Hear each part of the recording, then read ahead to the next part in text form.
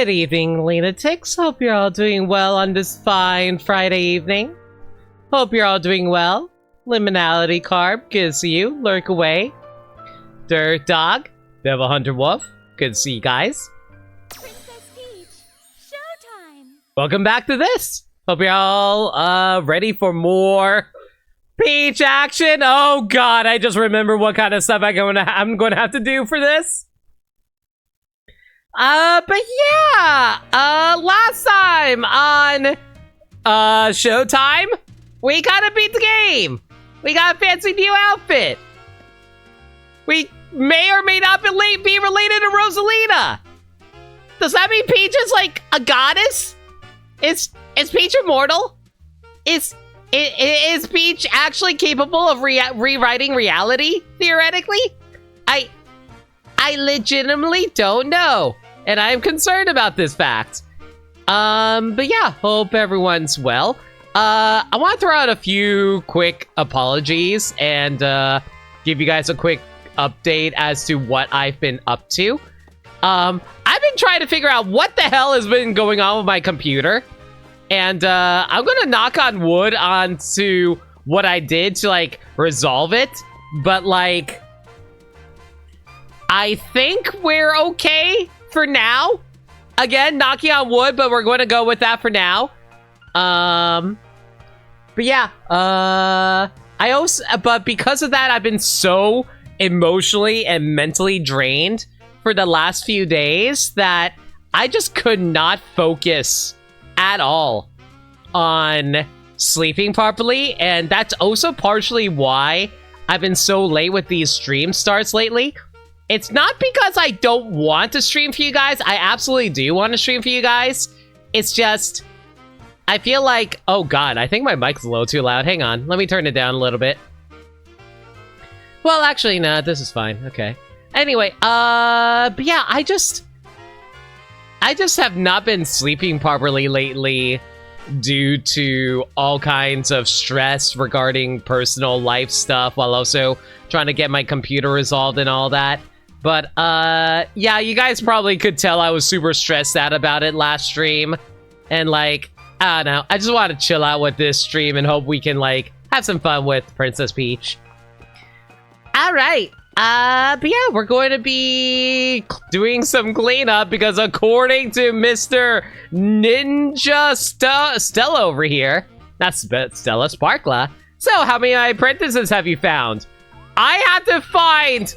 like, how many things again? I think I have to, like, find...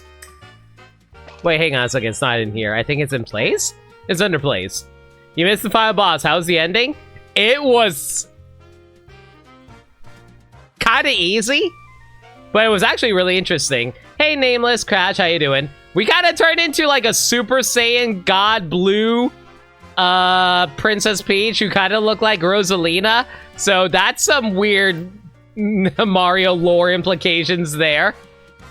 And now in the post game, we have to go and try and find like a whole bunch of feats that are apparently hiding out in all these levels, while there's a whole bunch of boss achievements that we also have to do now too.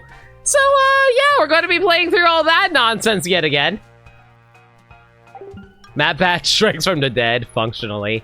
But yeah, that's pretty much all we are going to be working towards right now, so... So long, and thanks for all the fish. Sorry for the stress. Here's some dolphins. They wanted to thank you for the fish. I don't understand what's going on, just that there's fish. Fish. KV, you really didn't have to do that, but dude, thank you. Thank you so much for $42. That's a lot of fish, you're not kidding! Fish. Alright, well, KV, since you casually dropped $42 on me, I guess I'll let you decide which level we do first. Are we going to go do Chef Peach, Cowgirl Peach, Ninja Peach, or Sword Fighter Peach? Well, we're currently in the post-game. You just realized my new alert is 42. There you go, KV. Yeah. I am a big fan of the Hitchhikers. But yeah, We're currently in the post game at the moment, and we're going to try to find all the hidden thieves in all the levels. So, you're crying laughter right now because you didn't really. How the hell did you not realize it was a reference to the question, or rather, the answer in this instance? Go for bestiaria words. Yes. All right, but sounds good. We'll head on in. I'm not entirely sure what I should be looking for, honestly. Like, I know I'm supposed to be looking for specific thieves that show up or something like that. I just don't know what like, is it going to be like a puzzle thing? Am I, like, I figured it's hide and seek related, but like, do I literally just like wander up to all the thieves and be like, yo, are you the thief I'm looking for? It'll be slightly obvious when you come across them, okay? Each time. You was valid. Okay. Well, it's been a while since I did these levels, so I might forget some details about it, so... are you it? Are you it? Are you it? No, you're just wandering in from this side. Okay. So... Can I talk to anybody? No. Wait, hang on. I can interact with this? What is this? Oh. Oh. Oh. Oh, that's not gonna be fun. Okay, so basically I have to look for ninja thieves. Okay, good to know. Are they... I wonder if they're all going to be hiding behind, like, the wallpaper stuff that they did over there, or is there just going to be, like, bigger secrets I'm not thinking of? Slightly obvious. Do you want to know? I'll see as I go along. I'm just concerned about how much trouble this is going to take. I'm hoping that we can get this all done in one playthrough, but we'll see. I really hope this doesn't take multiple streams, mostly because, like, don't get me wrong, I really do enjoy this game, but man, I don't know if I really want to stream this more than one bonus stream.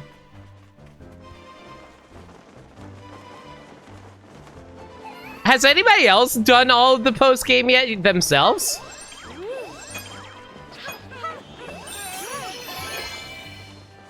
Also, did you beat Tears of the Kingdom? I'm assuming not. No, I didn't. It was a lot more than I was anticipating. Mostly because I didn't think there would be, like, so much exploration, the depths I'm going to have to do. Like, you know, I probably should have realized that the depths were going to be hiding where... Well, I'm not going to go too much into detail, but hiding something in there. I just didn't think, oh, hey! That's probably where you actually need to go in order to beat the game.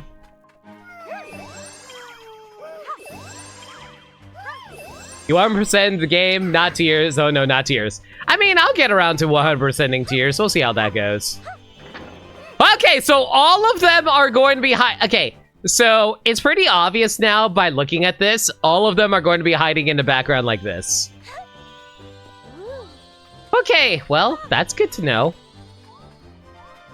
They're a little hard to interact with, though, for some reason. Like, I'm trying to, like, select A on them, but you really need to be pressed up on them if you want them to actually count. You want a confirmation on that? No, like, I'll let the game surprise me. Like, if it actually turns out not to be the case, well, oh well.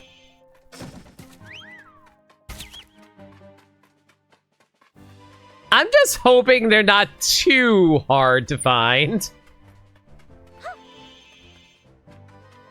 They're really specific how they want you to interact with them for some reason. Yeah, you need to, like, press your entire body onto them for whatever reason. Also, many things distract you in that game as well. Oh, so true. I'm thinking that we're probably going to beat the game, and then we're going to have to do a whole bunch of post-stream games for Tears of the Kingdom, which I'm not entirely looking forward to. Mostly because, like, don't get me wrong, I'm enjoying Tears of the Kingdom, but man, it's one of those games where it's like, you have fun with it, but the more you go through it, you're like, yeah, I think I'm good to put down the game now.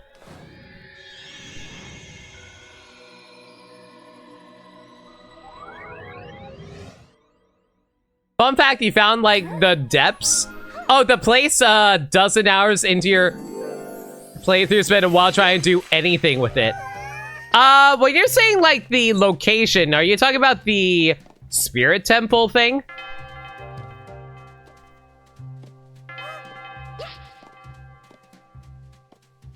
Ah, okay. Yeah, almost everyone told me that they actually busted into the... Okay, you know what, KB? You can answer this question for me to save me a little bit of time.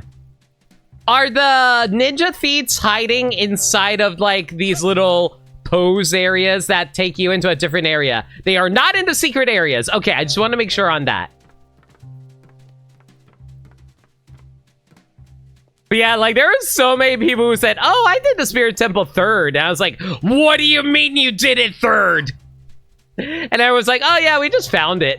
And it's like, okay, well, I didn't think that you could do that, but good to know.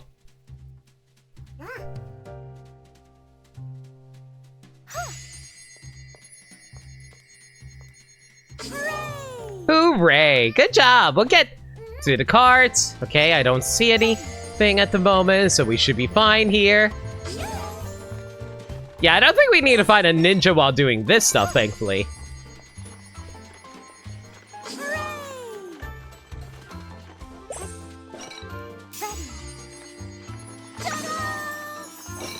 This game's being surprisingly generous with the amount of, stuff that they give you at the beginning. Because, like, the other Passier level is super, rude with the amount of time that they give you. That is to say, none.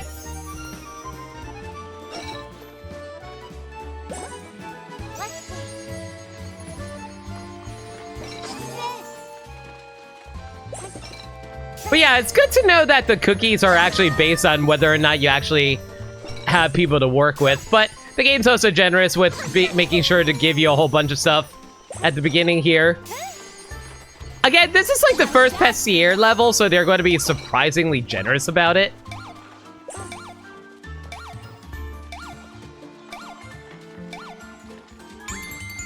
Have you seen Mario Odyssey in terms of post-game?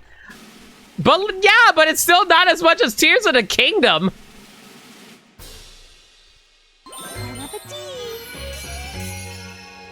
And at least with Tears of the, like, at least with Mario, they give you...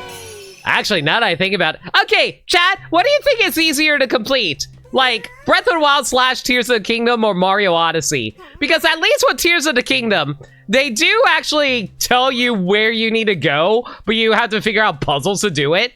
And, like, Mario Odyssey also does that if you talk to, like, a whole bunch of, like... If you talk to, like, a whole bunch of, to that, like, one machine thing that gives you, like, the name of the... Oh, shoot, why am I blanking on it? If you talk to, like, the name... To the machine thing that gives you the name of the power moon that you're trying to pick up. But that might be too vague for you to be able to figure out what they want you to do. So, like, I'm just, like, wondering what would, like, technically, Tears of the Kingdom is easier because at least it tells you what you need to do and you can figure things out on your own. Mario Odyssey, you just gotta bumble your way through until you figure out where the moon is. Yeah, like Talkatoo. If you talk to Talkatoo, they give you, like, the, give you the name of the moon that you have to do. So, you know, there's that.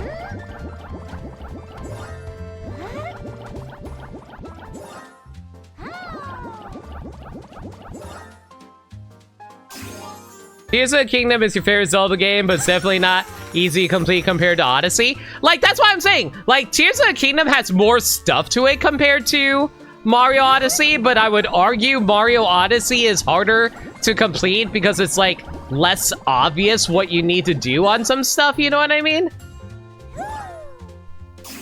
Because, like, you don't know what the game actually wants you to do for certain power moons. Like, you basically have to guess for a lot of that stuff. Whereas, like, Tears of the Kingdom / Breath of the Wild, they, like, are pretty overt with what they want you to do. Mind you, there's still more like, I will say that Tears of the Kingdom and Tears of the Kingdom and Breath of the Wild have more difficult puzzles for certain. Like, Tears of the Kingdom definitely has harder puzzles. But, like, at least they're more like, oh, hey, here's the thing that you gotta do. Try and figure it out. You know what I mean? Like, they give you the puzzle rather than you have to figure out, oh, hey, is this a puzzle compared to Mario Odyssey? If that makes any sense?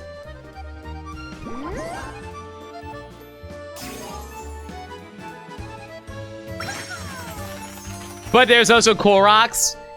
Like, yeah, there's also like I said, it's almost entirely based around the fact that, like, my logic is based entirely around the fact that,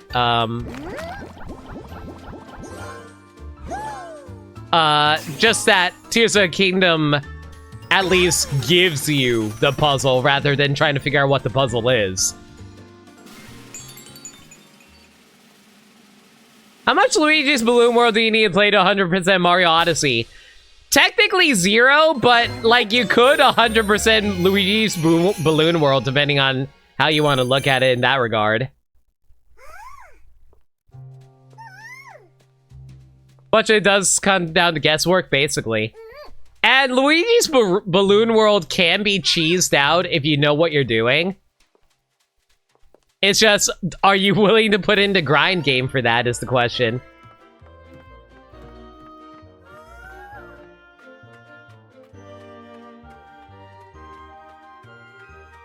Guys, I haven't found the last ninja thief.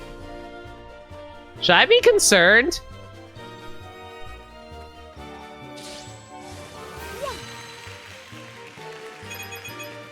Yeah, I'm getting a little concerned here. I'm not seeing where the last ninja thief is. Did I miss it?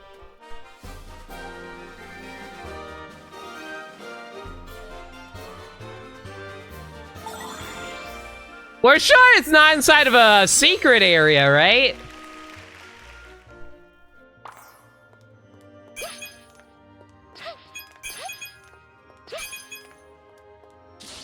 Would you like an answer to that? I just wanted to confirm you're sure it's not inside of a ninja, inside of a secret area, right?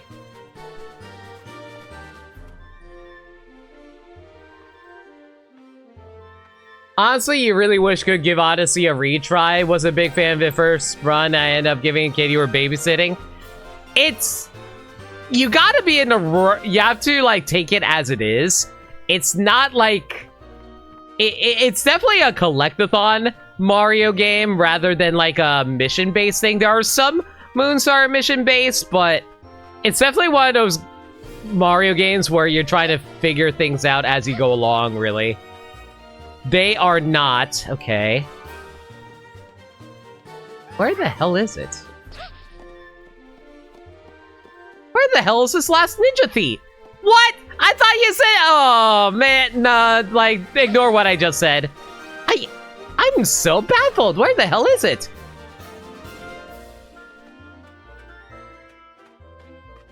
Oh my god. Am I going to have to replay this entire level? I am totally going to have to replay the entire level because I couldn't find the last ninja thief. Oh my gosh. Yeah, it is going to be a massive pain in the butt, guys.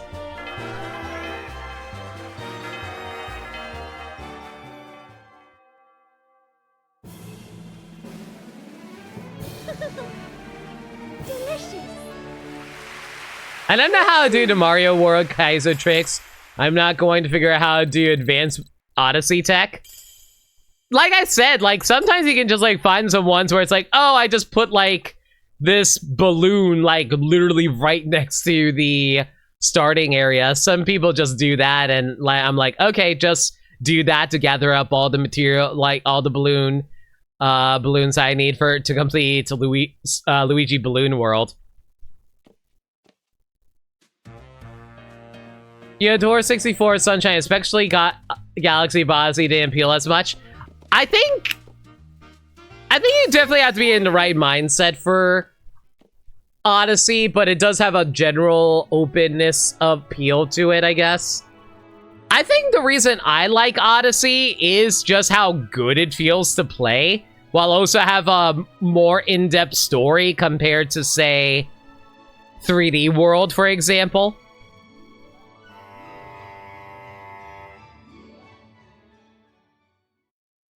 But I will say Galaxy is my personal favorite, just because, like, I just really like the story and characters. And, like, I just love the general atmosphere of Mario Galaxy, which kind of annoys the hell out of me that Mario Galaxy 2 abandoned. Mario Galaxy 2 kind of leaned towards too close to the, kind of leaned a little too close to the more traditional Mario style, which, don't get me wrong, I do love. But I just like the lonely Galaxy space sci-fi atmosphere that Galaxy 1 had.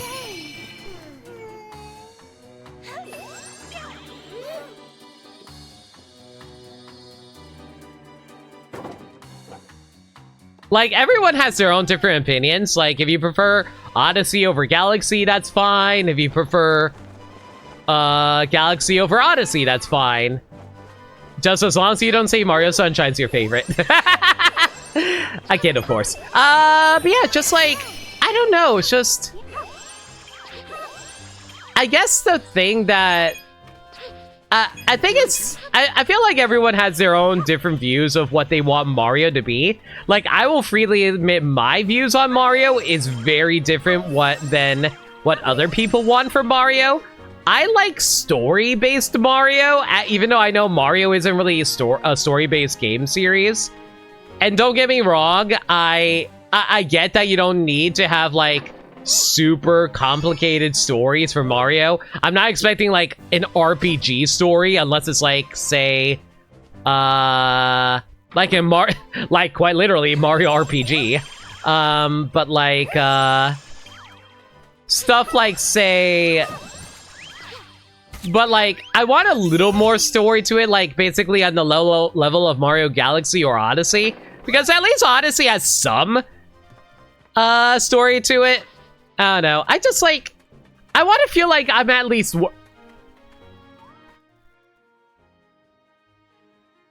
I am so mad. How the hell did I not see that? Can I quit out of the level? Just so I don't have to go do anything else? Please tell me yes. This area is completely dark before you get to stuff. Oh, so true. I can't blame anyone, blah, blah, blah, so just me with Pikmin 1. I don't know. Like, I feel like Pikmin 3 was pretty good about it. Pikmin 4 is okay about it. Nope, it's like everything else, and you have to do the whole stage. Man, hey, if I remember Donkey Kong Country on the original SNES when you could just quit out of levels? That was some fun times, right? Okay, so KV, now that I've done a whole level of it, I just want to confirm. All the ninjas are hiding themselves behind wallpaper like that, right? You can answer that one now. That is correct. Okay, so basically look for those. Got it.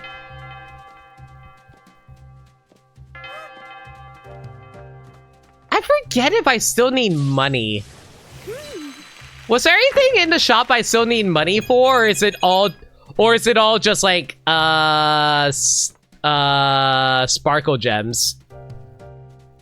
Pick 4 gives you a cute dog the whole time. You love the dog, but kind of removes the solitary aspect. Well, to be fair, like, I get that, but, like, I never felt like Pikmin was all about solitary stuff.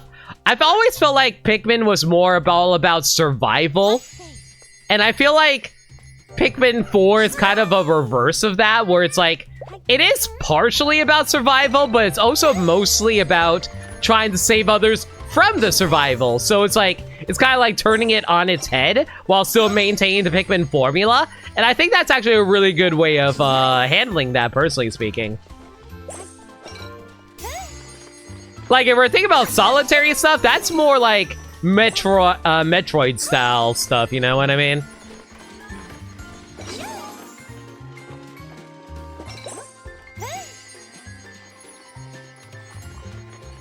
You hear this game is good, but very short. Yeah, it's a fairly short game.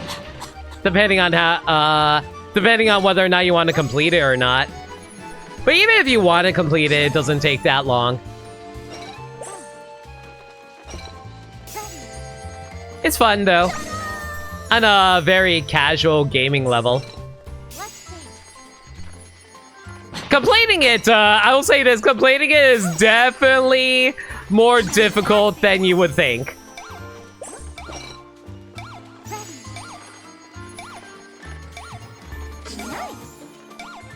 Come back! Jerk. I always thought Pikmin was surviving exploring a new, unfamiliar world. I feel like after a while, you can't really get away with that. Mostly because, like, when it comes to Pikmin being a linear story series, you kind of have to... how do I put it?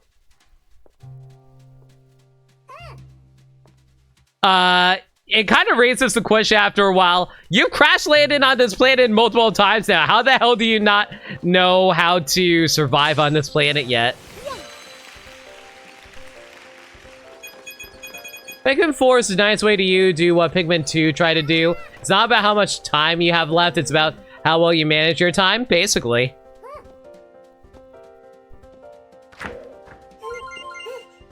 It basically is testing your ability to try and see what you can do as quickly as you can. And I also thought the challenges in Pikmin 4 are way more difficult compared to earlier Pikmin games. And because of how they refined the gameplay of Pikmin 4, it's less a battle with the controls and more well, not a battle of controls, but rather a battle with the system itself, because of how Pikmin just do not want to behave properly in Pikmin 1 and 2. I feel like Pikmin 3 probably is the best in that regard, theoretically. But I also know that they give you so much time that you don't have to worry about anything in that game.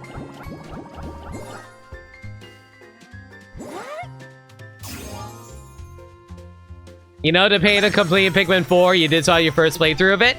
And I did the same thing on stream. It was a fun time.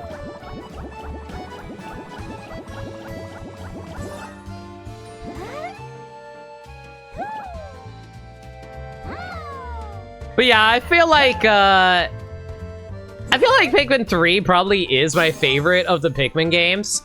Mostly entirely because Pikmin 4... I think the biggest issue I have with Pikmin 4 is entirely the fact that it,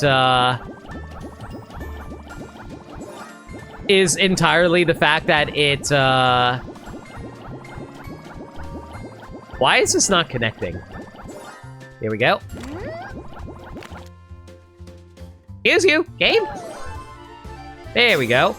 Entirely because of the lock-on aspect of Pikmin 4. God, I really hate the lock-on on Pikmin 4.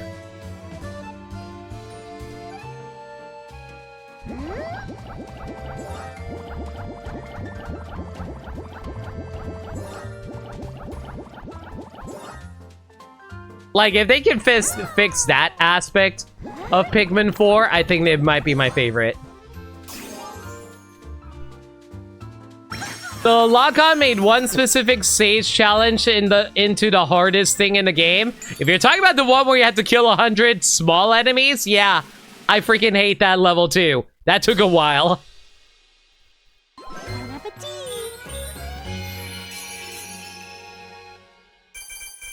My only complaint with Pikmin 4 is also your grades praise. Ochi, you missed multiple captains because it's a great way of managing things, but also the abilities Ochi gets are really good. Ochi is stupidly broken and he is so good, but that's kind of the problem. He is so good that it takes away from the multitasking aspect of Pikmin, which I kind of really freaking hate. As much as I love Ochi, He's just too good. He's too good.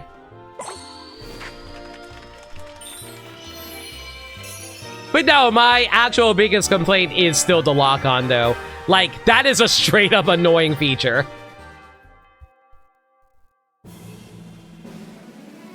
You need to go back and plan them the Dandori challenges? I had to do all those on stream, Liminality. It was so hard. The lock-on made blah, blah, blah, blah, yeah. What's wrong with the lock-on? Is it because it's auto-lock? It's auto-lock, and if it locks onto an enemy you don't want to, it makes it so hard to hit the enemy that you're trying to hit, because that puts you in a lot more dangerous situations. And sometimes they lock onto a dead body when you're in the middle of combat and be all like, oh, what's that? You want to pick up this thing instead of fighting the thing that's killing your pigman? Nope, go pick it up instead. Yeah, I freaking hate auto-lock. Okay, if I want to get through this quick, I'm just going to go through all these levels as quickly as I can. So I'm just going to say right now, we're not going to do the poll, but if anybody wants to cheer bits or give subs or do anything and you guys want to pick a level, by all means, I will give anyone who gives subs or whatever the choice in what level we're doing, but I'm just going to go in order from left to right. Again, it's not because I don't want chat interaction. I do. I just want to see if we can get through this as quickly as we can.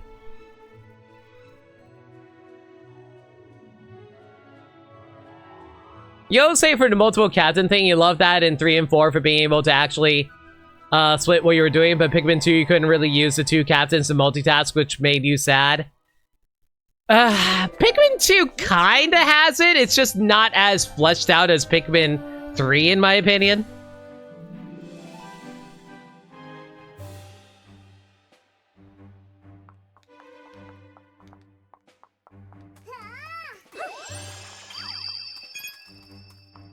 Because, like, Pikmin 3, you can really multitask in that game.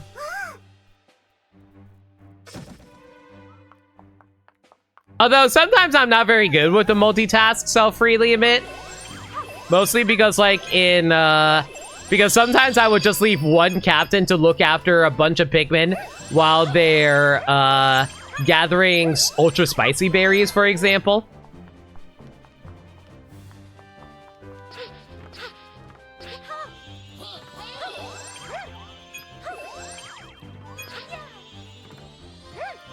I was about to say, why were you not reacting?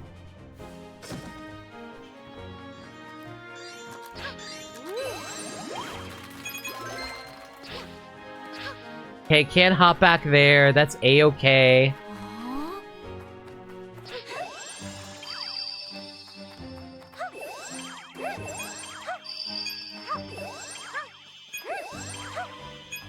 Sci-fi seem a little quiet. I'm trying to make sure I'm paying attention to background while we do this.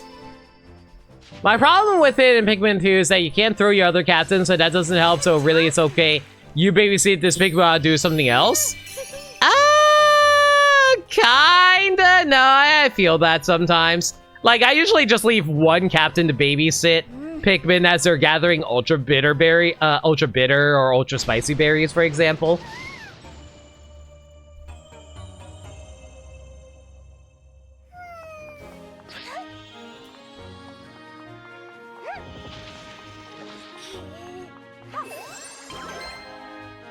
I have a similar problem with Hyrule Warriors, except that game lets you toggle through that to lock onto, especially when you're trying to lock onto an enemy and the game decides, no, you're going to face a stupid plant thing that's been following you around the area.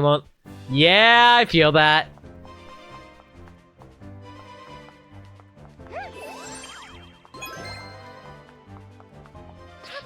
There you are.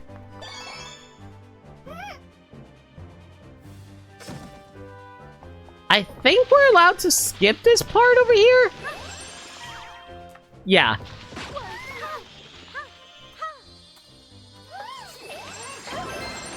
Thank God they don't have specific level achievements that you gotta do. It's just boss. Or the bosses of each floor. I'm not sure how I'm gonna feel about doing the bosses for each floor. I'm a little concerned at how much they expect you to do.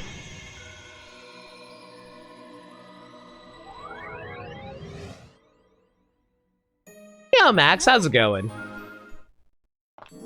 Princess Peach post-performance is perfectly prestigious and pretty. Good. Good alliteration.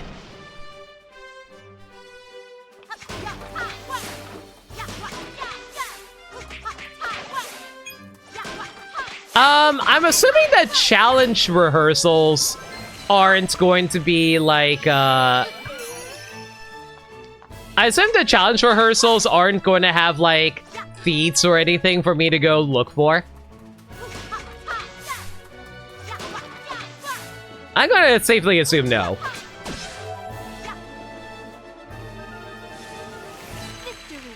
There's one other thing about the hiding things if you want to know about, I'll let that be up to you.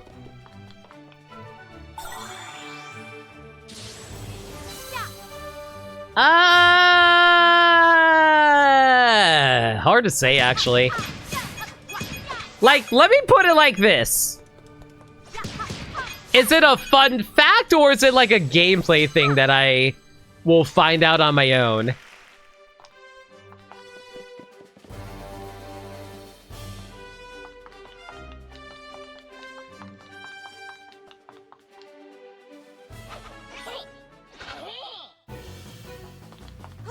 Okay, why does this music sound like Pokemon music? Like, I feel like any moment now I'm about to be attacked by a wild Pokemon. You won't find out about until later floors, but can help your search more efficient is all. I guess you can see it.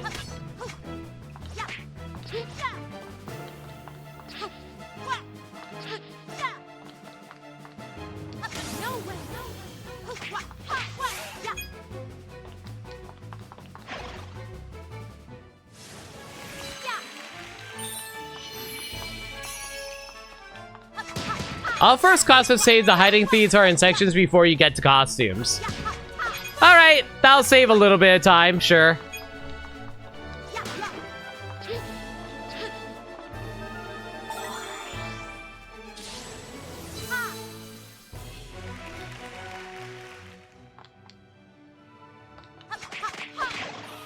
Yeah, but I'm assuming that this obviously isn't the case for second ones, because you just naturally start off with the costumes on those.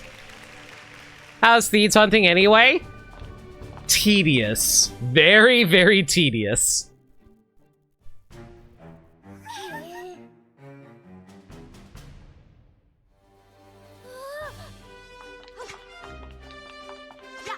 It's mostly because of the fact that, man, they want you to have you play through the entire level again, even though you've already completed the level as far as I was concerned. I just didn't think they'd be all like, oh, hey, surprise. There's actually more stuff for you to do.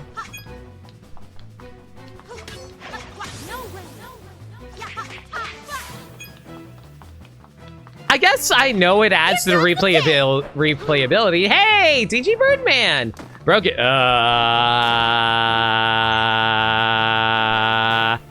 Should I be concerned? Everyone, hi.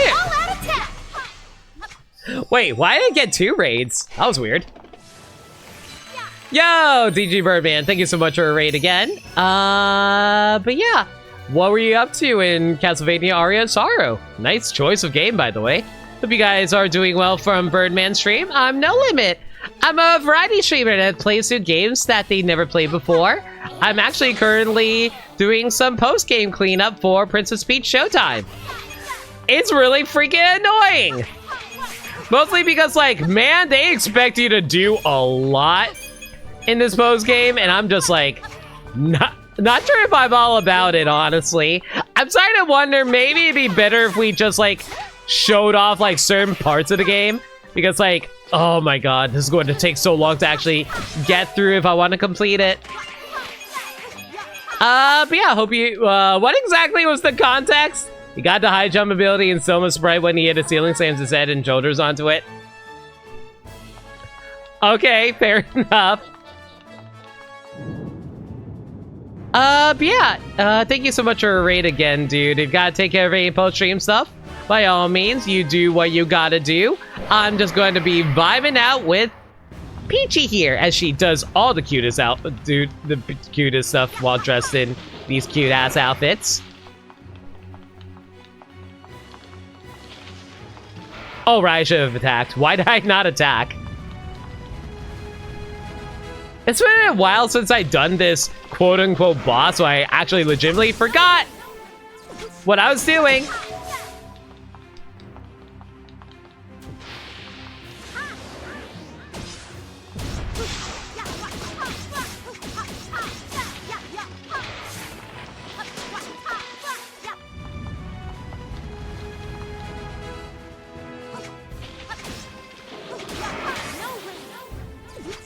I am surprised that Peach didn't like dodge roll directly into the thorns over there.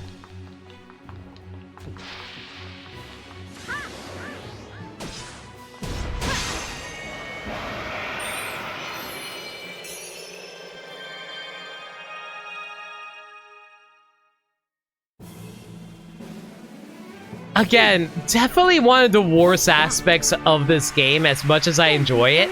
There's just like next to nothing that you can skip during any of these. There is no amiibo in this game, Max, unfortunately.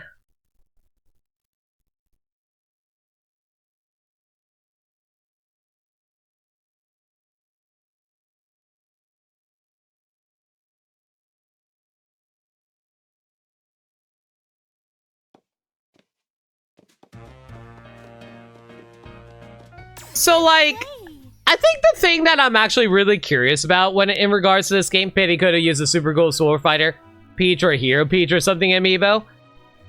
I agree, but I'm poor. I don't need more things to buy for myself. Thank you, Nintendo, for being actually responsible for your audience and be all like, yeah, you know what? Maybe we don't need to put out an amiibo for this costume game.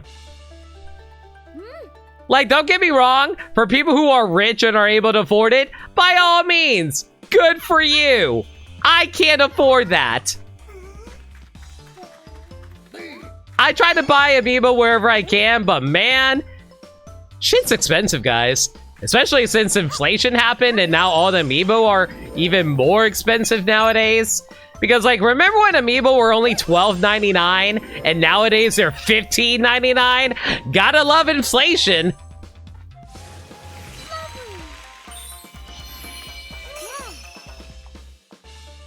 It's surprised the Peach amiibos don't do anything? Like, what's there that they could have done?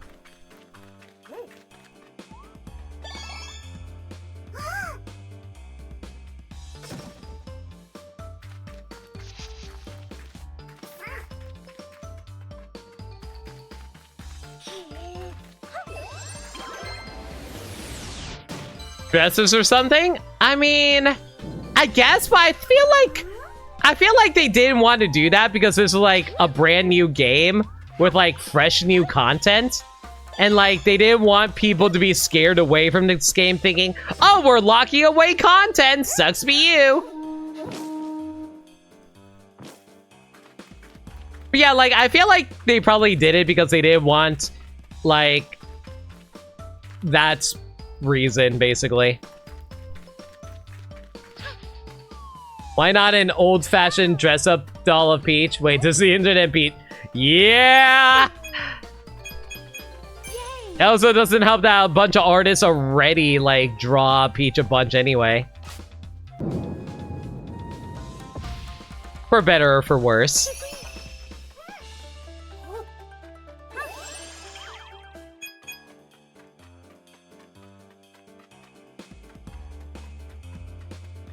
Like, all they could do based on the game is give you money and, like, you get more than enough as it is. Yeah, this game rewards you way too much cash as it is.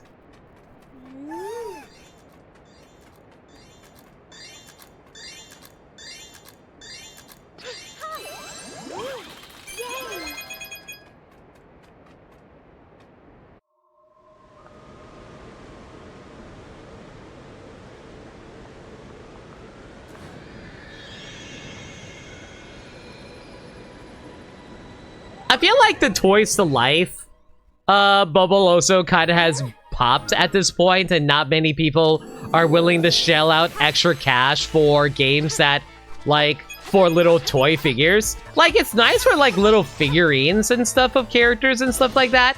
I'm sure a lot of people would like that, especially for characters who don't really get a lot of merchandise, like, say, the ARMS characters for Smash or Banjo-Kazooie, etc., etc.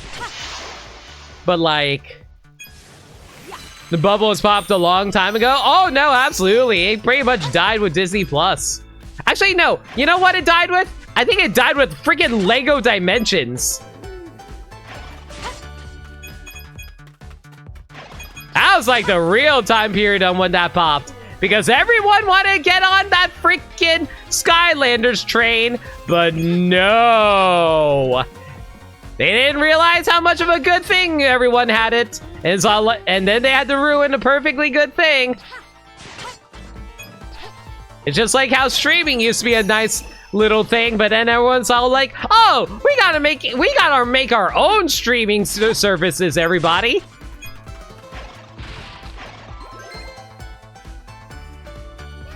And now everyone has to pick and choose which streaming service they want to subscribe to.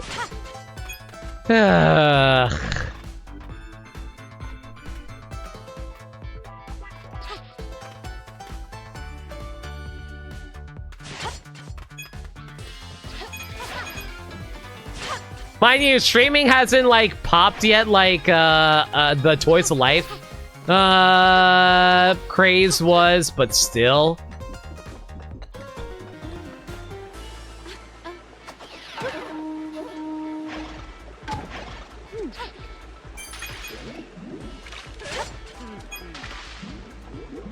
Lego Dimensions had the best potential, but oops, Disney Infinity just went, no one likes video games, pretty much.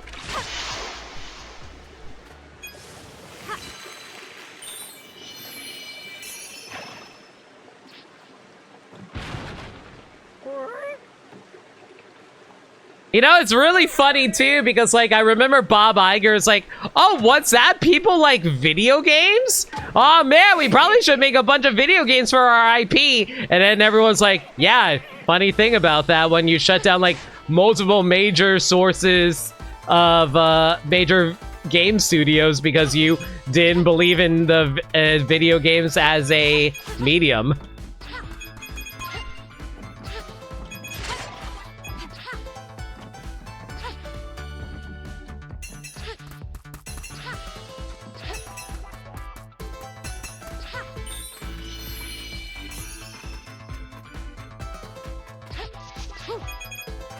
I will re-chat as soon as I'm done with this auto-scroller.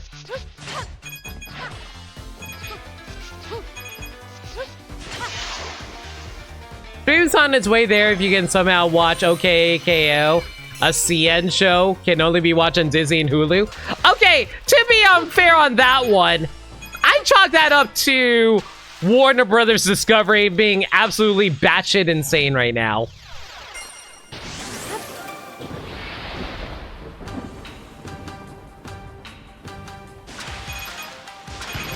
Oh man, I don't understand why we don't have a kids market. Cancels every animated feature.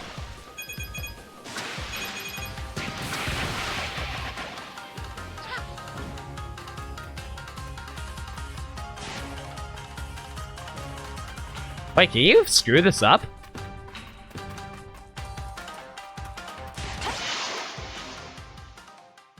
I was about to say, I thought I screwed it up because I didn't get him the first time.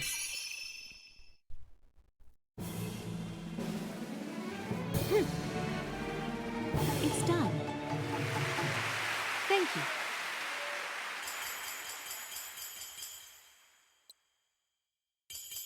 Once again, Coyote versus Acme got the Roz deal. Tell me about it. Ugh.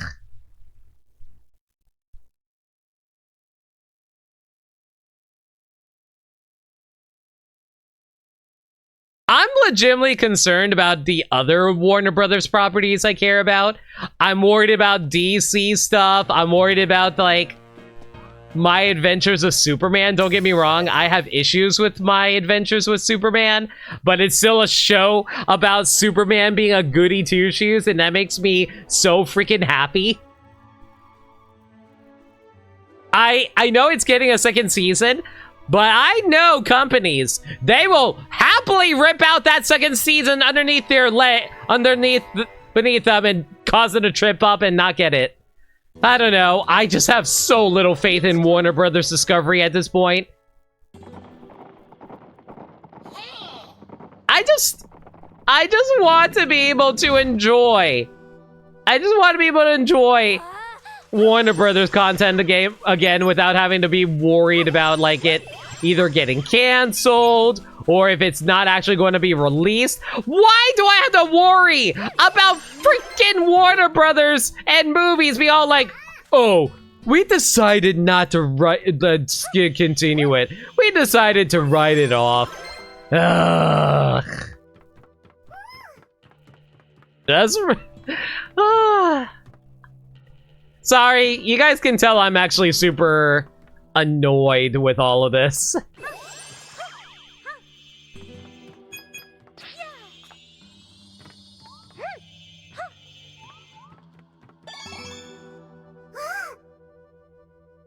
Yeah, Sagami, we're just bitching about Warner Brothers Discovery and them not releasing movies, as per usual.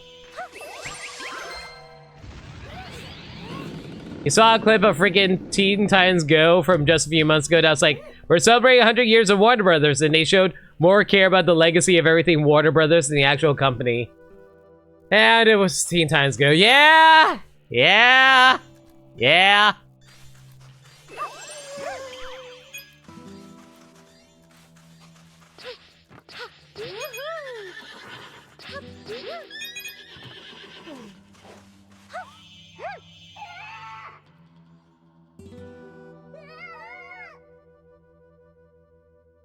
I was just like saying earlier that I really, really hope that My Adventures with Superman doesn't get canceled. Like I said earlier, I know we got a second season, I just don't fully trust it.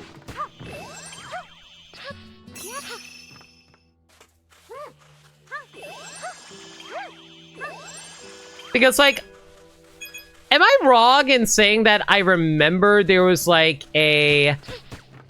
I remember there was a series that got like a third season or something like that, but then they decided to cancel the third season. That's how much I don't trust, like... That's just how much I don't really trust the corporation, like, culture.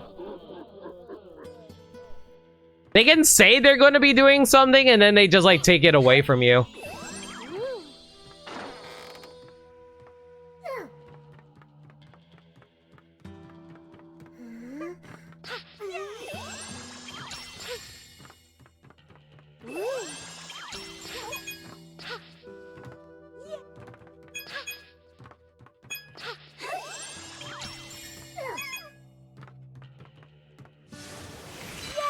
Where's his third feet? It should be somewhere around here, right?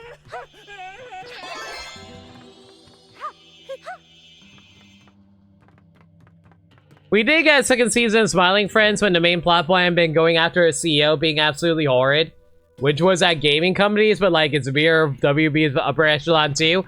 Hey, can we remind everyone how like a lot of people are doing, like how bad game companies are doing nowadays? Yeah.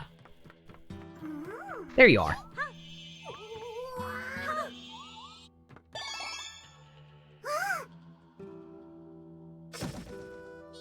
I'm starting to wonder if, like, the game industry bubble is also going to pop soon with how many people are just putting so much money into games that end up flopping. Or Mau Mau. Oh, God! Mau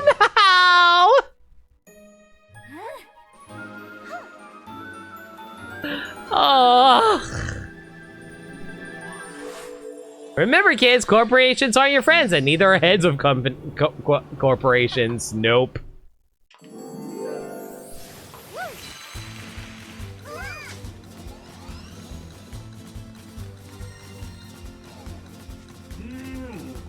Who do you think you are? Some kind of hero? Well, you can at least entertain me for a bit.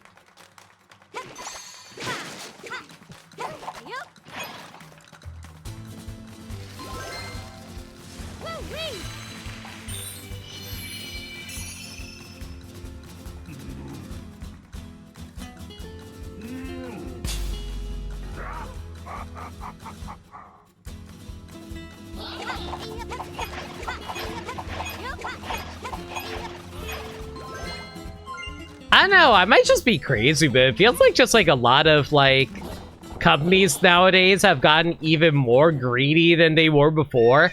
I know companies have always been greedy. I feel like the only reason it feels like it's even worse nowadays is entirely because of because of internet making everything so well known. We're in late stage capitalism. Honestly, that's how I feel about, like, it's so weird in regards to all that, I find.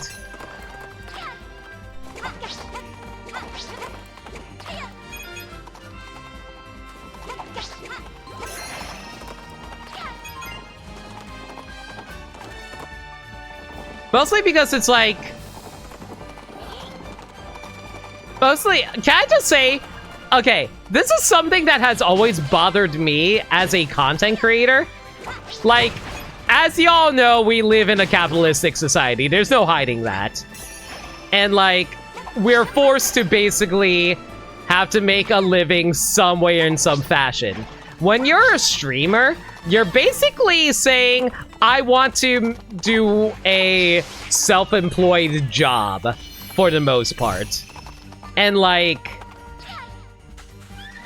because of that, you're quote-unquote selling a product, and the product is you streaming video games. Like, at least for my case, anyway. You can stream other kinds of stuff too, like, you know, podcasts and stuff like that, obviously. I'm just saying, for my sake, it's streaming video games.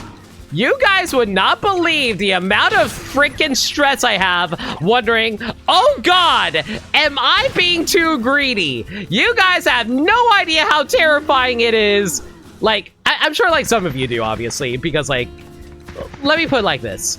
When you are forced to self-employ yourself a lot of time, a lot of it is basically on you at the end of the day, on whether or not you're going to be able to make money for yourself. Because, like, you're not being paid by an employer, you're basically relying on other people willing to throw money at you. And, like... that gives me a lot of anxiety because it makes me feel like, oh god, am I asking too much out of people? Am I being an example of those greedy corporate people who is asking for too much out of their audiences and stuff like that, and that they don't give enough back? It's such an anxiety thing to worry about because, like, you just want to be... I want to be honest with my audience, but at the same time, I also have to be honest with my audience and say, hey, guys, I don't never want to ask too much out of you, but would you be willing to give me money?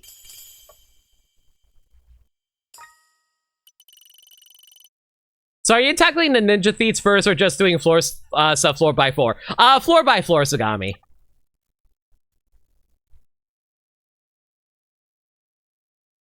The fact you worry, am I being too greedy, shows you have the right mindset about things. Actually, greedy people never even consider the fact. Yeah, I guess so. It's why you try to sub and donate to as many as possible, because you are one person. You're doing your best and you're worrying about it compared to the big fat ass CEOs who are just like, lol, this is normal. Yeah, I guess. It's,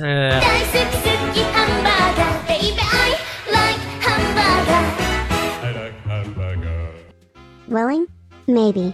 But I do want a burger in return. Here, let me draw a burger for you. There, that's a burger for you. But the thing is, the job you're doing right now, big corporates hate that, because how dare you not be fitting into the actual mold that they establish. Yeah, they want you to be...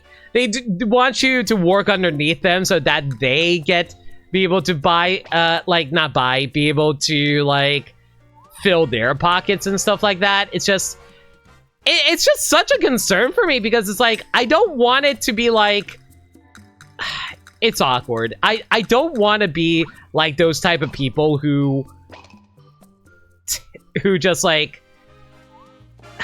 I don't know. It's just a weird feeling, I guess, is the best way to put it. It's why you understand content creation is so stressful because big corporates want to make it that bold. And that's why a lot of content creators are freaking terrified of, and this is why a lot of content creators are terrified of like AI, because you're taking away our livelihoods. Because it's like, oh, hey, who needs being a creative when we can have a machine do that for us? It's stressful. Defeat all the purple chicks before they escape. Hit disco wing with sparkle chicks without missing. Win the fight without taking damage. So I have to defeat the birds without them dying. Don't miss and don't take hit. Okay.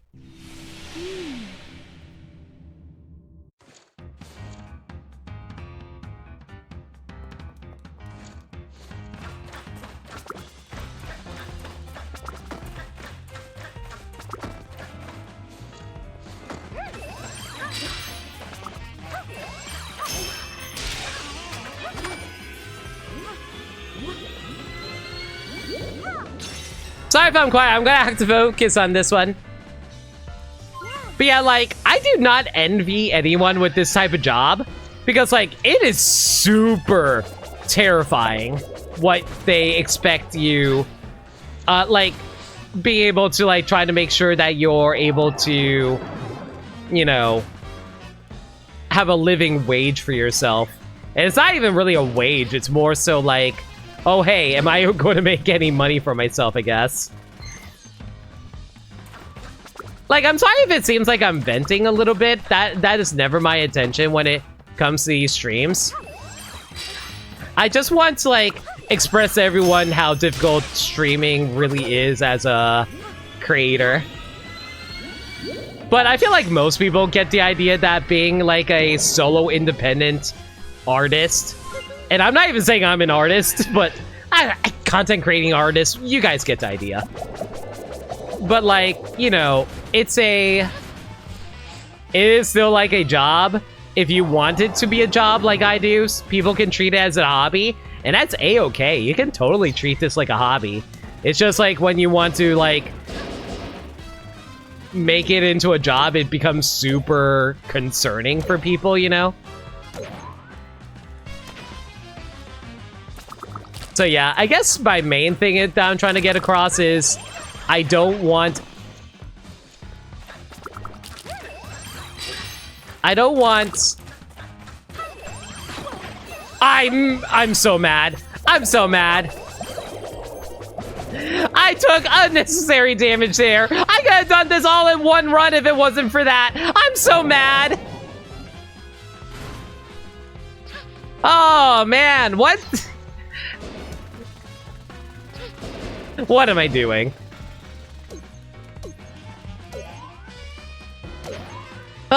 Definitely the worst part of this is having to replay the boss fights over and over again just for a single achievement. At the very least, I can guarantee killing all the enemies here.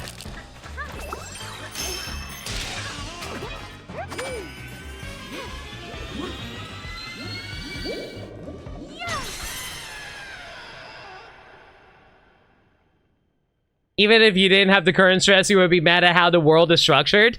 It doesn't help that every single country has their own different laws on how they want to handle, like, the rights of their citizens. You know how other parts of the world has, like, free healthcare? Not for us.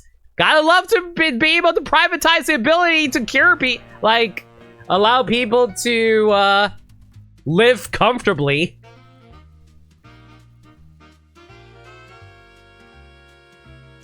Okay, so all I have to do is just hit this thing and not take damage.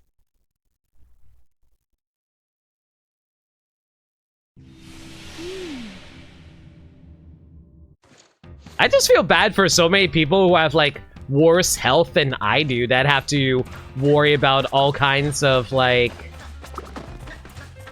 That have to worry about, like, their, like, major health problems that they can't afford. And they always have to, like, crowdfund for their medical bills because of how expensive medical stuff is.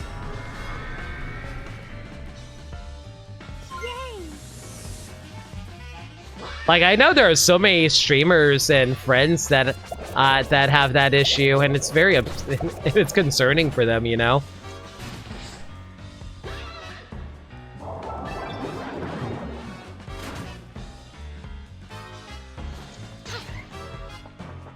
I don't know. At the end of the day, I just want everyone to be happy, healthy, and just, like, you know, not have to worry about life's issues as much, you know?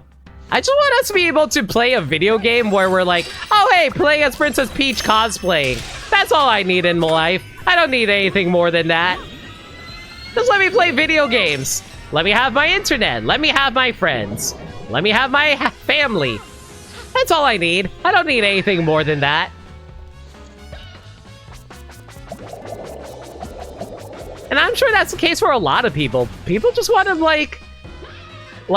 they just want to live their lives comfortably.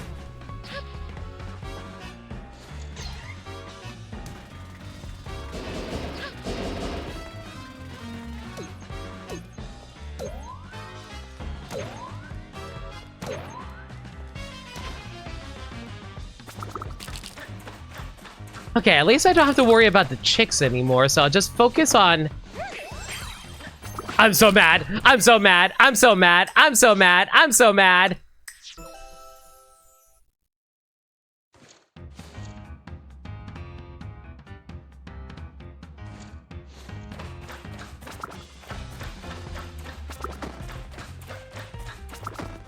Sorry, like, this is what happens when I get distracted talking about this kind of stuff. I end up not focusing on what I need to do.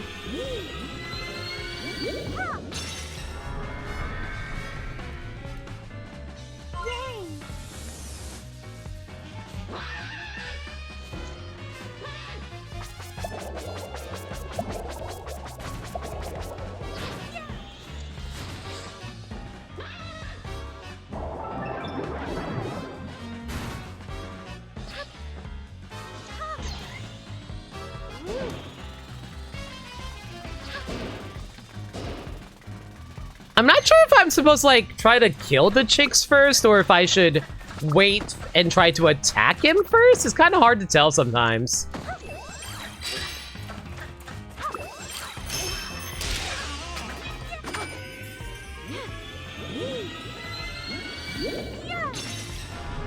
Maybe I should try to kill the chicks first and then let him come to me? Or her? I can't tell if Disco Wing is he or her. I'll go with them.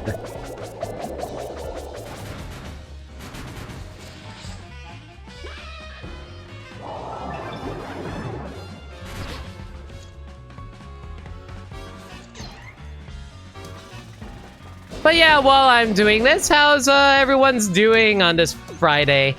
Y'all doing anything fun? Y'all playing any fun games? Any new going on with your guys' lives?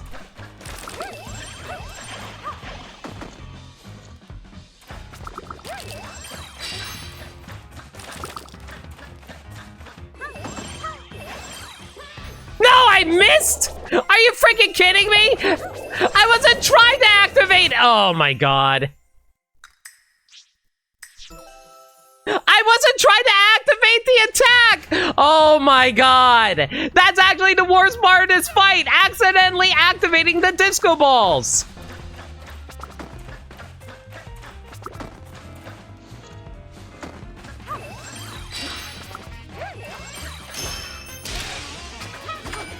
Like, how they expect me to actually kill this guy without accidentally activating those when trying to fight something?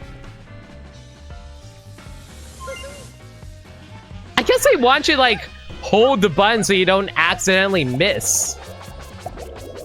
I mean, holding the stick in a certain direction so you don't, like, aim behind you. I guess I could have done that. Oh, well. Observational skills is not my strong suit, guys.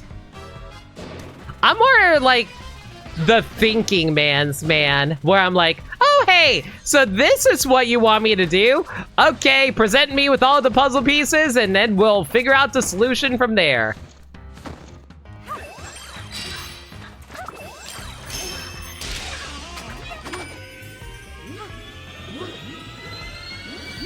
It might go to an episode Warehouse 13 into Disco Ball from Studio 54. Only risk is trying to get rid of the chicks first so you have the better chance of accidentally hitting the eggs as projectiles. Yeah.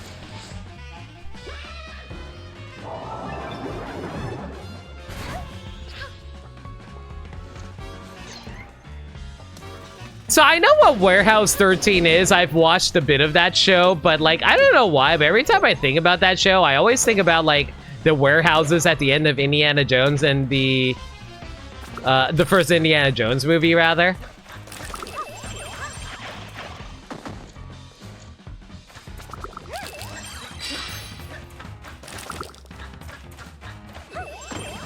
No, come on! Come on! What do you want? What am I supposed to do about that? Am I supposed to just wait for the chicks to come at me? Like, this was the boss I was looking least forward to, entirely because of the stupid chicks. I don't want to activate the stupid sparkles!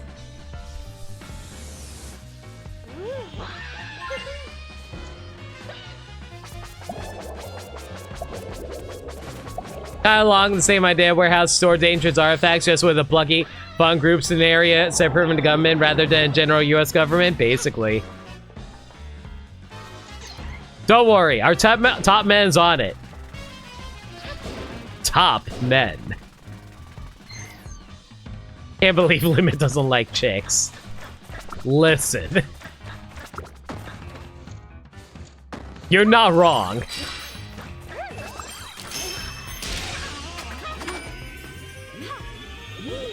But I'm more into babes rather than chicks.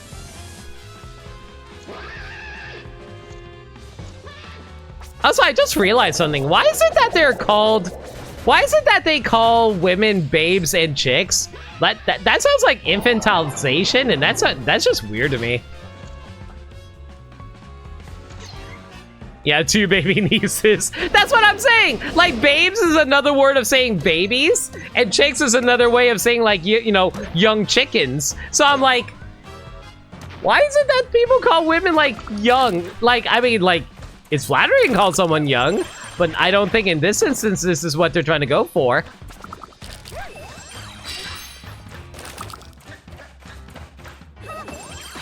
Mother goddamn frickin'! What do you want me to do there? Do you want me to just run past the disco balls? Can I even run past the disco balls? Hang on, let me see what happens. Okay, you cannot run past the disco balls. Good to know.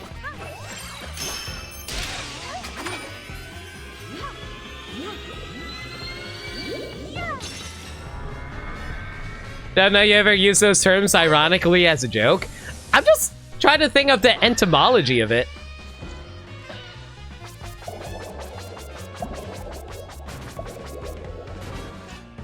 The only one that gets a pass at picking up chicks is Gonzo. True.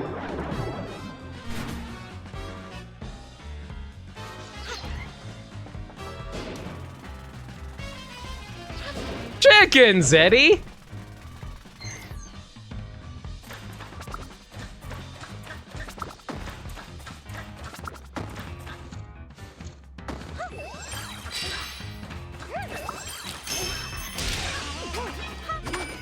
Is it entomology or etymology? Etymology is for bugs, I believe. Entomology is words, if I recall correctly.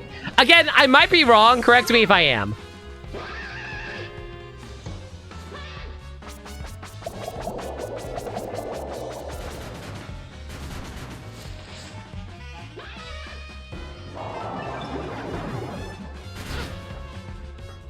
The worst part of this boss is definitely the waiting.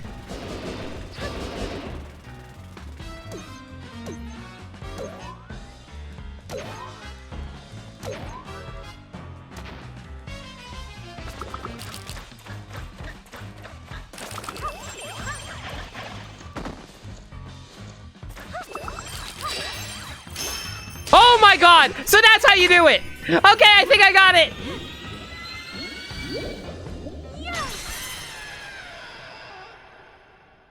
I was like, what if I hit both disco balls? Will I be able to hit it? I thought I might have missed on that second one.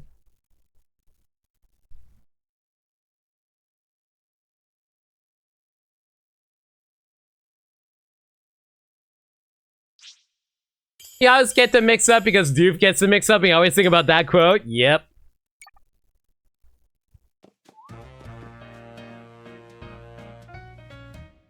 I mean, to be fair, the words are very similar to each other, so I don't blame anyone who gets them mixed up. Your pal's missing. Have you checked other floors? Oh no. I was still everyone's hearts with my acting. Okay, just to confirm, are they still ninjas?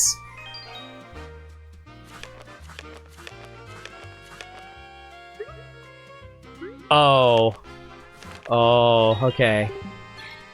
I see. So there's another album full of these. Okay. My favorite, the Dashing Thief is my favorite sparkler. The figure skater outshines them all. I can't wait to see another play. It's Peach! I'm so nervous! A new sparkler is born, her name, Peach. So amazing. They're still ninjas? Okay, just want to make sure.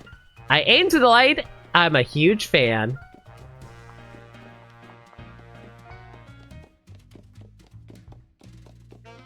Let's play. There, but for the studies of things. You know, even as an English major, I still accidentally type the wrong there sometimes when typing messages to people. It just happens. Sometimes your hands just go into autopilot and you don't even think about what you're actually typing.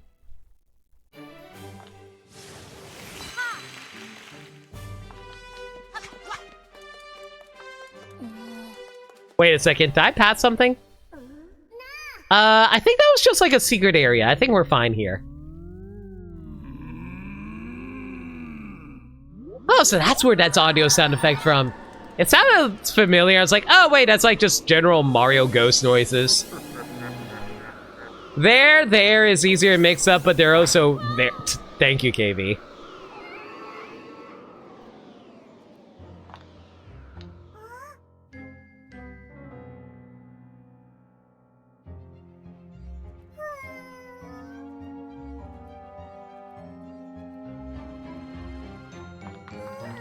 I wonder where they are, guys. Can't possibly be over here.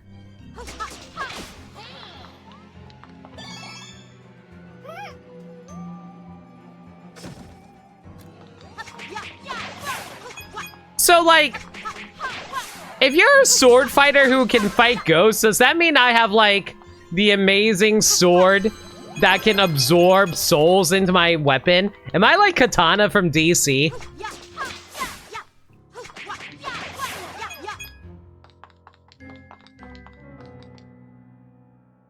And then there's Reed and Reed. Oh, Reed and Red. Oh, no, even better. Lead or lead? You would not believe the amount of times that I am reading a shonen manga and I never can tell if they're talking about lead or lead. Like, are you talking about the object lead, or do you mean lead as in, like, you are leading a group of people?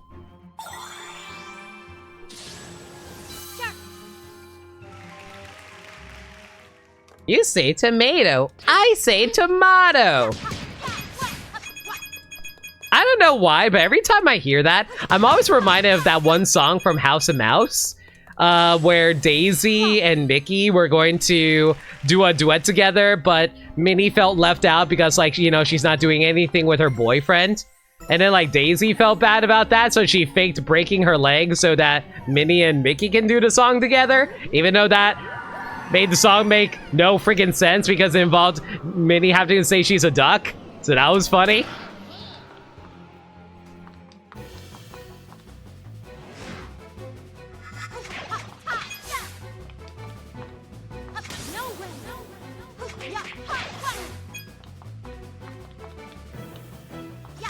That's why the past tense for lead is led.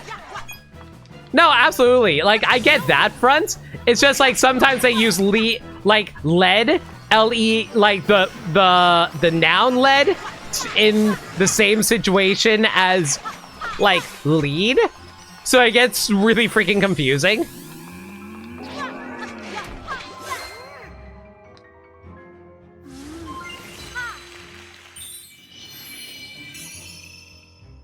The Christopher Walken bit from SNL will never crack you up. You say tomato, and you say tomato. I say potato, I say potato. Jimmy, they're in the same way in the cars and pronounce the same.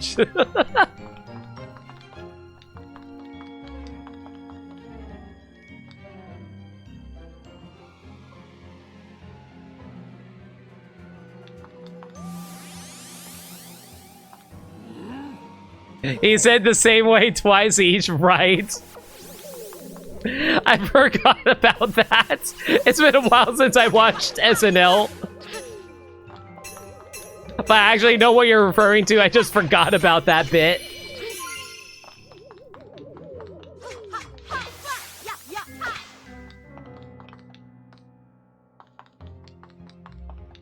I really hope the... Well, that's annoying. I really hope the feed is not hiding in one of these in these areas, because this is a 2D section and you can't exactly go into the background here.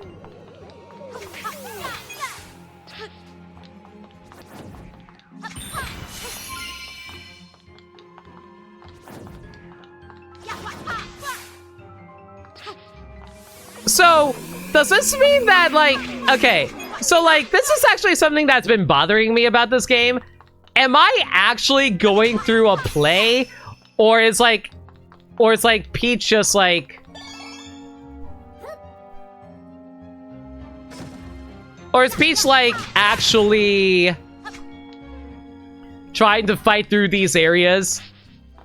And trying to save these people from the...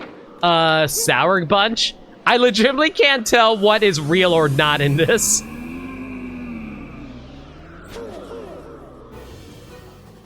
Am I fighting a real ghost? Or is it a hologram?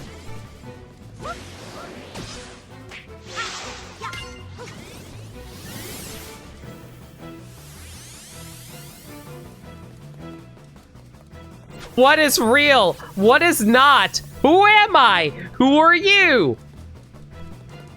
Where are we? When are we?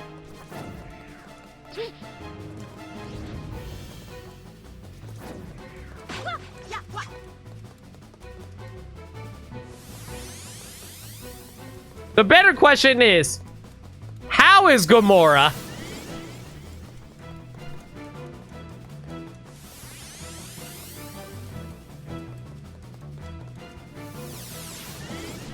Why are we here? Just to suffer?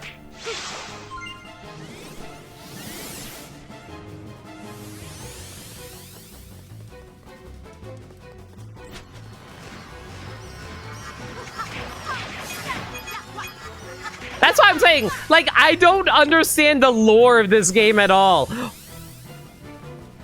Is Peach just, like, a really good actress and she was just, like, invited on stage?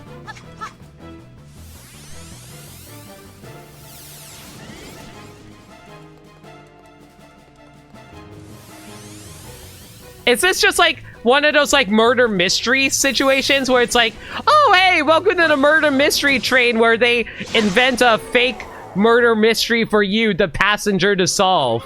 And then you're just role-playing the entire time. And then it turns out, oh wait, surprise, this wasn't actually a murder mystery. This was a real murder mystery. I mean, Grape does destroy the theater at the end. Thank you very Yeah, much. but the Thieves keep on acting like they're still in a theater play, even though they shouldn't be acting like they're in a theater play. That's the thing that gets my goat. Knowing that wait, did Batista actually ad-lib that line? That's so good. These are actually method actors. Okay, so Peach is just like going through this then and thinking it's real? Because it is? Showtime. Yeah, at least say they're dedicated to the acting? True.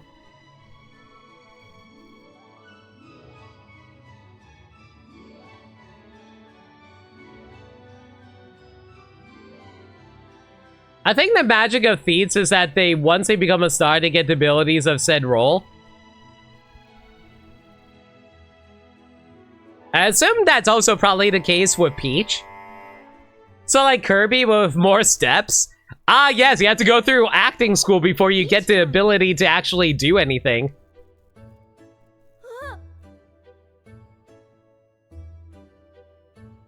I just realized how long the detective sections are going to take. Oh god. That's not going to be fun, guys. Like, don't get me wrong, going through the detective section once is fun enough, but having to, like, replay a detective section...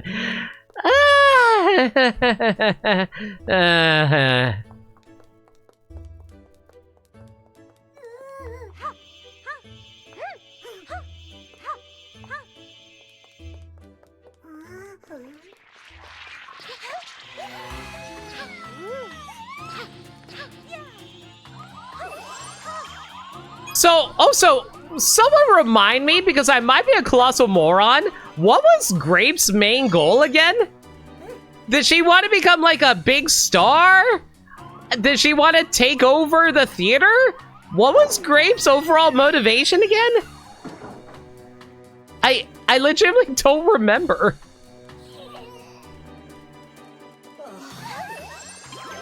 Destroy the theater, I guess? I don't think they actually explained it, did they?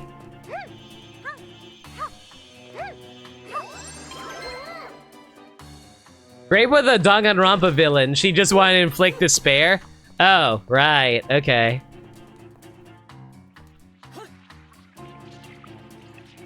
You want to take over the theater and be the supreme ruler of stuff. Alright, something tragedy. Okay, but what if we were just like say, okay, but what if you were to inflict despair upon yourself? Didn't think about that, did you?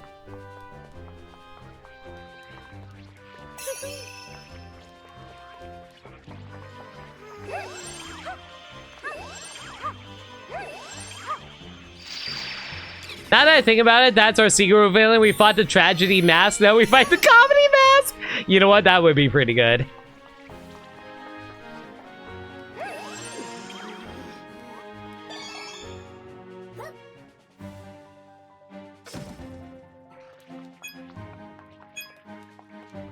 Now to play the entire thief section.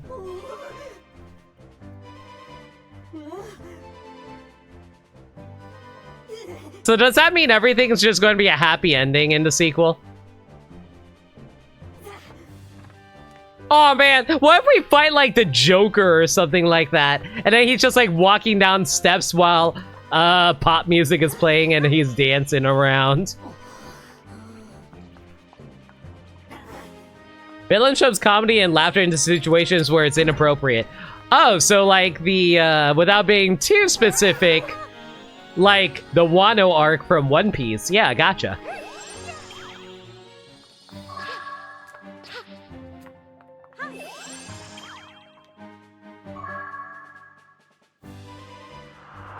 What if we fight Yaldabaoth at the end of the single? Yaldabaoth? Is that like one of the Eldritch abominations from Lovecraft? Grape finds the Paper Mario book and just summons the Menchu? Okay, that would be pretty sick.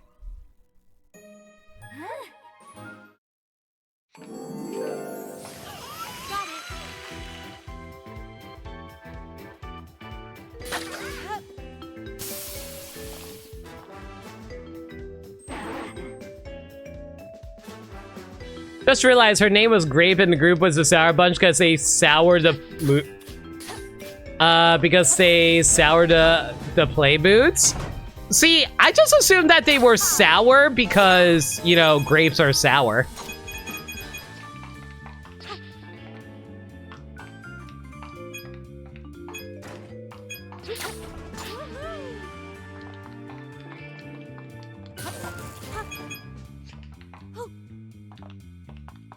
Yaldabaoth is a Christianity reference, but also the name of a certain thing in Xenoblade 1.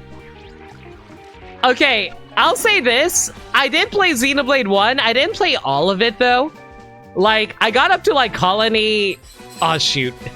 I forgot. Which one was the colony that you had to rebuild? Was it Colony 6? I only got up to, like, Colony 6.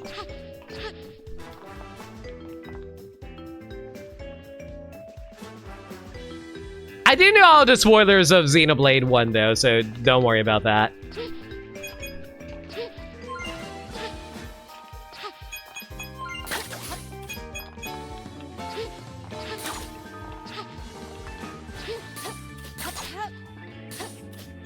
Oops. You only go to 2 home com colonies in the game.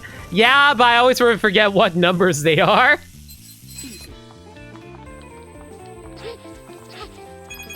I only remember Colony 9 because, you know, Colony 9. Oh, Goldface! Okay, I know what you're talking about now.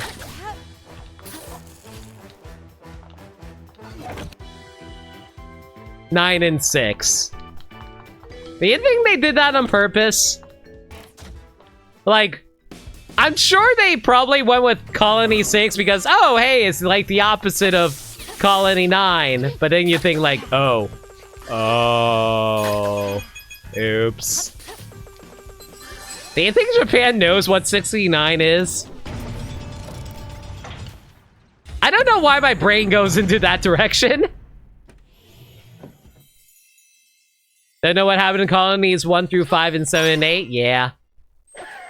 I'm pretty sure they know. Okay, I'm sure they know the act of it. I just wonder if they know the actual, you know, number meaning behind it, I mean. Like, I doubt they probably know what, do you think they know what 420 is? No, I mean, like, do they know, like, the number, like, do they know, like, they, you know, the... Like, do they know that 69 is associated with the act, is my question.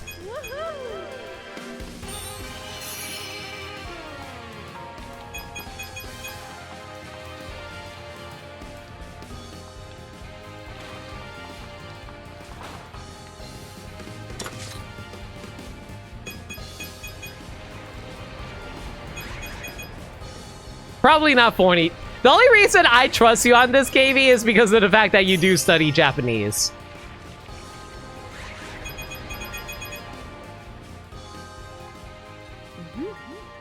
Man, why is she so cool in this one? I love it. Yes. Piece of cake. Thank you.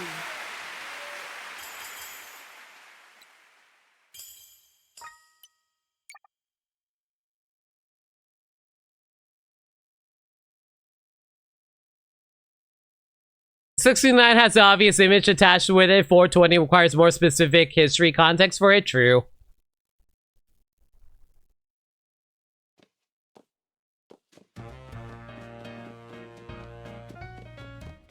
Let's play. Yo, Hackers! How's it going? Hope you're doing well on this Friday evening.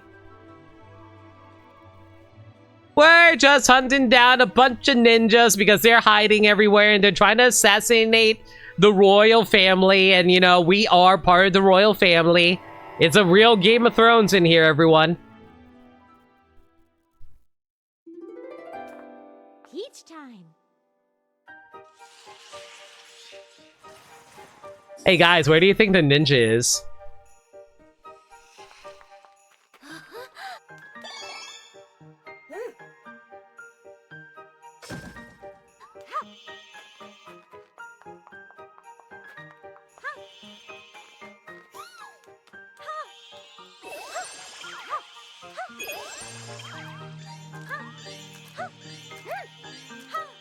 Peach?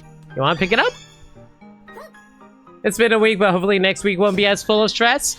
I'm sorry to hear that, but yeah, hopefully you can decompress at the stream here. We're mostly just talking about some random nonsense at the moment. And shifting through topics since there's not really a whole lot to chat about during this game while I'm hunting for the ninja thieves.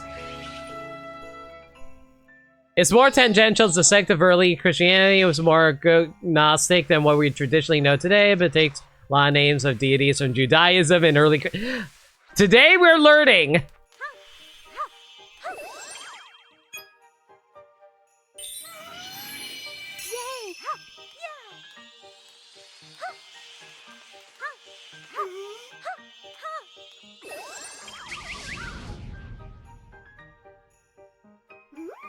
You know, as much as I really hate, like, ice/snow levels in video games, I always really like the music in them, though. They're very chill, fun. Just like good old vibes in general.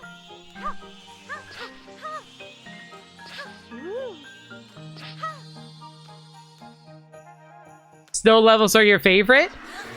They're nice visually, and I like the music for them, but I definitely feel like the controls for them can be a little bit iffy for me. Because there are so many times where you feel like you finally got control of the slipping mechanic and then you accidentally slip off and die.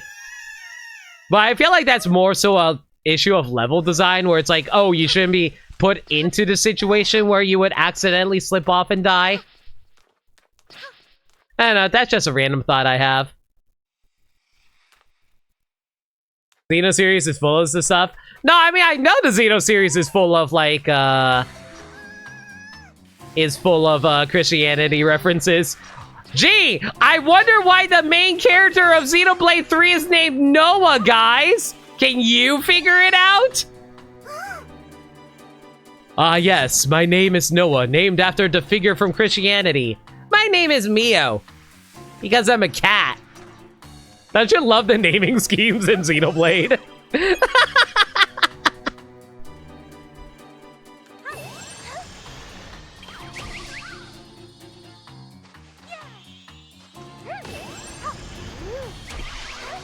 One character named after Christianity. The other character named after the sounds a cat makes.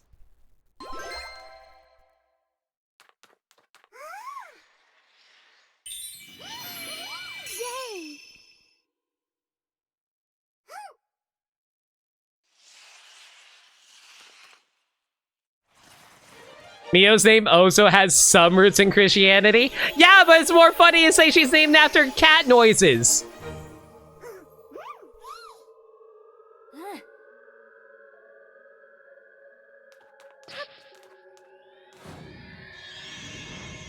To you, at the very least, none shall topple the name that is Zeke von Genbu, bringer of chaos, otherwise known as the Zekinator.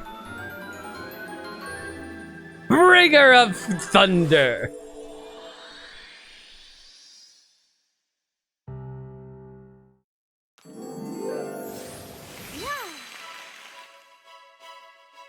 I still love the song, by the way. It sounds so good. And it totally sounds like a Sonic song, too. Zeke's a cool name. Can't say you know any Zekes, though.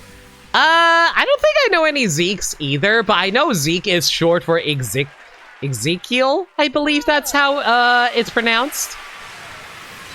Which is another Christianity thing.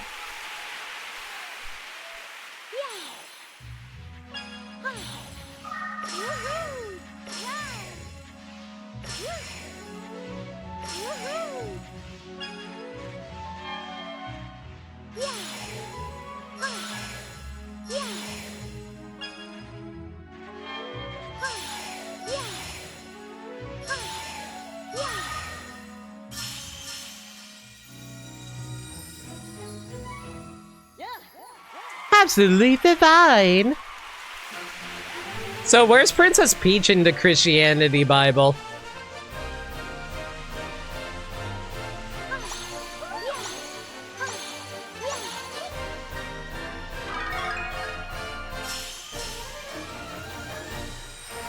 Perfect 10.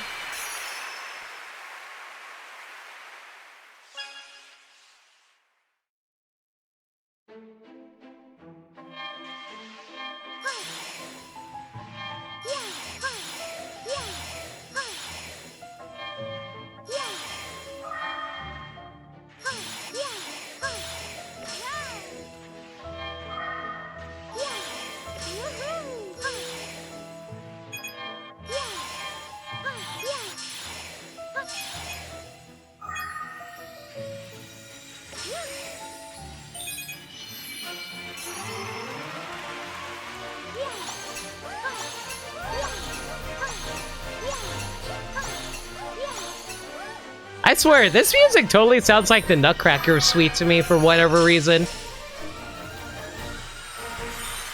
Having a character whose name is part of a long-running meme be partners with a character with a name that has a ton of symbolism, in your opinion, makes sense? Oh, absolutely. Xeno series producer in the art book. I know you have questions about 3, but please wait a while. You just want to know if Zeke and Midoriya embarrassed their daughter on a parent-teacher night? Listen, I just want to know Mithra's child. Please tell me about Mithra's child. And please tell me it's not Dirk. I am so sick of the Dirk is Mithra's child theories. It is actually driving me insane.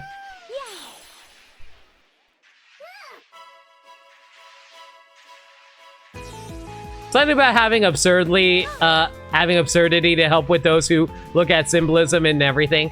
Typically take any religious references in games and media agree and so look at you, Evangelion. I feel like Evangelion does have pretty decent like references, but it's mostly just like, oh hey, you know what'd be cool? What if we reference Christianity? You know, in a country that doesn't really have Christianity as a religion. I think most of them are like Buddhists or Shintoists.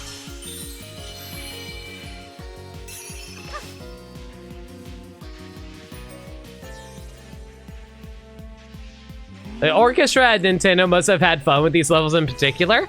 I'm curious, like, where they composed the music for this now that I think about it. Because this game was made by Goodfeel.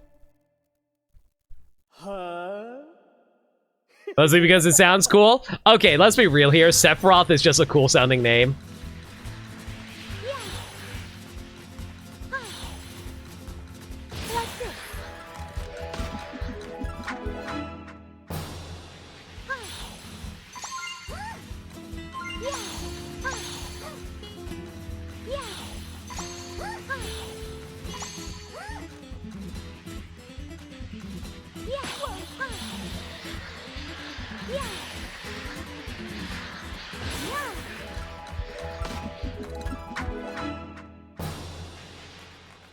They have Christianity, but it's really minor compared to Buddhism / Shintoism. That's what I thought. And Neon Genesis is one of the coolest phrases you ever heard. Oh, so true.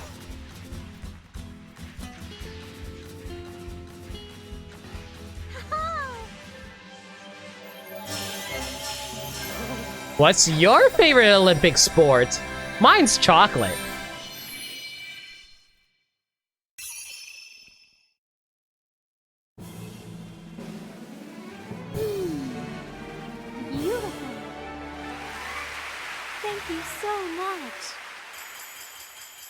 See, the real question is, are you more of a fan of Summer Olympics or Winter Olympics?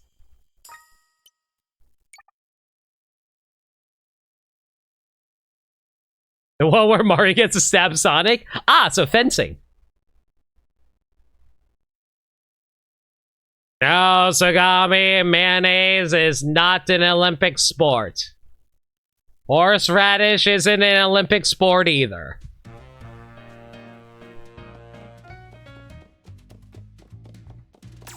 Ah, speaking of detective earlier, who's ready for me to just, like, walk?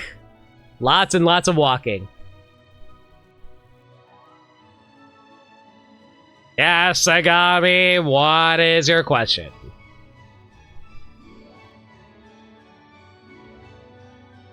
The case of the missing mural. Peach time. I wonder why detective stuff is associated with piano. Have you guys noticed that any, like, mystery series tends to have a piano as its backing theme? Like, you hear that in, like, Sherlock, you hear that in, like... You hear that in, like, Layden. Like, you almost always hear a piano backing mystery stuff. Are pianos just, like, considered mysterious or something like that?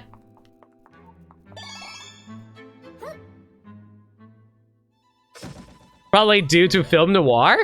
I feel like film noir isn't always piano, is it?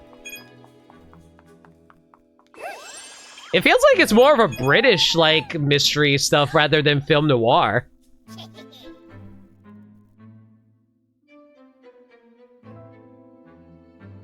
I feel like film noir is actually more saxophone rather than piano.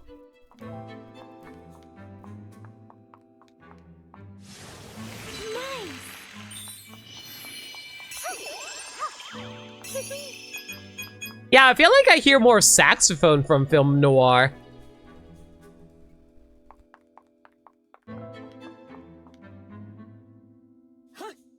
A lot more tense scenes can be more tense by removing instruments with just the simplest things to the ear. True.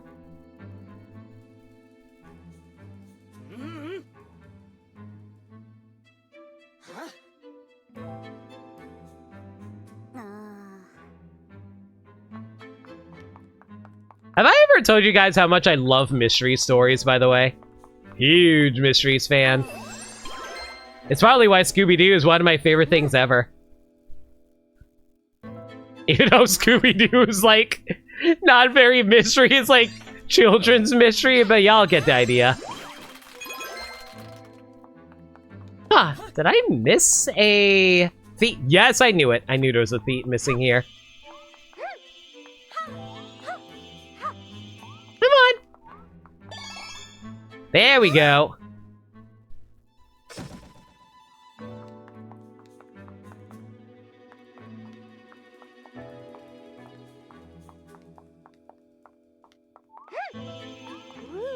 I did not want to head in just yet, mostly because that's usually a point of no return. Children's mystery is still mystery? Yeah, but it's like... I don't know. Like, I feel like a lot of people don't take children mystery stuff seriously.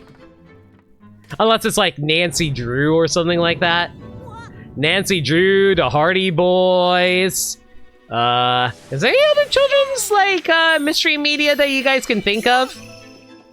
Do not say Gravity Falls. Scooby-Doo's a whodunit. That is true. Well, there is also 2 characters introduced this episode. Also true.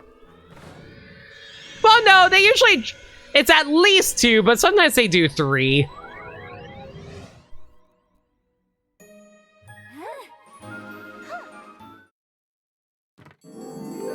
Blue's Clues is the most intense mystery for everyone. See, the real thing is, like, what if you are able to figure out the mystery with the first clue? Those kids are the smart ones.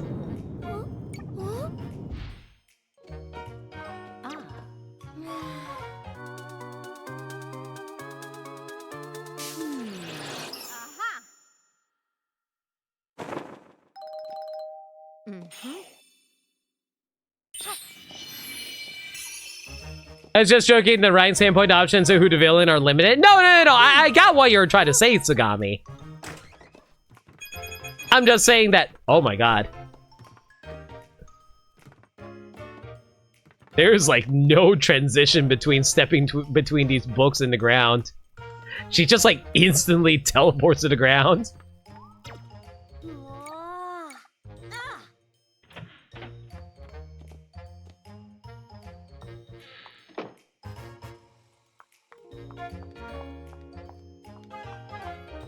You know the sad thing about Scooby-Doo? Like, don't get me wrong, I do still love Scooby-Doo and I love what they do, but I've noticed that a lot of their modern stories or shows and movies and stuff like that, it's become less and less about the mystery and more about, hey, what wacky shenanigans can we put Scooby and gang this week? Hey, what crossover can we have Scooby with this time around? Let's cross over Scooby-Doo and John Cena. And like, and usually if there is a mystery, the mystery is like out of freaking nowhere. Because like, if you watch like the Scooby-Doo crossover with like Courage the Cowardly Dog, there's like no hints at all who the actual culprit between the mystery is for that one. And I'm just like, okay, how the hell did you expect us to figure this out?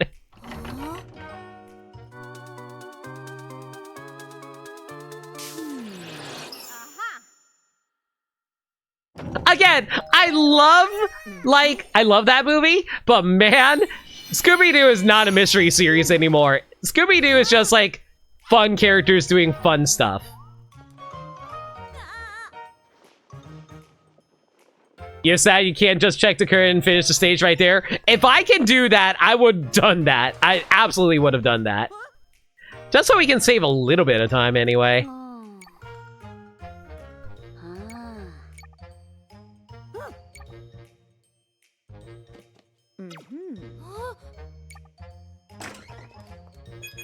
At the very least, I know what the solution to all this is.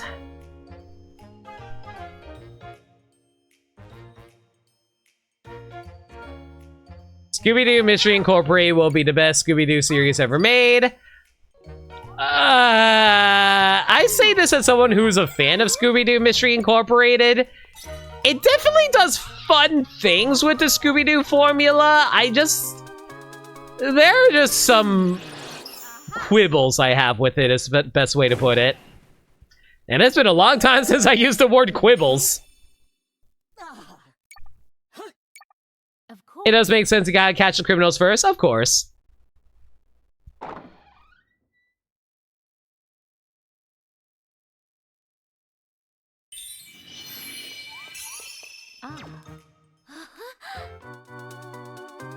I'm pretty sure you're the fake one, right?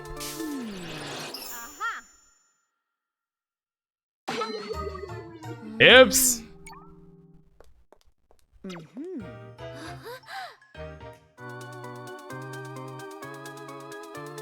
Don't you sip your tea at me, Sagami. I'm a brilliant detective, lo and behold. Of course. I will say this, as someone who's a huge Scooby-Doo fan, I am actually planning on doing a Scooby-Doo movie marathon in my server eventually. I'm just not entirely sure when I'm going to get about to doing it. We still have to finish off the live-action Disney movies first, which we're actually approaching the end of.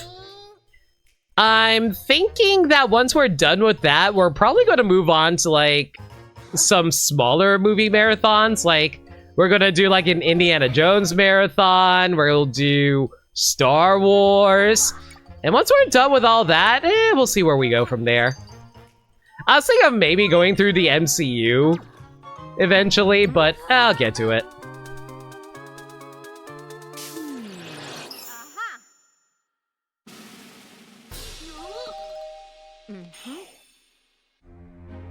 KV, what are you referencing in regards to Goku's dad?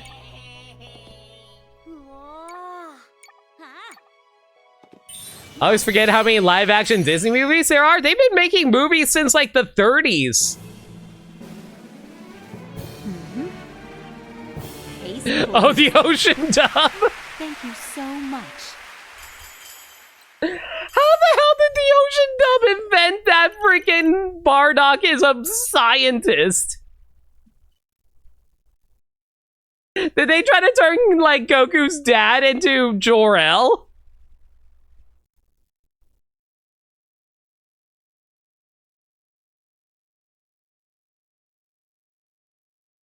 Vegeta's fake makes the fake moon as like, your dad made this? That's really funny.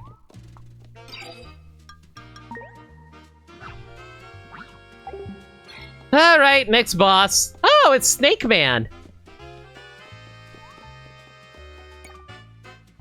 Don't cause time to re... Okay, so basically don't get hit. Obtain 8 sparkle pieces. What do you mean obtain 8 sparkle pieces? Win the fight while taking damage. Okay. What do you mean by sparkle pieces? Whoa, Mondo cool. Yes, Mondo cool. I actually do have that as an alert, by the way.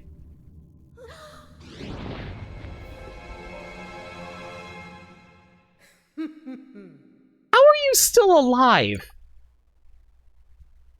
You know what, we're just gonna skip that.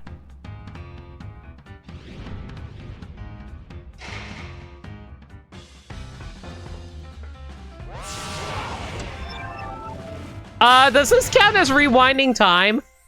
I'm gonna assume that counts as rewinding time. It does count? God damn it.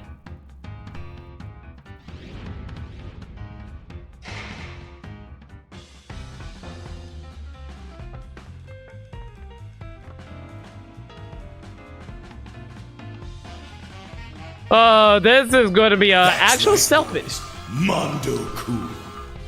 What? You don't say? I don't know. Bold claim you have Mondo cool. Wow, Mondo cool. Wolf, thank you so much for 83 bits. I got so distracted by the Mondo cool.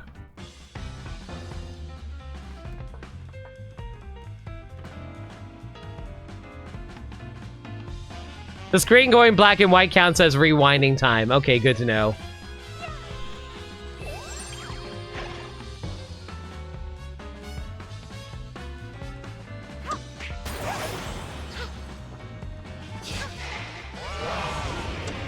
What?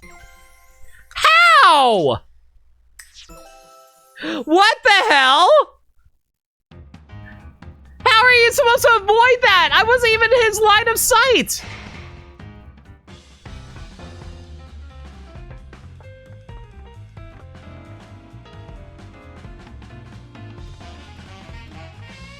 Metal Gear Peach indeed, guys.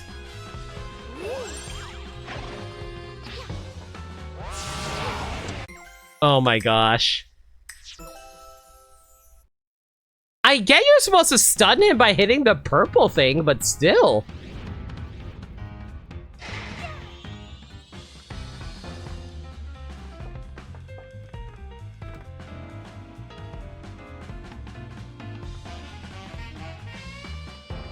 Maybe I'm just lacking patience. Alright, let's take it patiently. There's no time limit here. We don't have to rush.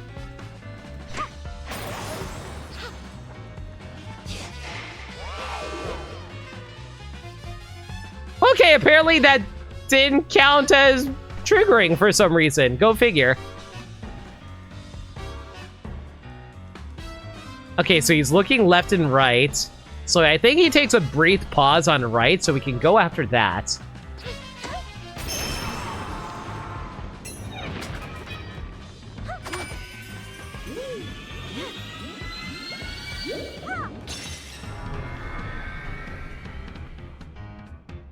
I'll be real, I didn't realize the Mondo Cool thing was actually from the Ocean dub.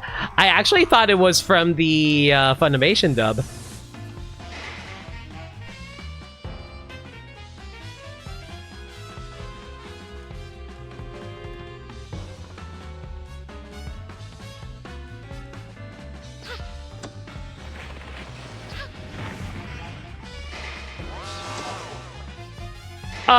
Did he go back in time? I can't tell. I'm gonna assume no.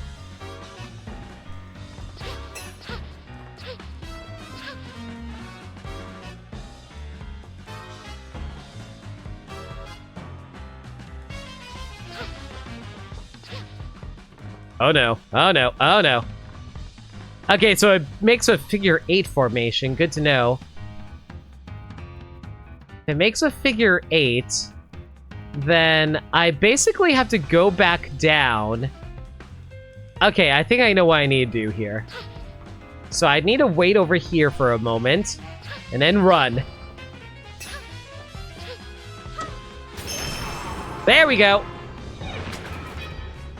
Black and white didn't happen, so you assume I'm good? I hope so.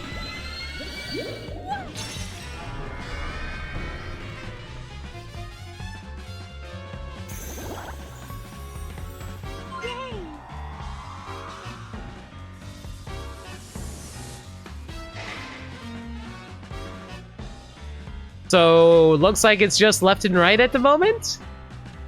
Looks like it's just left and right. Okay, cool. After that is left and right. Probably the safest is to go now.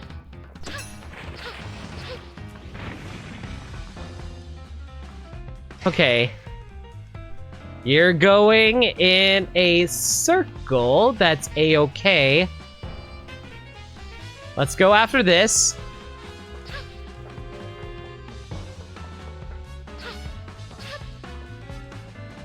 Oh boy, trying to pick up that gem is going to be timed! You know, I'm just going to rush over here for safety.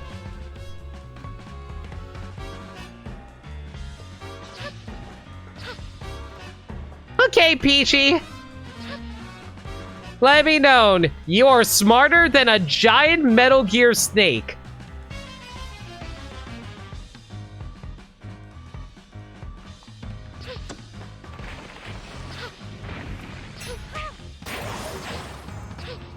Okay, while he's stunned there.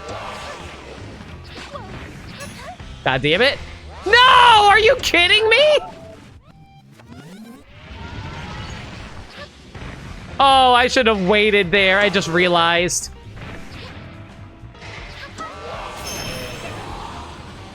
Okay. That last part is always the hardest part. Ah, whatever. We got all the gems at least, I think. Mondo Cool is actually from the Funimation dub. That's what I thought. It sounded like it was Sunny straight in Chris Sabat.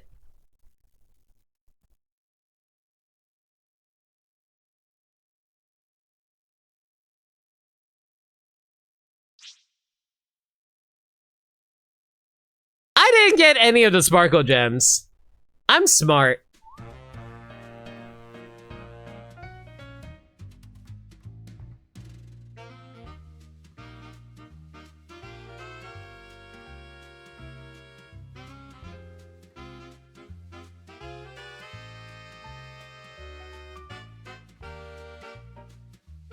I missed the same one that you missed the first time around? What do you mean I missed it?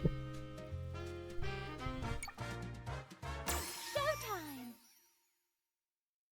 I believe you. I'm just baffled.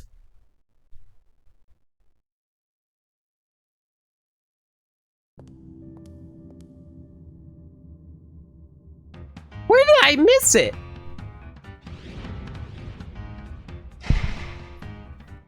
Okay, let's play it safe right now.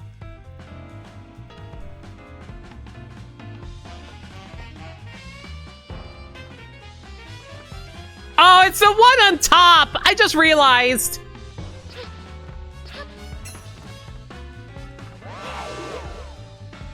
Oh, we didn't trigger that. I'm a little amazed we didn't trigger that.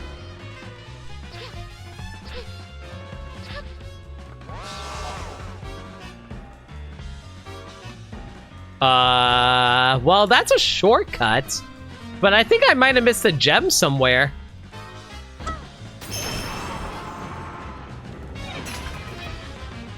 Is there another one down below? You didn't? Okay, good.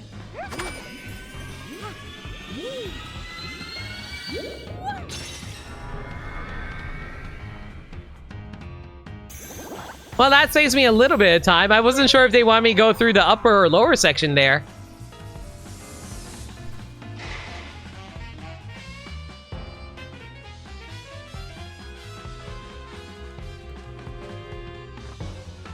You know what I love about this music here, by the way?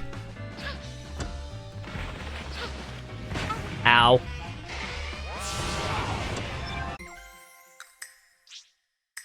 Let's try that again. I can't tell if they want me to rush through or if they want me to backtrack there.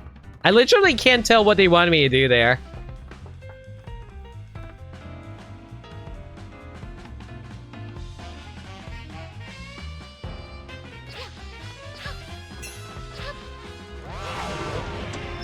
Damn it! Ugh.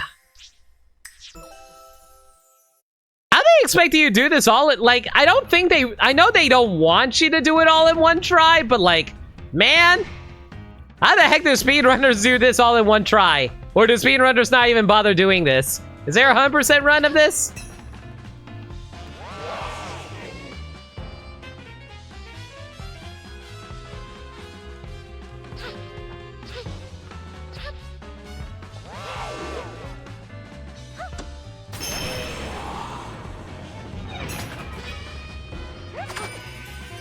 There's a caddy for 100% and for all gems, because all gems isn't the same as 100%. Well, when you went to check, no one had done a run of those categories yet? Jeez. I'm guessing all gems including the post-game content then, right?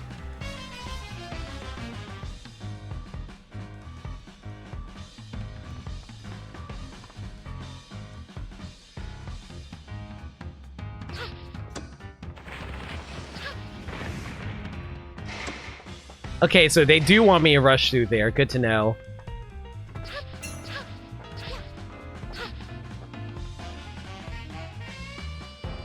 Okay, so you're going to go in a figure 8 formation where we wait over here first.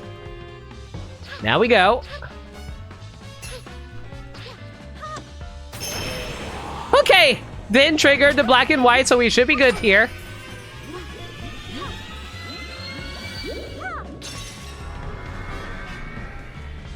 My chat is way better at this than I am, for I'll say.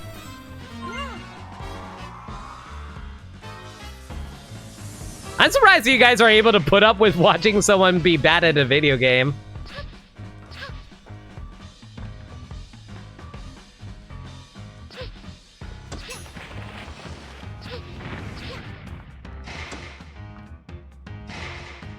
Okay. Wait here, wait here. Alive was looking into possibly speedrunning this game. I'm kind of surprised the categories we have as there are 5. What are the 5 categories? Obviously, there's any percent where you just beat the game. There's 100% where I assume it's just like collecting all the crystal, not crystals, sparkle gems, and then you beat the game, but you don't do the post-game content.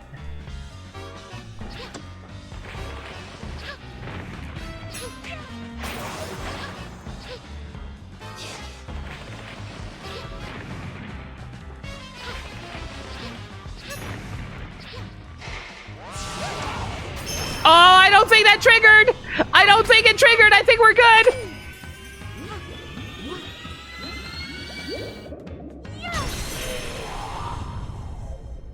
Any percent death abuse, new game plus.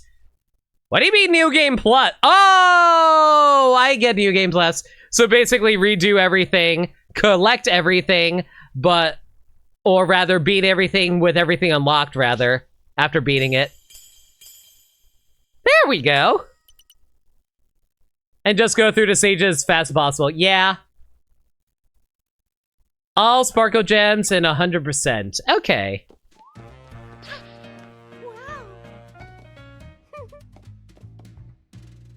So I assume all sparkle gems is different from 100% because they don't want you to collect all the feats.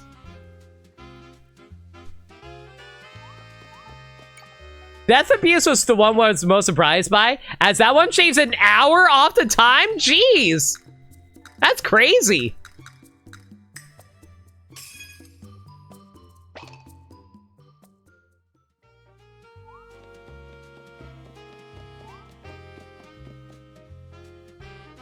%100% will be all the feats and the shop. Okay.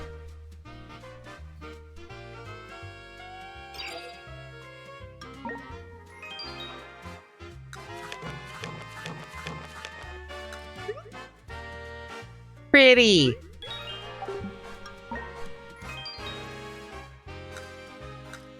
Chat, what's your favorite Peach outfit in this game?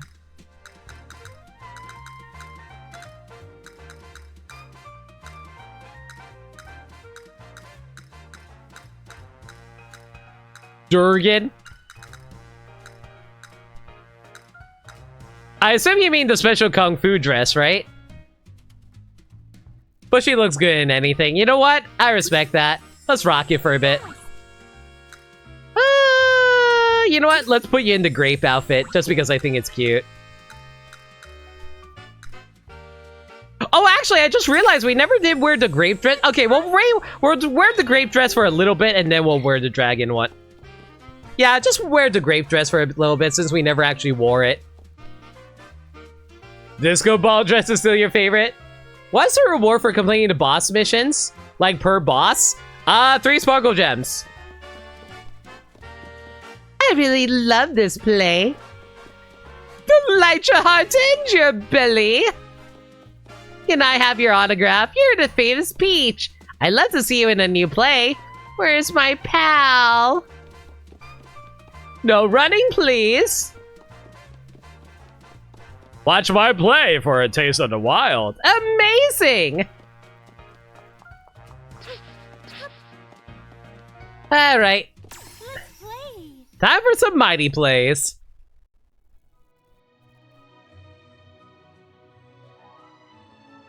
But yeah, sorry KV if I debated you with the dragon thing. I will absolutely put on the dragon dress. I just want to do like a little bit of the grape dress. Like just like one stage. It's mostly just a realization that I never actually used it is the thing. You didn't say she's good in anything? I feel like blue looks so nice on her. Blue just complements like most colors in my personal opinion. Like, I can't really think of a color where blue isn't complementary on something. I guess maybe the opposite of blue, like pink? Like, that's the closest I can really think of.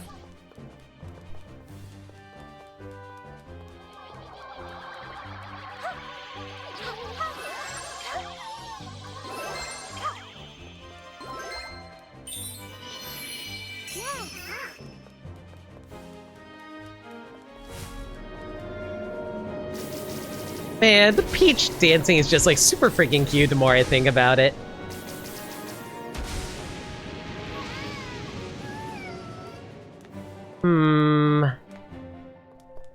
There should be a hidden ninja around here somewhere.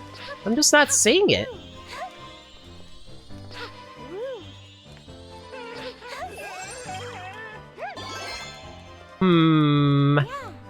Where are you? Who? Where are you? Where? There you are. You better be the first one, I swear. You were number 2! I missed someone! Cool, let's head back. Where are you? Who? Where?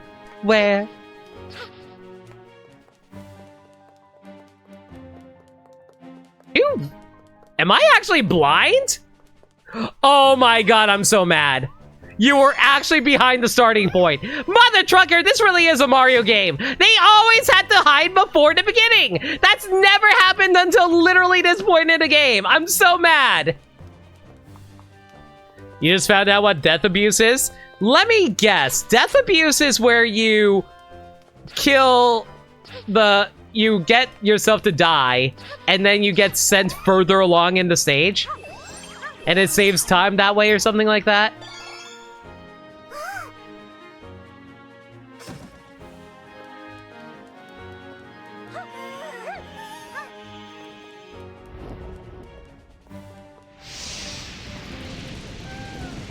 The heart charm you get? Yeah.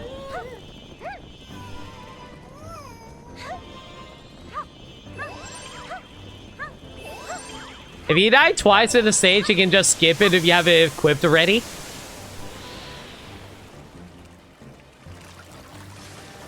Oh. Oh, wait. How how does that work for gathering like the sparkle gems then? Because you won't be able to unlock the bosses without the sparkle gems. Do you just collect enough sparkle gems for the final boss and then you just death abuse all the way to the end?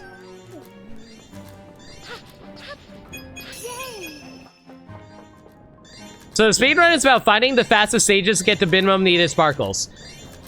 You know what? That actually doesn't sound too bad. That actually sounds kind of fun, not gonna lie. But I totally get why it's its own separate category from non-death abuse, though.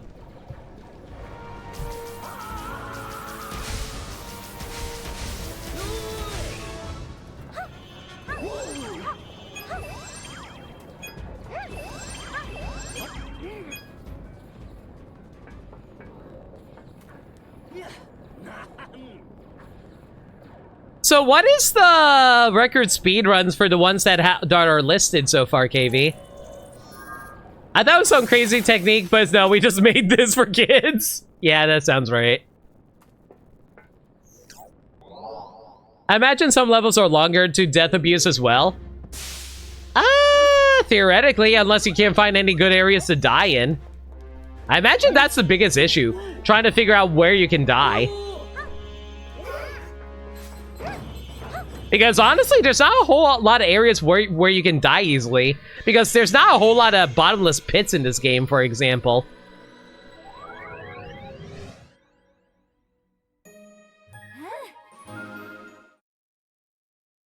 It's about 3 hours and 30 minutes and some seconds for the fastest non-death abuse, and about 2 hours and 40 for the fastest death abuse. Jeez, okay.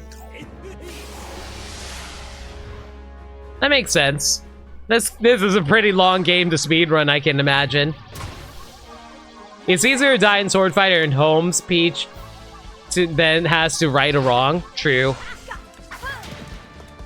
I mean, she basically has to investigate 1 billion times in order to, like, lose enough hearts to lose. Investigating takes a while because you have to hold the button for quite a bit of a long time.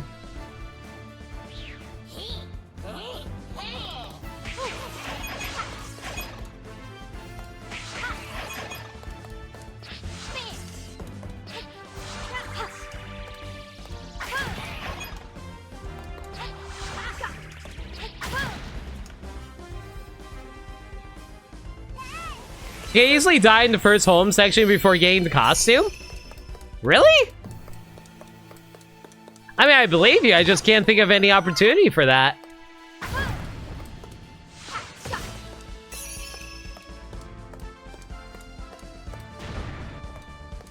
Oh, just let 2 sour people kill you? Oh, wait. Here's the question. When you say die, do you mean lose all your hearts, or do you mean just take 2 hearts of damage?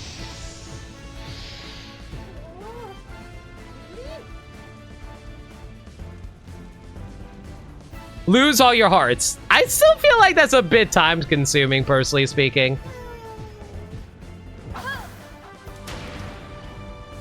As long as you aren't killing them, you'll die. True. It just takes a while. Because even falling into a pit doesn't instantly kill you. It only takes away 1 heart.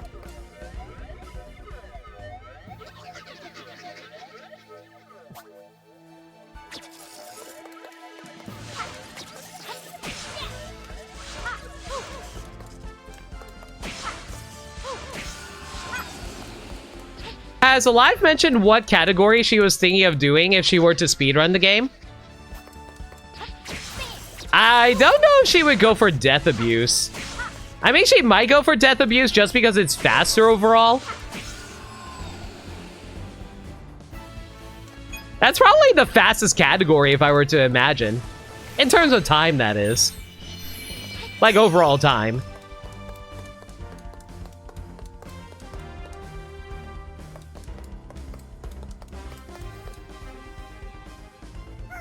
I gotta ask her when she has some free time. You know, it would have been cool to see pictures or scenes of what these plays actually are, and why there's a robot squid on hand and such. oh, you know, like, they just, like, were brought over to squid. They based the squid off of that one squid creature from, Super Paper Mario. You know, the one that fires lasers. Actually, was it Super Paper Mario, or am I thinking of Thousand Year Door? Which one has the one where Mario's right and Paper Mario... Squirp. Yeah, Squirps. Yeah, him. I think that was Super Paper Mario, anyway.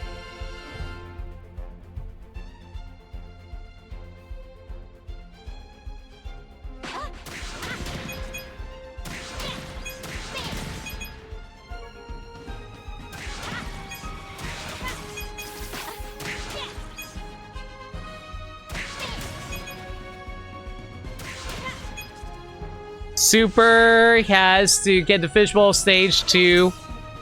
Was about finding toilet paper. I honestly really like Super. Super is super charming. Here's the thing. I think Super is one of the most charming Paper Mario games. But man, does it love padding. It loves padding so goddamn much. It is too quirky for its own good sometimes in terms of gameplay.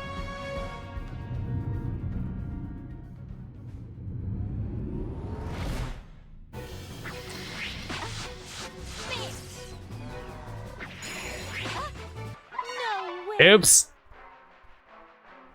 And you're right, death abuse does take a while, about 90 seconds, but think of a section like that, like the one you're in right now. True.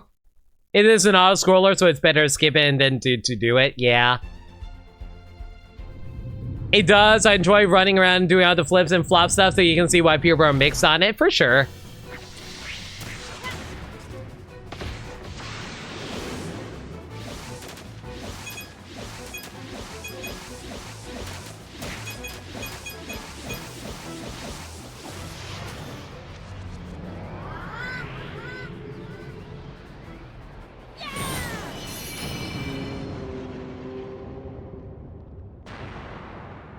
Super is your favorite gameplay-wise? I don't know if I agree with that, but I'll freely admit I'm more of a RPG fan. I love platformers, don't get me wrong. I would... Golly gee, guys. I have, like, all the Mario games. I wonder if I like platforming. Go figure. But, yeah, I would say I'm still more of an RPG fan, so that's why I prefer, like, original classic Paper Mario. So you can imagine how much I love Thousand Year Door.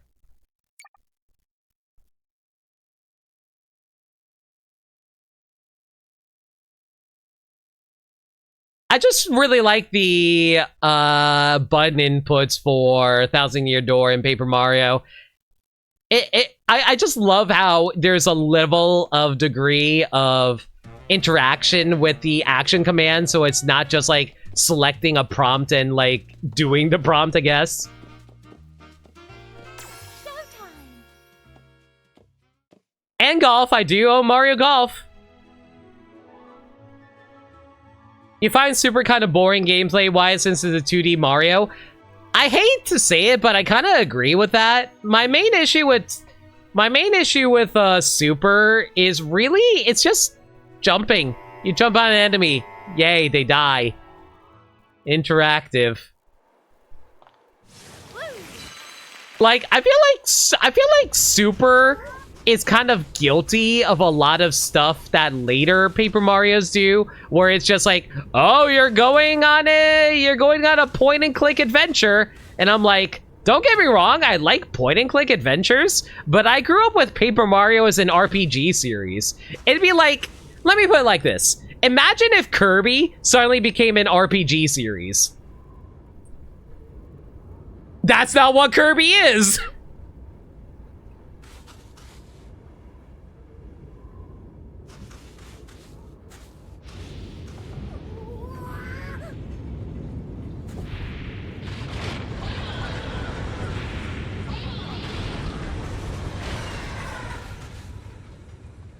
You excited for the remake? It shows up right after your birthday, so it's like having 2 birthdays? Yo! That's awesome, Aggers! Happy early birthday! Oh, you insane, but you want a Paper Mario game that's an action RPG because more in-depth than Super Sus, kind of like Kingdom Hearts? I respect it. Like, I want to be clear on something. When I say it's not me, like, disregarding your idea. I just want an RPG Paper Mario. I just want a normal RPG Mario. I'm sorry, Paper Mario.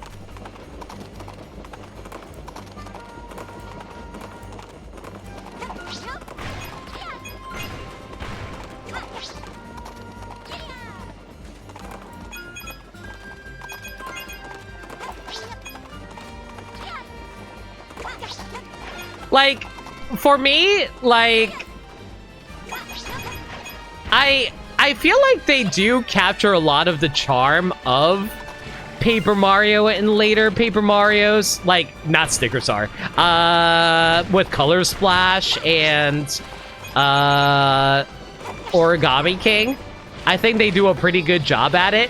There are still some things I'm not happy about with how they handle things, but it's still close enough to, like, Thousand Year Door and original Paper Mario 64. I can overlook a lot of it.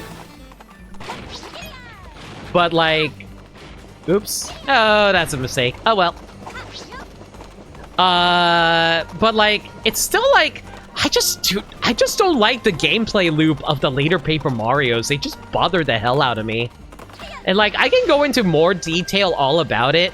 And, like, I am planning on streaming those games eventually, but I don't know if people will really enjoy a series like that. Like, can I get your opinion on that, guys? Like, how would you guys feel about me playing through a game I don't like? Like, there are things I like about them, don't get me wrong. Like, I'm not gonna, like, just constantly dump on it the whole time, but for the majority of it, I am going to be negative. So, like, I think it'd be interesting to talk about, but at the same time, I know people get enough negativity online as it is. So, like, that's my main concern about doing that. I don't want to bum people out, you know? Like, this... My streams are all about, like, talking about the good things in games while also still being, you know, analytically critical of them.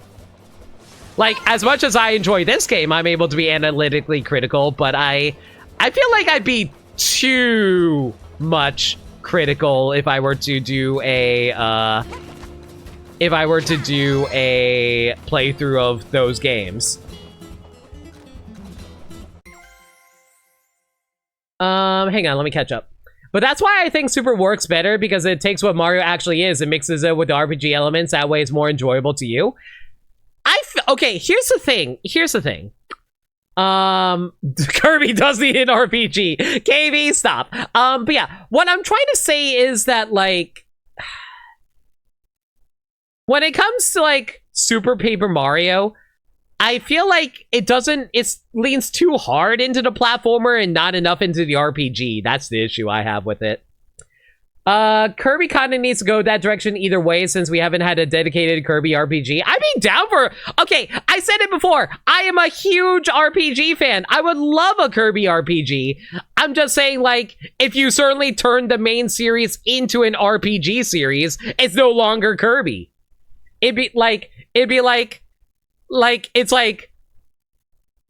just completely shifts genre and they never return to that ever again. I feel like that's a disservice to what it is. Now I'm just thinking about that one boss in Kirby Superstar that has the gag of being an old style RPG. Okay, that's pretty funny. I forgot about that boss. Did not know that the horse could get caught there. I didn't know either. You know what might work? Yoshi RPG? That would...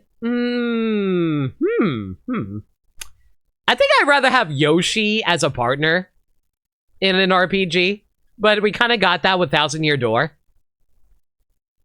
If you have stuff to say about it, then it would work. If you did that, you would highly recommend not completing them.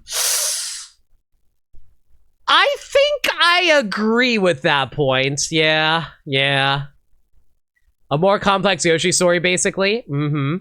I was serious about wanting a Kirby RPG, but yeah, that would be said of all Mario RPGs. Like, we're not saying that Kirby is turning into an RPG, we're talking about a subset. Yeah, I know. I'm just saying that subset is transformed into a different genre entirely. That's my issue.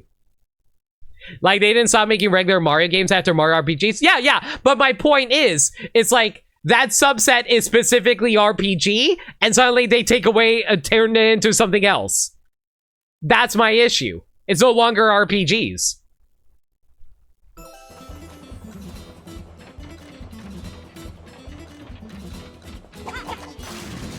Right, I should have ran away. I'm an idiot. I forgot about that.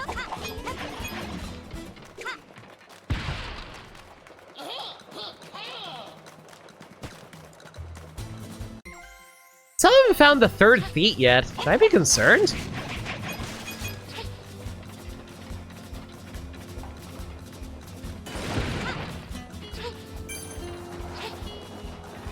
There you are!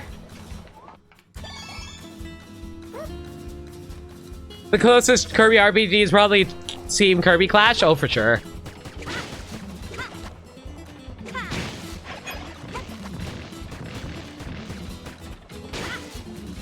Oh my god, I hate these barrels.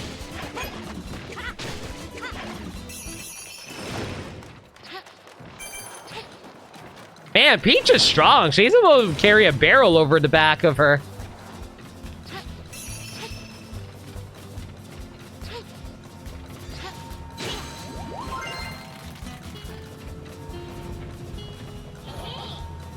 Wario Grand Theft Auto.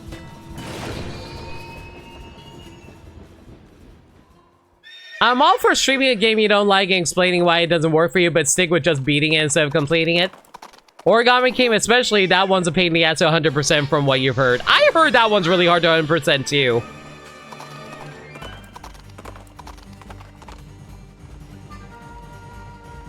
I was saying that maybe Wario would work well as an RPG, maybe something like a complete retelling of Master of Disguise, where instead of having multiple, sorry, I gotta pay attention during this. I'll read the rest of the question later.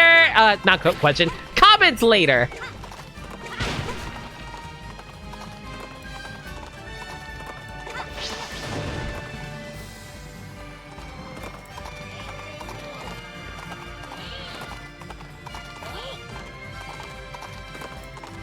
If I'm going down, I'm taking you with me.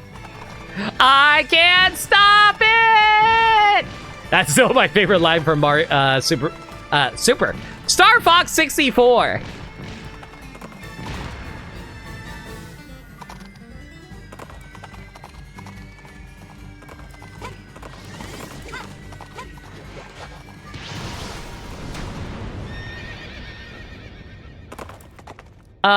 Where you periodically switch out different guises to suit the predicament you're in. Mm-hmm.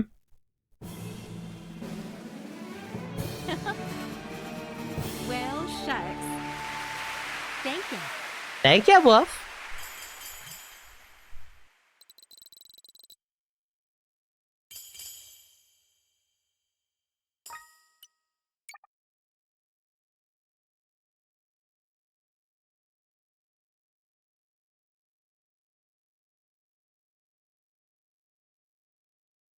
How is he steering the train with only the front wheels? Oh, well, it's front wheel drive, obviously.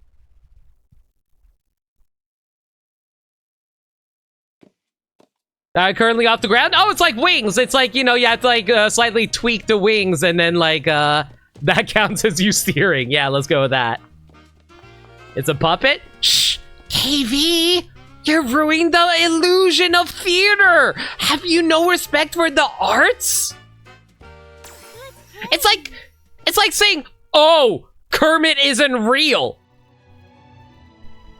Every question in this game can be solved by strings and puppets. You have respect? How dare you, sir? But I want to tell you how it works. No! Kermit is a real person and you cannot lie to me. You've ruined the immersion. You work tech?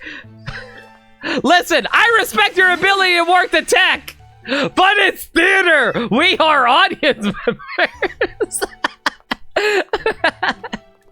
I get to tell you how it works? Fine. You've ruined the immersion for my chat. I can't believe you, KB.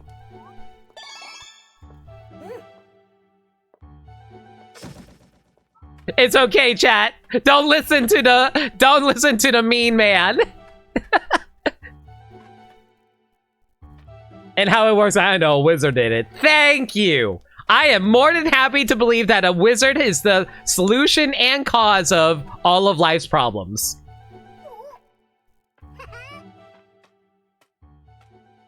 I am willing to believe that a wizard invented capitalism, for example.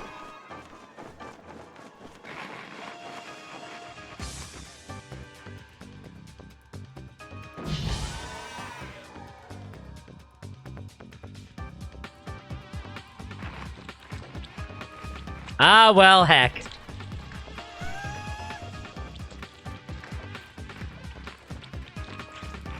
I'm just saying, if you ever have a question about who's causing you so much issues, get mad at the wizard. Tell the wizard to stop it. Get some help. We don't want him around here.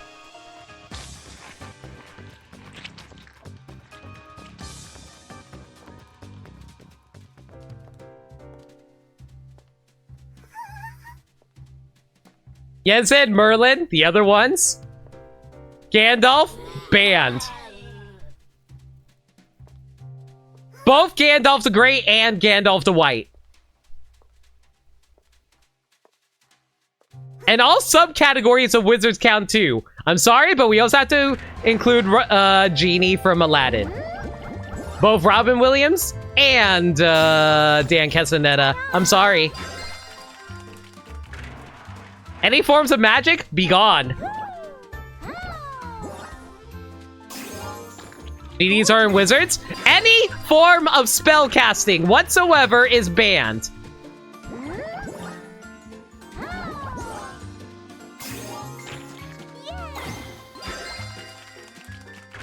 Genies can be wizards if they wanted. That's what I'm saying.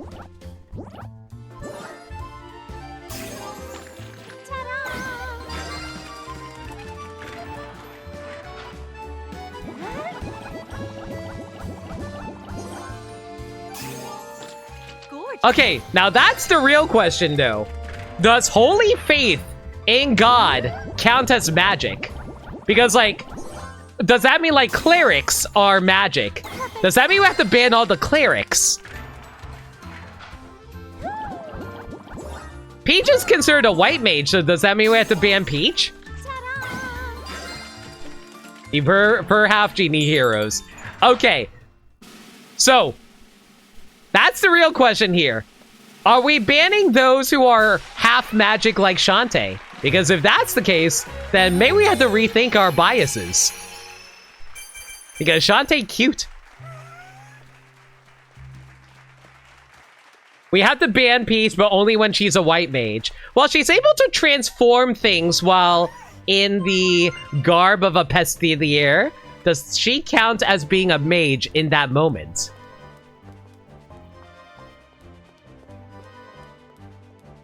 Yo, Dishnet!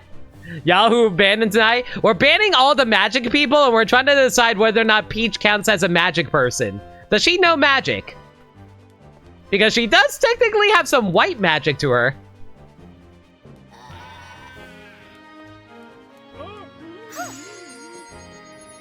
And look, she's able to bake a cake by waving a wand around. I'm just saying.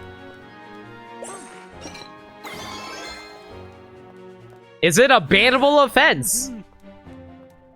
Ladies and gentlemen of the jury, I present to you not as a streamer, but a humble American citizen presenting the evidence that Princess Peach may indeed be of a magic folk.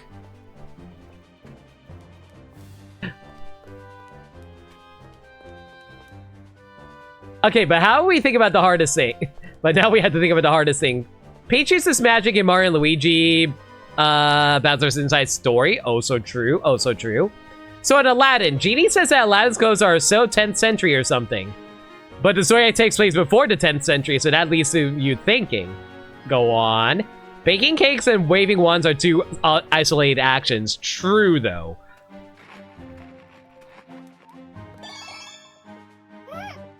Oh, so she can summon hearts in a bunch of games, so she has magic. So that means we had to ban Peach. Got it.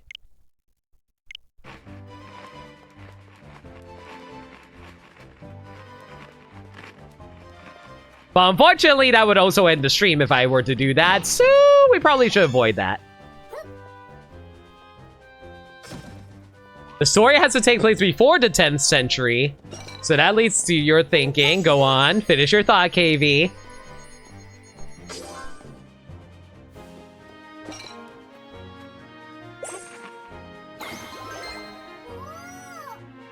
Also consider Super Mario RPG. That's what I'm saying. Peach is definitely magic.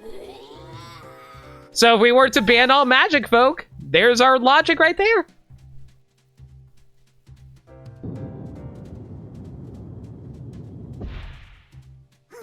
Okay, by that logic, do we count people who uses magic as someone ban-worthy? Because Mario is not inherently magic. He's merely a man who uses magical flowers to his benefit. So does that mean that Mario is banned? Is he considered an accomplice? How are we looking at this here?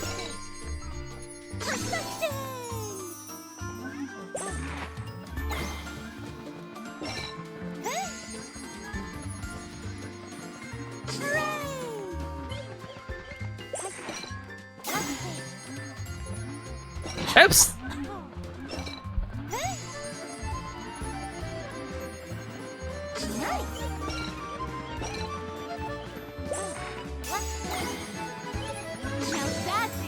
And by that same logic, does that mean Link needs to be banned as well?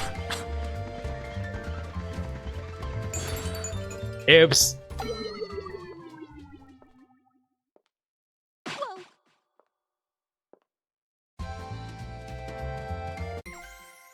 Is Agrabah actually in ancient times, or is it in the future after post-apocalyptic world where they forgot about technology and so they think it's magic, but reality is Genie is a human construct made to grant wishes through super advanced science properties, like how in Mega Man Star Force they can make food out of radio waves? What are we learning tonight? Considering Aladdin crosses over with Hercules in its youth, it almost has to be older or ancient. All those gods could also be a result of technology. You see, Hercules is actually the world of Percy Jackson. And as we all know, Percy Jackson takes place in modern day. So Hercules actually takes place after the plot of Percy Jackson. Wabam!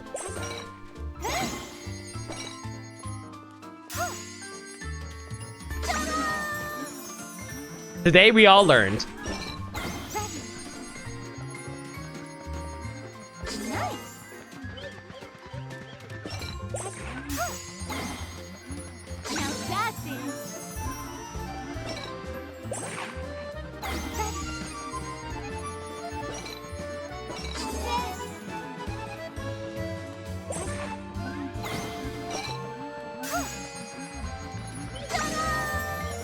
No, no, no, no, no, no, no, no, no, no, no, stop.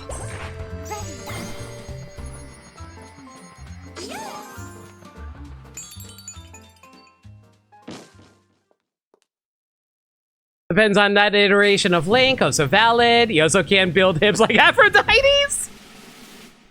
Aphrodite, Aphrodite, Aphrodite, the goddess of love. To evaluate magic, a more worthwhile lesson than a lot of school. So the true question now is science magic? Because if so, then do we have to ban science? I mean, any sufficient enough science becomes magic, right? I forgot whose quote that was that, but like, you know, there's that. Baking cookies for my love, I certain. Hey, Gaddy. Why am I not surprised that's the first thing that you say coming back into the chat? We're currently deciding, like, the logic of science and magic. Whether or not science is a type of magic. It's a kind of magic. It's a kind of magic. Isn't science basically how we answer magic, since magic was the question of, hey, how does X improbable thing happen? Aquarium Blaze Blue, Blaze Blue can be both, true.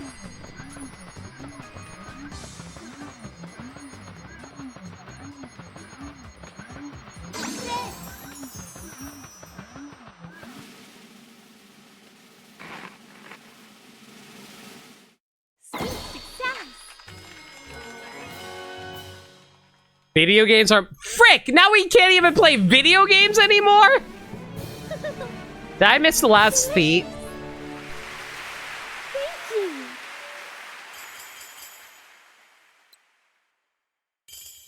Okay, good. I got all the feats. I thought I missed them for some reason. Maybe it's just trying to ban all the streams. Okay, so if a voice comes out of a radio, is that a type of magic? Because, like, technically they're throwing their voice, and voices are only supposed to come out of vocal boxes. So that means we gotta get rid of radios. And as we all know, if you point a camera at someone, you're stealing their soul. So that is another type of magic, and we gotta ban that as well. You typing this message is magic. Okay, well, I'm afraid I'm gonna have to ban literally everyone in chat now.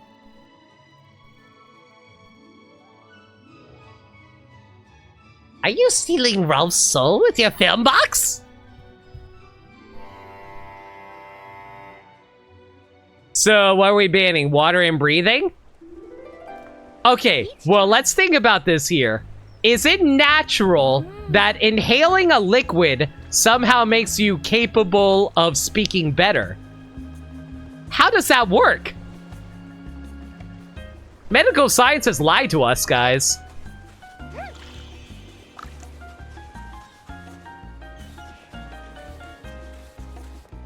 So yeah, let it be known, going to the doctor is also magic. And as we all know, magic is illegal. So no more going to the doctor. You know what? Maybe it's a good thing that we don't have free healthcare. The government was actually trying to protect us from, you know, the dangers of magic health voodoo doctors. Yeah, that's totally the reason.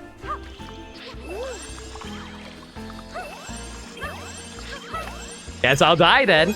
We're not... Well, here's the thing. At least we're saving your eternal soul by having you not engage with magic, so you're welcome. Dying is also a sign, so you also can't die either. True, though. True. So you just have to live an eternal life, doing literally nothing except staring into the void. But the void is also considered a type of magic, too, because, like, void is an element in a lot of traditional fiction, fantasy fiction. So you can't even enjoy the void. You must merely exist. But then again, by the logic of, like, science, how does a being come into being, but rather through existing? So existence is a type of magic in of itself, because how is life able to be created? That is the question that many people have asked themselves throughout time. So, by merely existing, you are already committing a taboo of magic.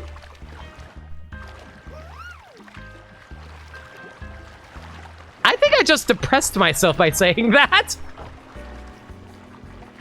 Maybe I should stop while I'm ahead.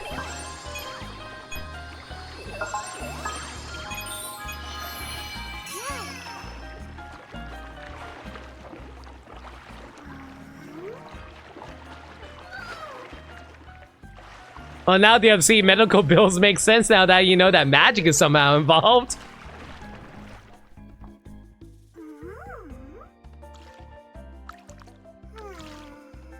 "100% people who drink water die, that's why you don't." Wow, I wish I can learn how to stop drinking water too. Seeing is also magic, yeah, because seeing is believing.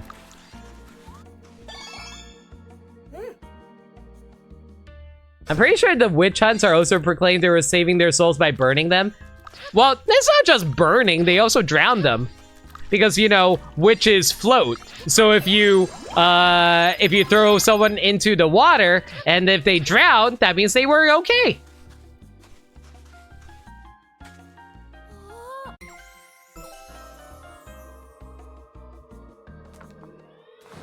Listen, I was having fun with it, but I will say I am worried that I'm getting too existential for you guys.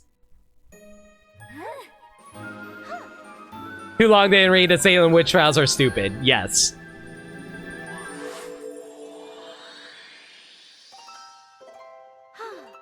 If you stop drinking water, Bachan will become obsolete. And as we all know, Bachan serves a very important purpose around here, guys.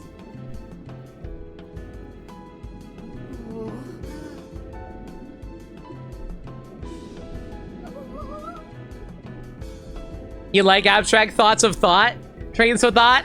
Listen, I don't really have a whole lot to talk about during this game. We're just kind of playing through the game over and over again, so, yeah, I'm just trying to speedrun this as fast as I can, honestly. You love not thinking? Thinking is for squares. Like, look at Ed. Ed doesn't think, and he's the happiest lad out of the 3 Eds. Double D is neurotic from overthinking. Eddie thinks too much about his appearance, so he's not happy. But Ed doesn't think, and therefore he's happy.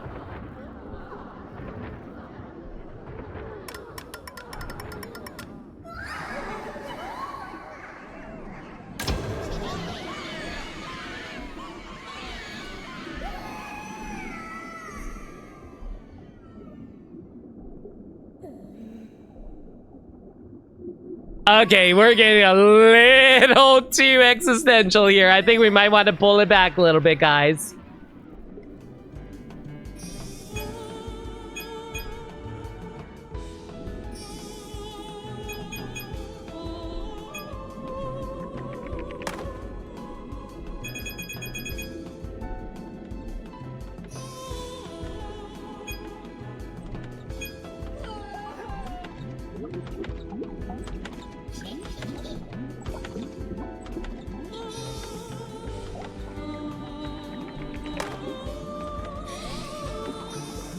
All heroes have to do what anyone says on their birthday. Important plot points.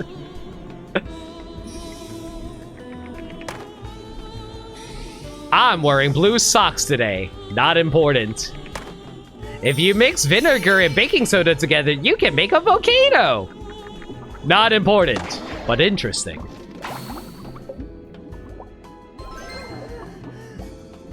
Gamey, we watched it literally recently for Space Jam. Of course I'm going to remember the quote. Speaking of which, I really hope you guys enjoyed the April Fool's Day movie night. I had a lot of fun with it. Although, even if it was just mostly me bitching about Warner Brothers.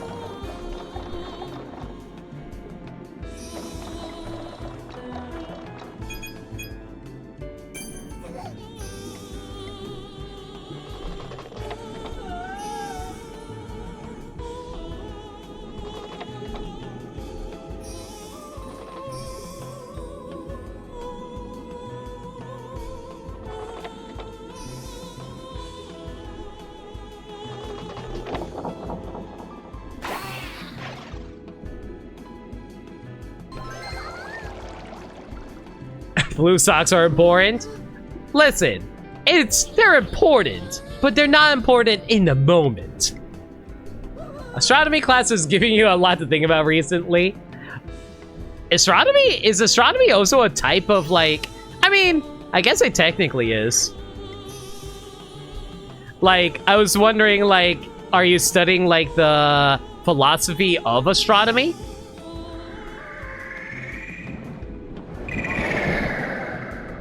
What do you mean? You don't remember Disney's inexplicable Bugs Bunny phase? Ah, I too remember Who Framed Roger Rabbit. Oh, that reminds me. Chat, I want your opinion on this. If you guys attend movie nights, I was thinking of like a send-off for all the Disney movies once we finish off the live-action Disney movies.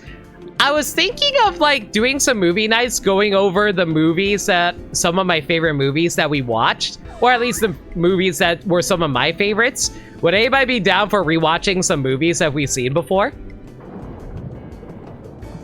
It'd mostly just be the animated movies, but we haven't watched the animated movies in forever, so I don't know. I just thought it'd be fun to like watch those.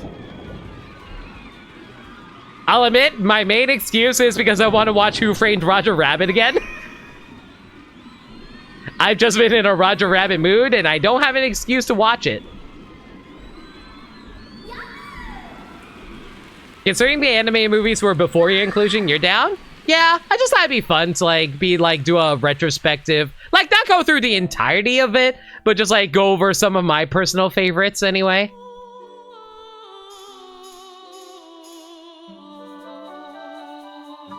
I got to watch Interstellar in class, and that movie is trippy. That movie is very trippy.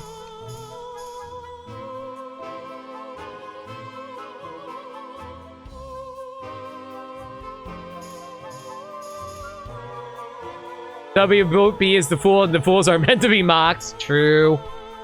We definitely had a lot to say about the fact that we got Space Jam: A New Legacy, but, Coyote versus Acme? No, you can't ever get that. Even if it's a bad movie, just reading over the leaked script, not the leaked script, but at least the leaked plot summary of that movie, it sounded alright. I thought it sounded interesting. And the fact that I was actually going to feature 2D animation in a drought of 2D animation, I've been down. Give me some more Roger Rabbit effects. I love that shit. It's definitely better than seeing 3D animation in a live action space. Looking at you, Disney.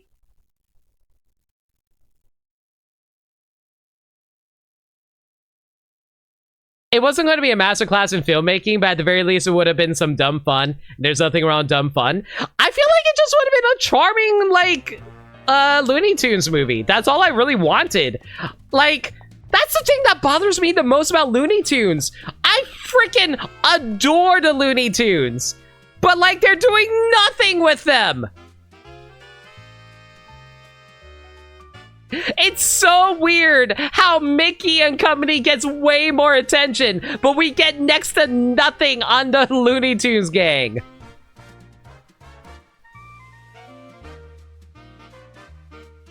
And it's also weird that Space Jam 2's plot basically is how WB is acting right now is eerily prophetic.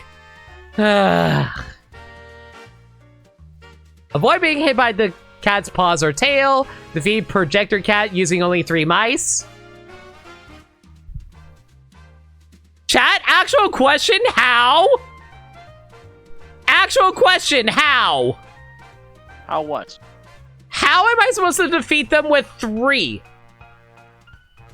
That's pretty simple, honestly. Don't you have to hit him multiple times, though? It's only 3 times to knock him. Only 3 times. It's only 3 times to knock him down? You gotta hit him with 1 mouse bomb to knock him down, and I thought you had to 3 cycles. I thought you had to hit him I thought it took multiple mice to knock him down. Are you sure you're not thinking of Spot Lion? I might be thinking of Spot Lion. Let's play.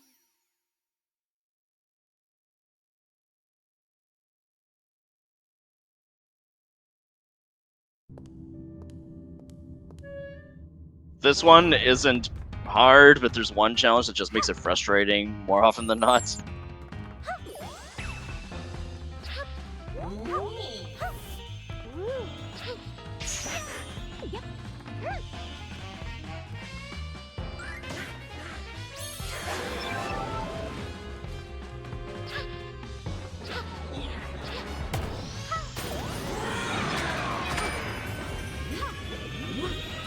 I'm mostly concerned about avoiding taking damage.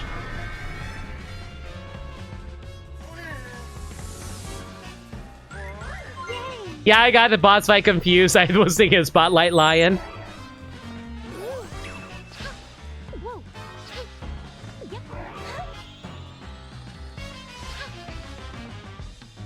How long does the bomb last for, out of curiosity? Forever. I was worried about that. That's good to know. And you need to restart. What? Why? Remember that challenge about you can't get hit by Projector's paws? Yeah, I didn't get hit by it. That's incorrect wording. What they mean is you cannot touch it. What? Yeah! Oh my god. Whatever, I'll just do a no damage run first. Yeah, I might as well just fulfill this.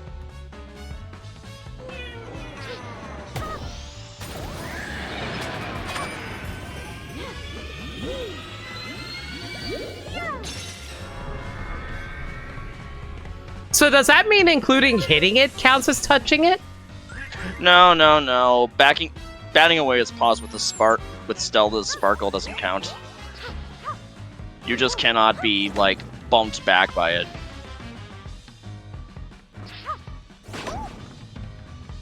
I'm mad.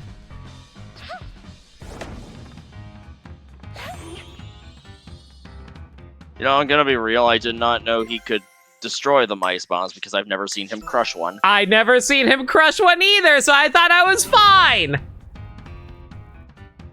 Not mad at you or anything, just saying. Oh, you're fine.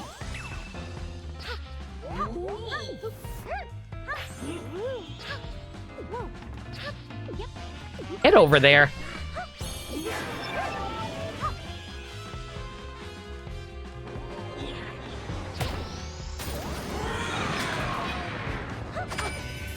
Projector Cat isn't a hard fight to do these challenges, it's just very sensitive.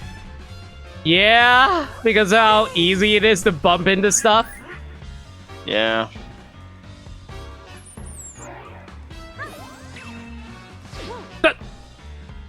It's fine.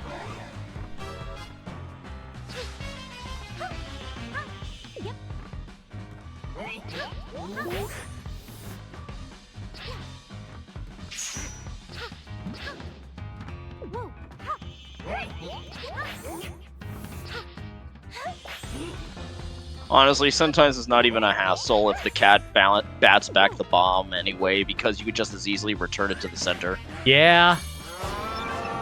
I'm just worried that he might accidentally crush it.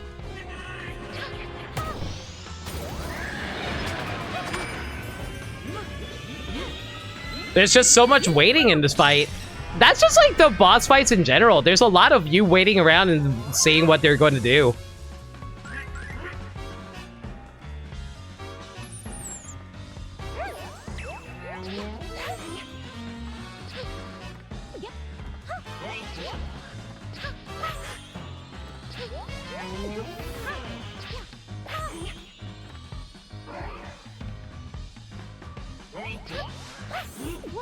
God damn it, that counts? I know it didn't matter at that point, but I didn't think I bopped into him. Yeah, it counts. That's annoying.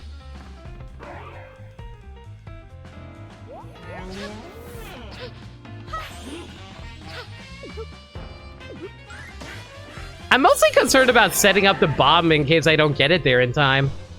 Hey, you want to know something funny about that? The cat's paws bound it back, but the tail doesn't. It bounces it a little bit. No, it doesn't do anything, honestly. It doesn't?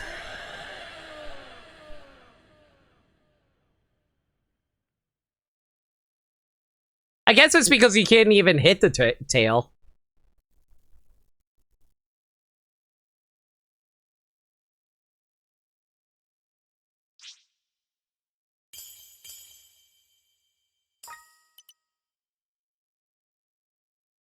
Tail attack is mainly there to get you away from the bomb, that's it. Oh, so fair. Boy being hit by Tail's paw. Oh my god. Okay.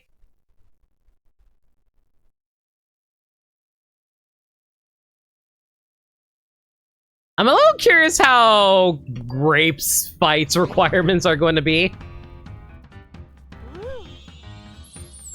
I don't really think they're that bad.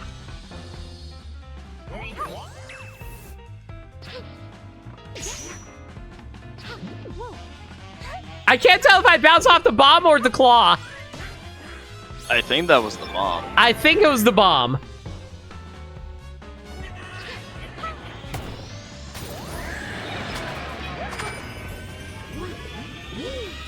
Grape has one annoying one in your opinion, but the rest are fine? Okay.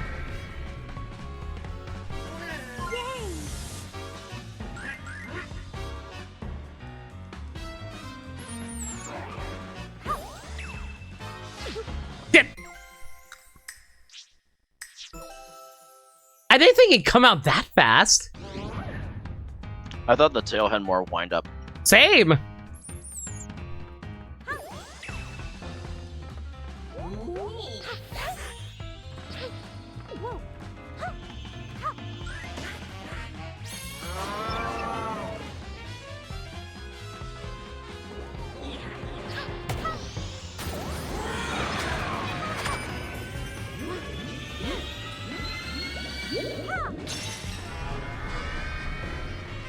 So how's your day been, Gaddy? Same old, honestly. How's it going? Questioning life, talking about like future plans for streams and stuff, as well as movie nights and all that good fun stuff. Yeah, that sounds great.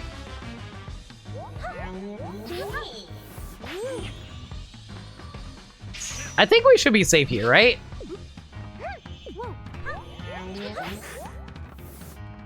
Yeah, I think we should be safe here.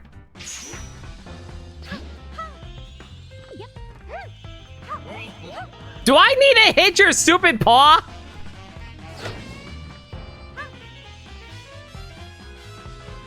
Hitting the paw shouldn't really be a requirement to proceed to the next phase. Definitely Like took bare him a minimum. while. Like bare minimum, you just need to wait around, but hitting the paws back just makes it go faster. I sometimes feel like it might be better to hit the paw just so we can get through it quicker. So that way we don't have to keep dodging the paw.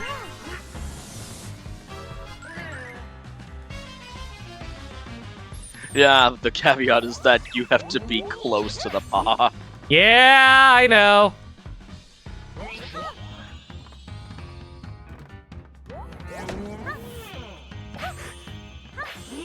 Ugh. Stay away from that. Stay away from that.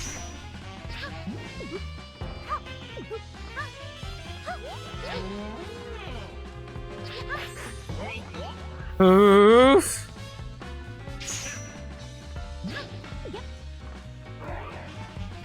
Oh, stay away from that.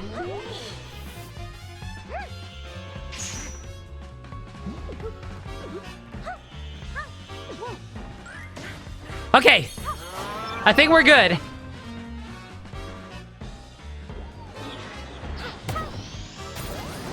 Okay, that wasn't as bad as I thought it was going to be. Could have been way worse. So does getting hit by the phantom paws count as, like, getting hit by the paws? Well, I mean, by that point, you take damage. That's also true.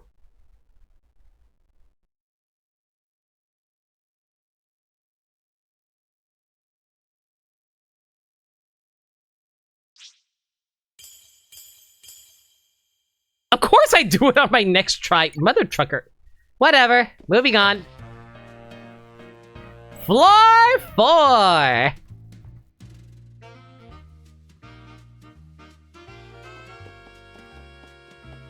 We got a lot of cleanup to do. Detective is so cool. New mysteries await. Have you noticed that all the thieves' noses changes colors based on their feelings? Oh yeah. Also, I was reading the TV tropes page for Super Princess Peach Showtime. Apparently, the colors correlate with the same colors of her feelings in Super Princess Peach. Sounds like a coincidence, but it's pretty neat. A pretty neat coincidence. Yeah, it's like blue is sadness, red is angry, yellow is like laughter. I forgot what the fourth emotion was. Do you remember what it was? Green was something.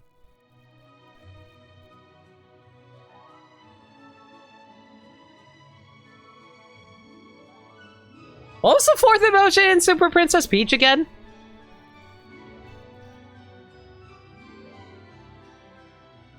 Oh, it's calm. The green one. Thank you, KB. You Yeah, they're joy, rage, gloom, and calm. Huh. Alright. We're twinsies!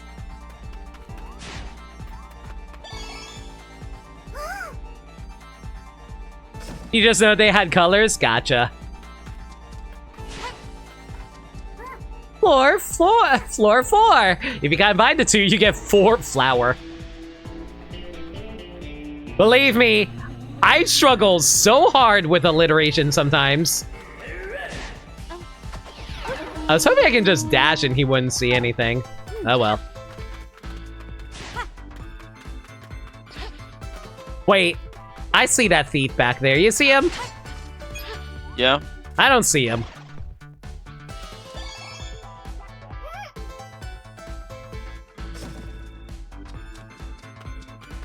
Alright, one more and then we can just quote-unquote speed run through this.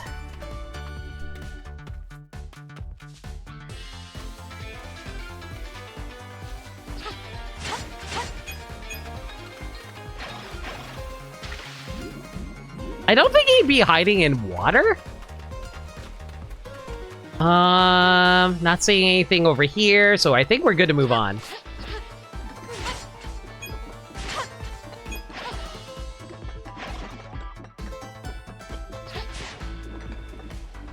The emotions in Super Princess Peach are officially known as joy, rage, gloom, and calm. Interesting choice to say gloom for crying, but sure, whatever. I guess both work.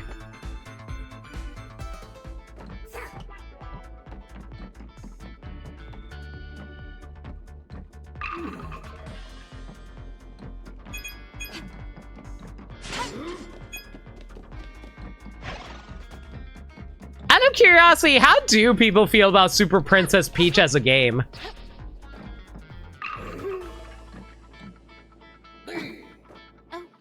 Fuck.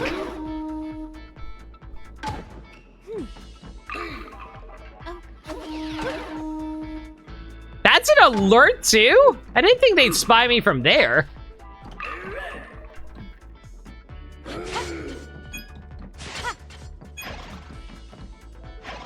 He just gloom, blink, weather, watch out. Don't you mean Mario? Are you telling me? Wait, are you telling me that Link and Peach are doing something behind Mario's back? I don't approve of this cucking of Mario. That's not the first fan art I've seen of that. I hate that you're right. Actually, I think Sakurai did it too. I think there's like an image in Smash Brothers where Peach is flirting with Link and she's shoving like Zelda out of the way. I think that was like a Smash 4 picture or something like that.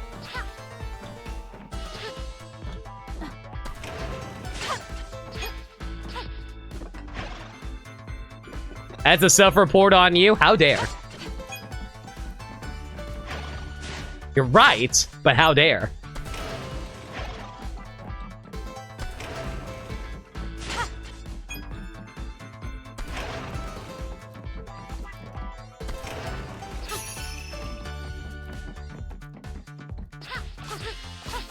You never played it, but it seemed like a fine platformer? The most I've ever heard about that game is that people think it's sexist because it's like, oh, a woman game, so of course it's all about emotions. And then nowadays everyone's like, no, I need more games about emotions. I'm too depressed.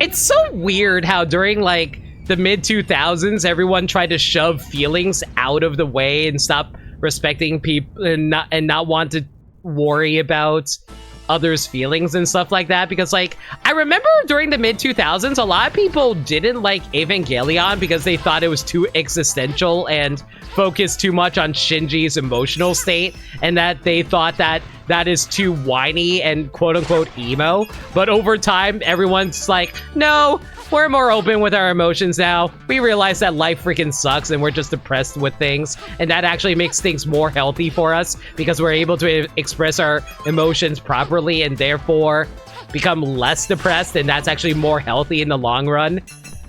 And it's just, yeah. Do people actually miss the point where Shinji is actually diagnosed with Hedgehog's Dilemma? I don't know what Hedgehog's Dilemma is. I don't know the full nuance of it, but I think it goes something like that. Like, the more emotion you show to someone, the more that the reciprocator will retreat into themselves.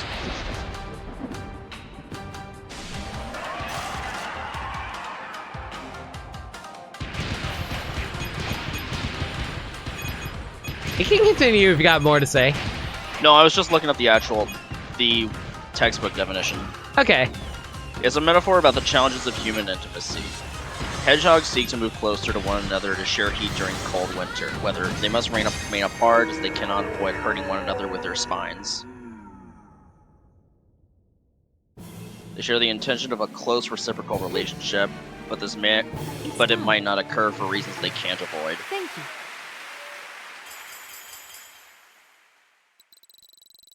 Makes sense. Like, it implies that literally the whole Mario crew goes to a place called Vibe Island, so everyone's affected by emotions in that game, so it's not just Peach. You know, this is what happened in the last 2000s. That's right, the recession! Also, you're telling me with how many people obsess over Asuka, they completely miss her having this complex about her mother. I feel like the big issue people take away from Asuka, which is my personal take on it, is just because you have emotional, personal issues doesn't mean you can't be an asshole to other people about it. That's my takeaway on it anyway. Yeah. One driver is just it just kills me that people will consume media like this and ignore obvious shit like this. No, for sure. Like, don't get me wrong, I get the turmoil that Asuka is going through. I'm just saying she doesn't handle it well. And frankly, no one in Eva handles it well because therapists don't freaking exist in Evangelion. You would think that, oh hey, maybe we should like have these people who are going through like their emotional teenage years be able to like talk to a therapist. Unfortunately, the system is run by Gendo Ikari. That too. But Gendo needs therapy too, considering the stuff with his wife and all that.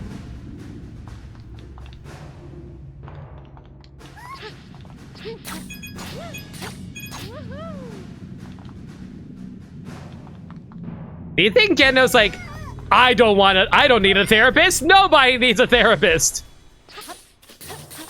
Oops.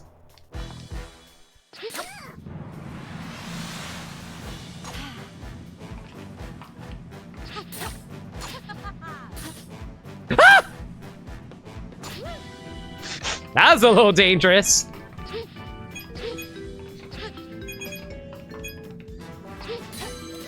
There are no adults in Ava, just older children, just like real life. Facts, though.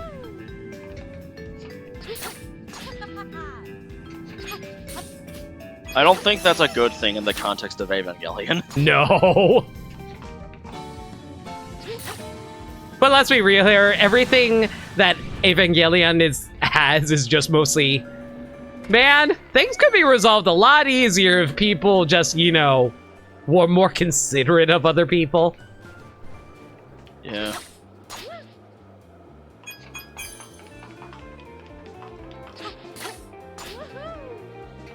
Haven't found another ninja thief yet. Also, hey Duskbringer, how you doing? Another day, another Eldritch horror brought to the world. And therapy is not part of the Evangelion budget. Ugh. And what's the worst that'll happen? The apocalypse? We did it. Third impact. Well, Apocalypse was so nice they caused Apocalypse 2. Technically, fourth apocalypse.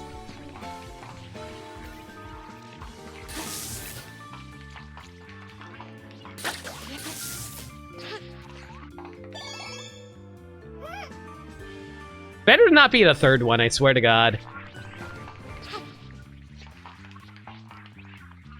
Sorry if I'm taking it slow, I'm just making sure I don't miss the thief.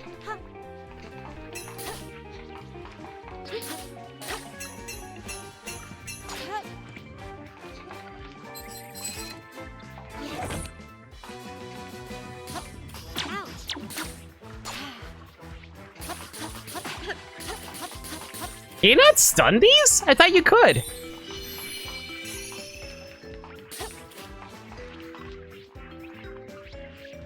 Oh, you have to go from the behind. Okay, there you go.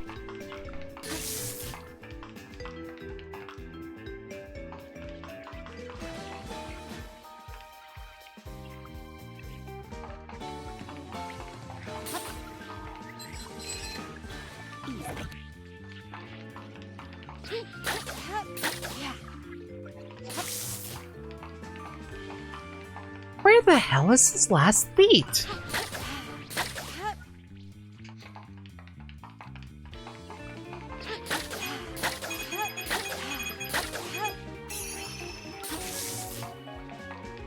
Why do I have a feeling there's a feat to the left over here? Really? It's not? Where the hell is it?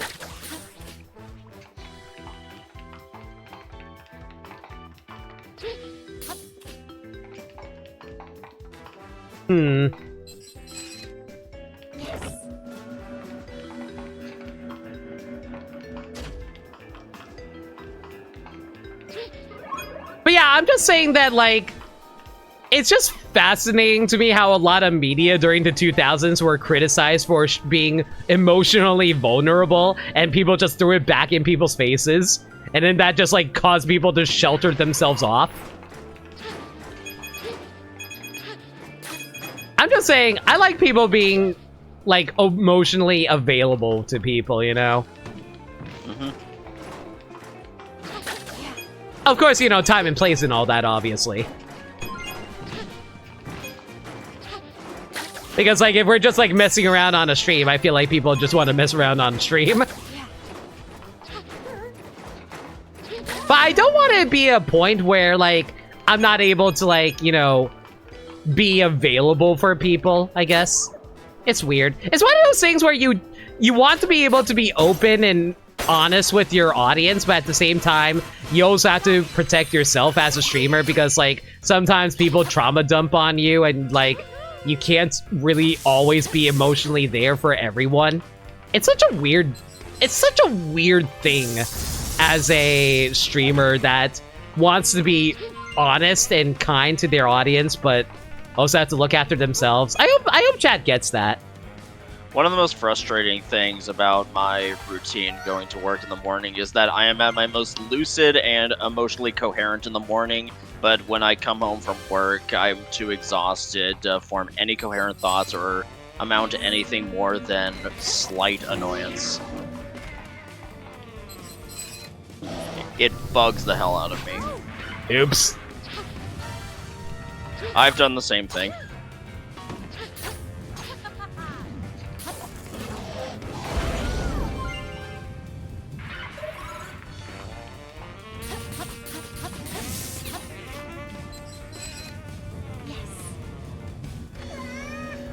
I love how that guy actually stops and is like, no, stop that! This is not allowed!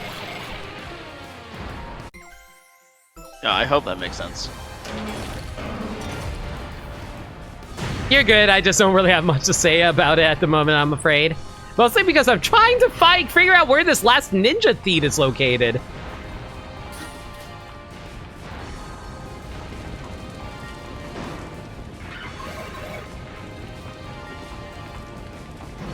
You should play Persona if you're a fan of RPGs.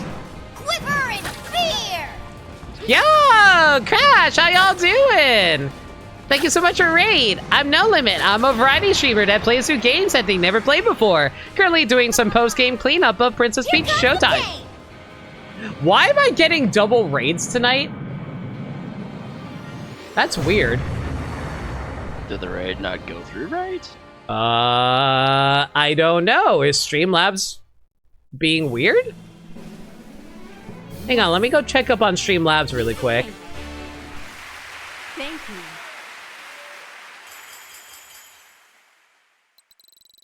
Yeah, for some reason, Streamlabs is marking every raid as a double raid for whatever reason.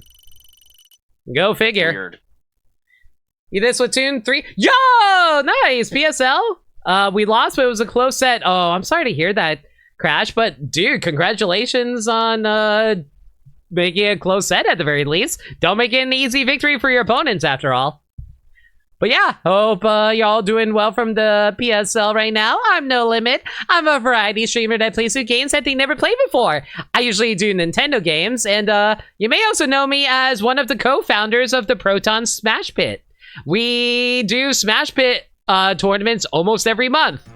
Well, most every month. We're actually getting ready for the Smash Invitational soon over at John's. If you guys want to check that out, consider hitting up the Smash Pit. I think the Smash command's just Smash Pit. Yeah, there you go. But yeah, Crash, if you need to go chill out, do what you gotta do, feel free to take care of what you gotta do to relax yourself. Thank you again for the raid.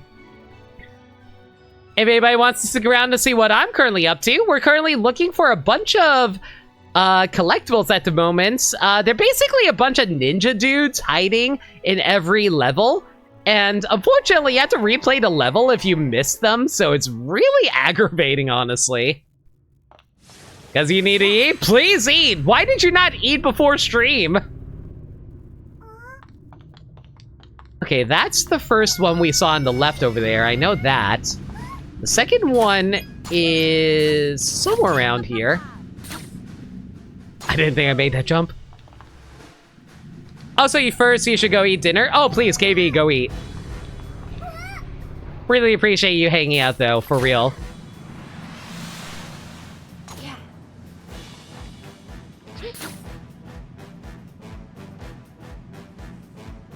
Like, for the love of God, chat, if you haven't eaten yet, please go eat food. Please take care of yourselves. Like, my whole discussion about Evangelion is literally, please self-care.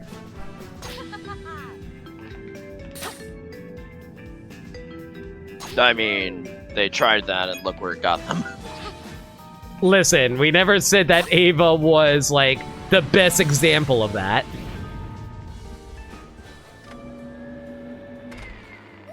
Just, you know, self-care responsibly. I think the better moral is that they need actual therapy. That too?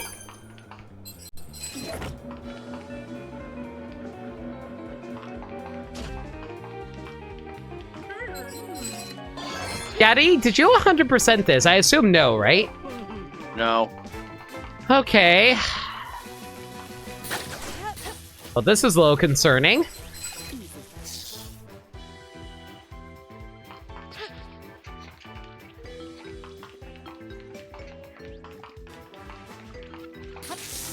This was too much of a hassle after everything the game already threw at me. I just said fuck it. I feel that. Okay, I know this is where the second one is. I just don't know where the third one's located. We're sure he's not in a secret room, right? KV said they're not located in secret areas. Feats cannot be in secret rooms. Then where the hell is it?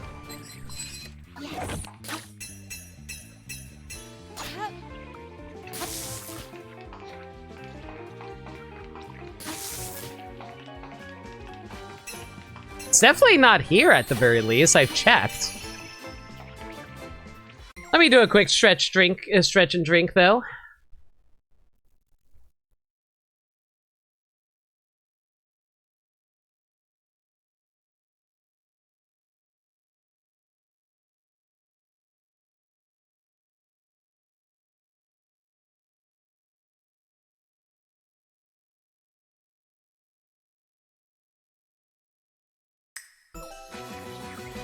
All right.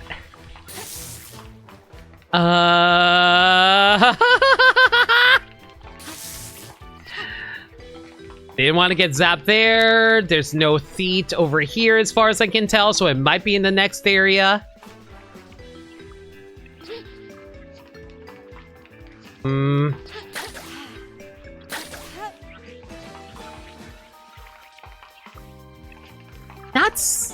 I'm not seeing it anywhere.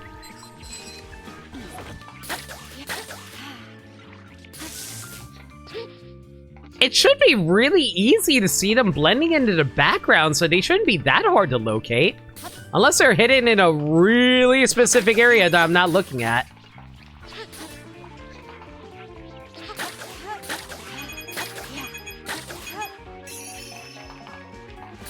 It feels like this is like the last possible area it could be located at, but I'm just not seeing it.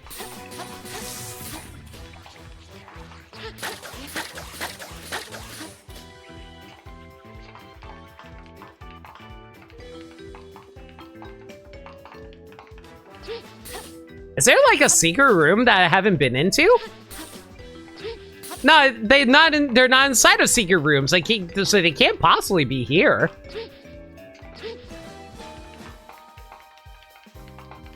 Oh my god! Actual Ninja Boy actually doing its ninja skills by hiding in the background somewhere.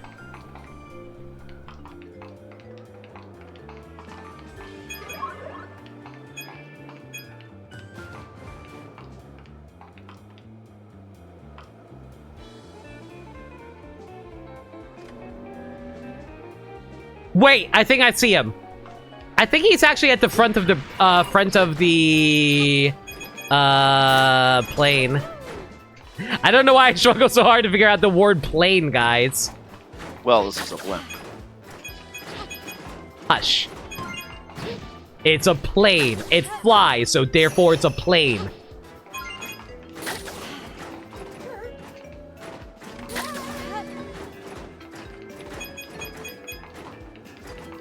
No, that's not it. What? Where is it? It's not down here. It's definitely not down there. I'm losing my mind. Where the hell is this feet?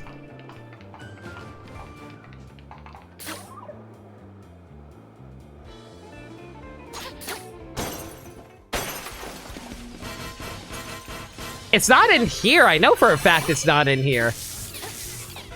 Oh, you're going to hate this one. Am I past it? No. I'm not past it?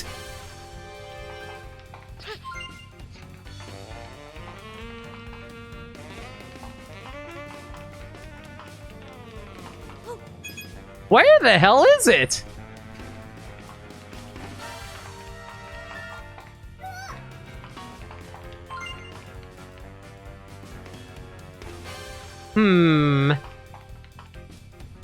It's not down there. I know for a fact it's not down there.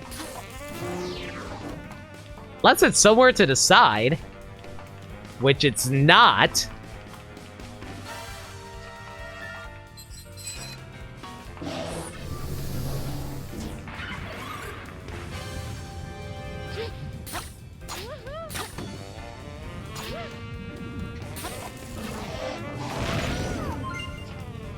It's not here.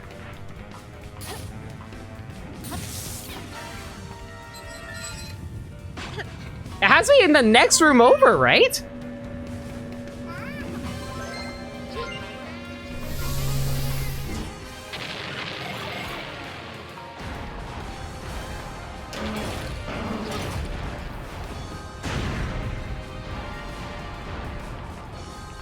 Okay, so it's not here.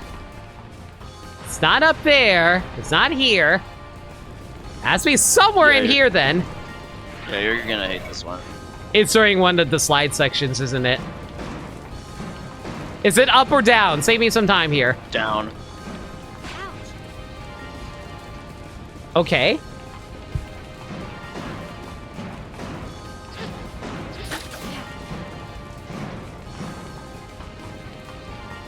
Is it somewhere like here?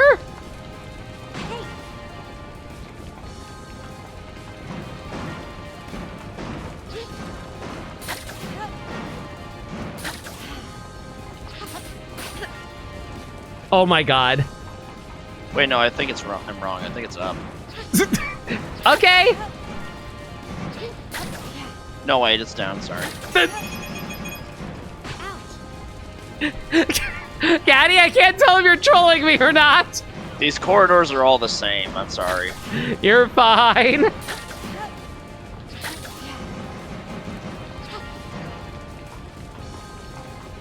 Mother trucker! Are you kidding me? That is so rude! Why would you put him here of all locations? Like, this is the escape sequence!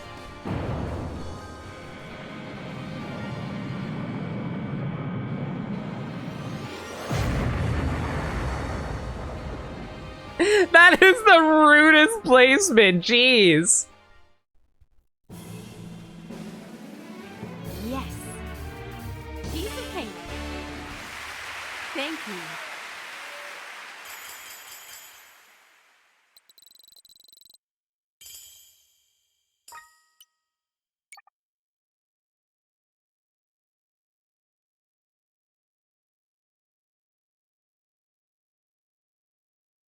Random, but the ship had his Grape's face. Didn't even notice. But cute. Makes sense. Okay, next up. Showtime. Kung Fu.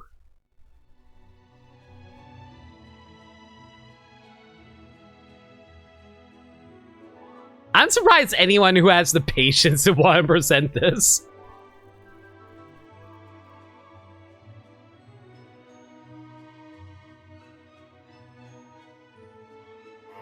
Like, I will say this, I am actually enjoying replaying the levels again, because you can just, like, after you find the feats, you can casually play through it, and then just, like, it just feels fun going through to play on your own. I enjoy that. But at the same time, it just feels super...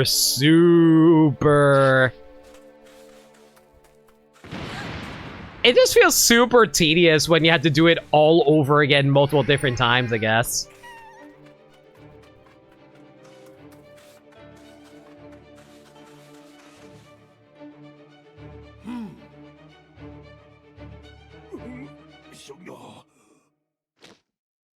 It also doesn't help you've already played through them multiple different times at the start to collect all the sparkle gems. I admire the speedrunners who have the... You know what? I just realized something. Playing through this game is like speedrunning. You gotta do it perfectly first try, or you have to restart every single time. It's a metaphor. Good Feel is trying to teach us, no, stop trying to speedrun our games. It's not good for you mentally.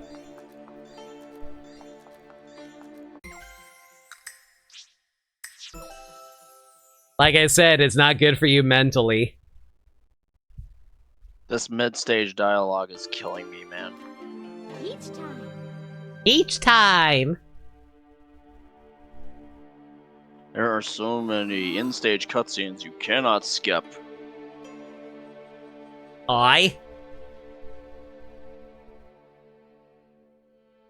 Give me a quick sec, guys. I'm just testing something really quick for Gaddy.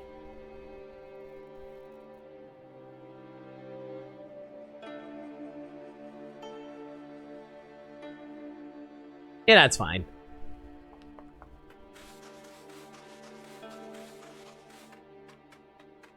You saw this in Kung Fu Panda, you think? Hey, Led.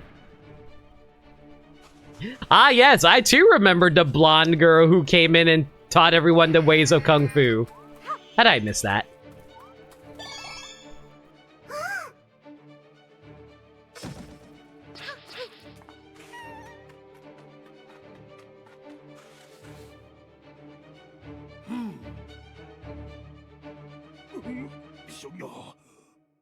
I wonder if anyone would actually take this to GDQ and they'd be like, oh, hey, yeah, there's a lot of stuff you gotta replay through. I don't recommend anyone actually playing this game.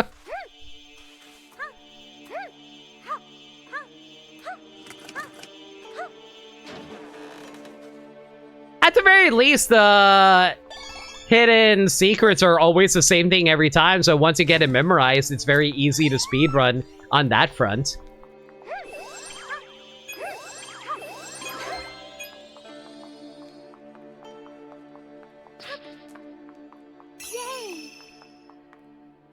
I didn't remember that was there. I was just double checking to see if there was a feat.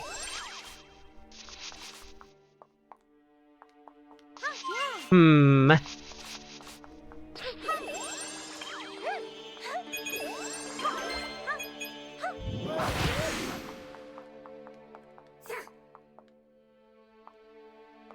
Okay, so there should be another one somewhere around here before I get my Kung Fu outfit.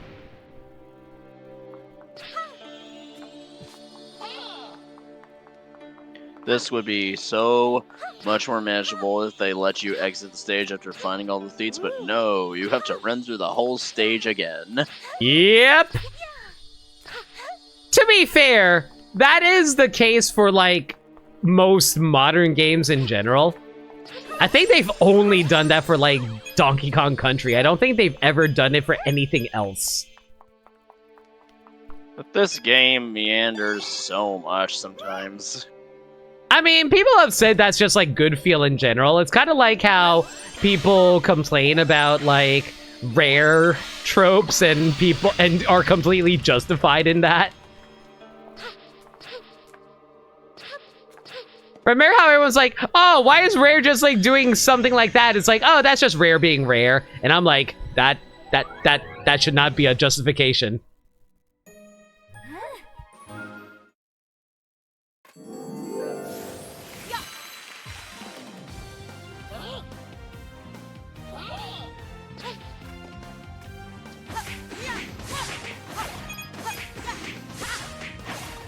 Can I just run? Oh, thank God I don't need to deal with this garbage. At the very least, I can skip out on fights if I don't want to. Some, anyway. Rare being overly aware of themselves, constantly having completion percent to 101% or more. And that's actually one of the more annoying aspects of Rare, not gonna lie. I feel like if you're going to make a game 100%, like a well-known for 100% completion, you can at least make it not obnoxious to go through. I acknowledge, like, Bubble Glue Swamp and, like, the whole Turbo Trainer situation in, like, Banjo-Kazooie and stuff like that, but in Princess Peach Showtime, it's every stage in the game. True.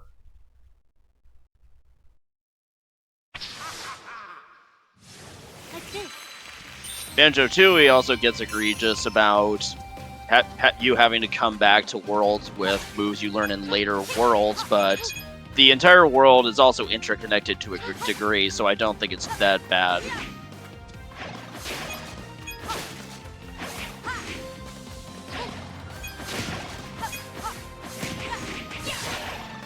Or at the very least, it could be worse. Here's my question. How did you not jump on that? I don't know. How many Good Feel games have you played? I don't think many. Have you played Kirby's Epic Yarn? No. Okay, have you played... Not Get It Together. Not Smooth Moves. Shake It! Wario Land Shake It! Yeah, I love Wario Land Shake It. How'd you feel completing that? I didn't. That explains. That explains. Is there a problem? No, just like seeing, like, from what I've heard, completing any Good Feel game is just like an ordeal. And not necessarily because it's hard, it's just very tedious. I am surprised I didn't fall off there, honestly.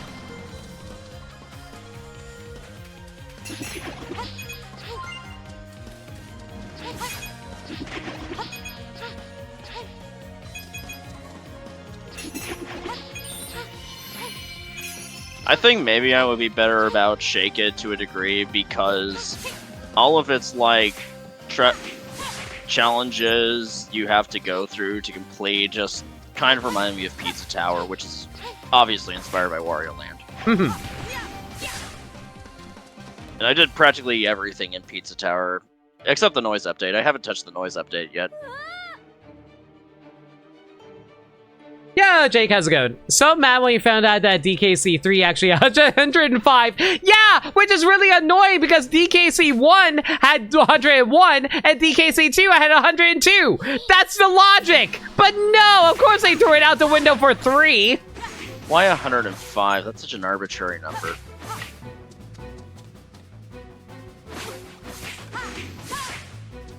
Like, the only acceptable percentages to me are 101% and 200. That's it.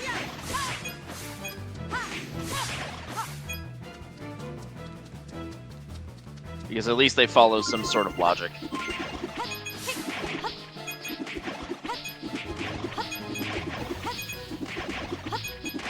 It's like 101% is like, oh, you've gone one step further beyond 100%, and 200 is like, oh, it's like 100% more than 100%.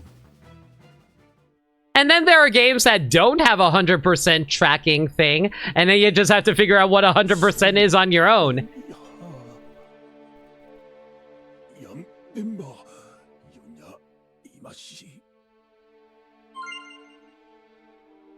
I've said this before, but Kirby's Epic Yarn is the perfect sick game. You finished it while you had a bad flu and it was great. Yeah, it's a very cozy game. Like, that's basically good feel games in general. They're very fun games that you can just relax with. But if you will try to complete it, that's another story.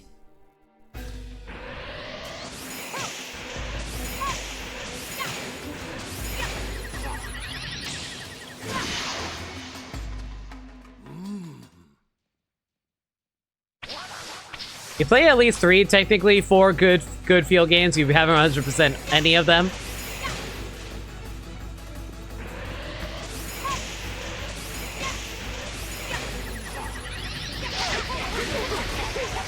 You have to cheat to make the levels harder and get 105 in the first place. Wait, I forgot how you do that, but yeah. And then look at Binding of Isaac completion being complete BS. Is there actually 100% completion for Binding of Isaac? Thank you. I've never played Binding of Isaac, but I'm surprised. I thought that was like one of the first roguelikes. And the save file track says, good lord! How the hell do you complete that game? Hey Liz, how you doing? How goes the ninja hunt going? Not too bad. We're on the 4th floor. It's only been like almost 4 hours, which is actually pretty fine. We're almost done with the 4th floor even. Let's play.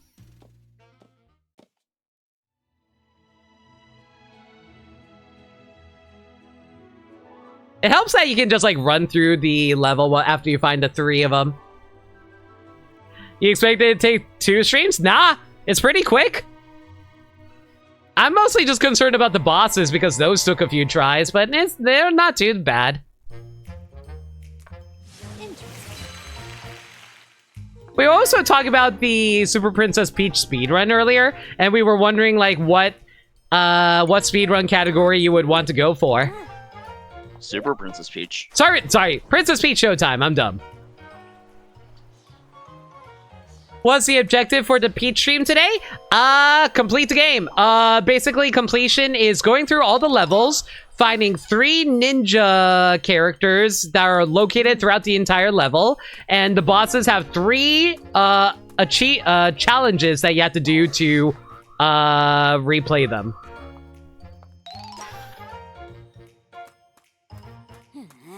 And apparently there's some Oso in the basement as well, but I'll worry about the basement ones later.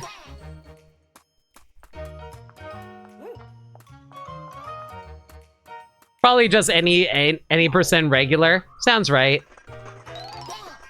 But there's also like we found out there's actually 2 versions of it.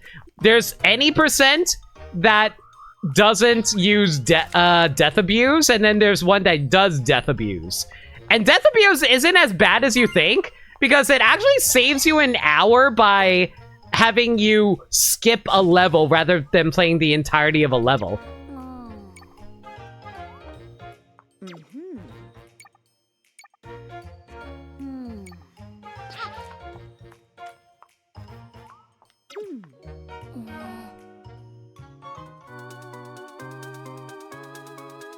You have to look up how death abuse works. Basically, you get that bonus heart at the first floor, and it basically allows you to, if you die twice in a level, it lets you just skip the level.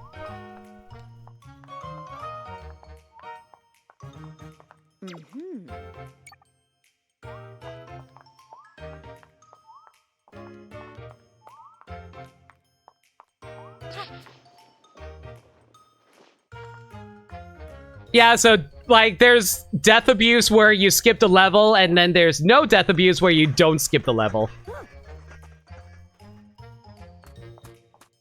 Apparently, by death abusing, you actually save an hour. That's how much, like, skipping levels saves you time.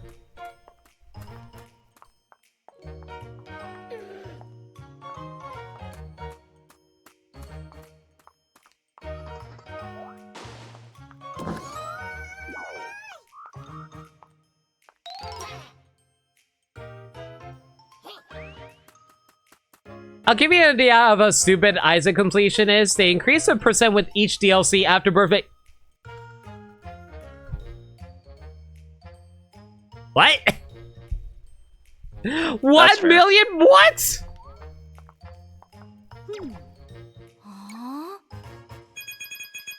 Yeah, I'm never completing Binding of Isaac. I wonder why. I can't imagine why. You don't like roguelikes, Limit. Listen, I played Side Order. And? I played the roguelike in Xenoblade 3. Does that count? Okay, but how about roguelikes that aren't Nintendo? I'll play Hades eventually. You should. It's a good game. I heard.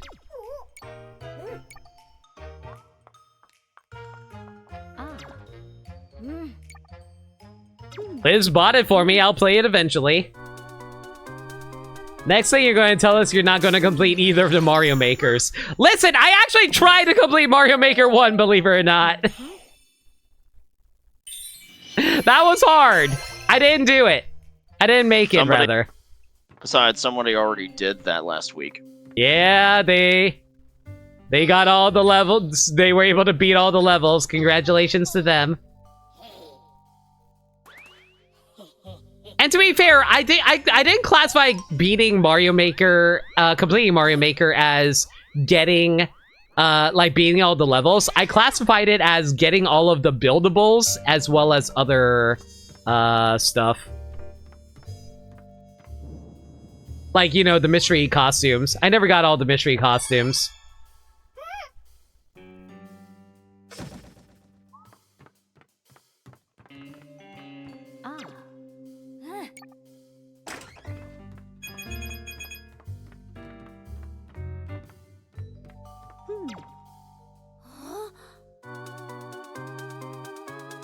Please tell me this saves me time if I just, like, examined it first. Okay, good. You missed Mario Maker 1's costumes? They were so charming? I think that's actually what ruined Mario Maker 2. Mario Maker 2 didn't have many updates, so it just, like, stagnated and died. Which is really, really depressing to think about. I feel like Mario Maker 2 could have survived such a long time if it wasn't for them just having, like, next to no updates. It got, like, 2 updates and then it just stopped. I feel like they were actually working on building a Super Mario Land theme, too, but then they ended up... Super Mario Land, Super Mario 2 theme, but they ended up just stopping after a while, which is really annoying. I would have killed for a Super Mario 2 theme. Like, they gave you a Super Mario Bros. 2 outfit that you can transform into in Super Mario Bros. 1, but it's not the same thing. Because if you take damage, you lose the ability to do it anymore. Like, you know, be able to stand on enemies, pick them up, and throw.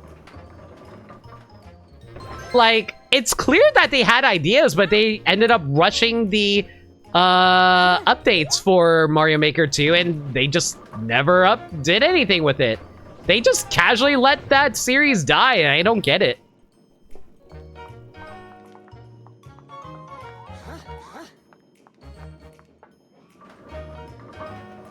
I also like using the Wii U gamepad rather than the controls on Switch. I agree.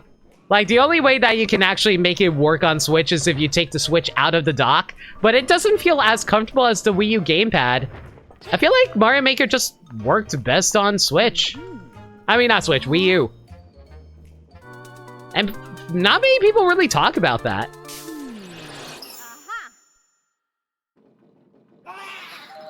Everyone's like, oh, you can just play Mario Maker 2 on Switch. And I'm like, it's not the same experience.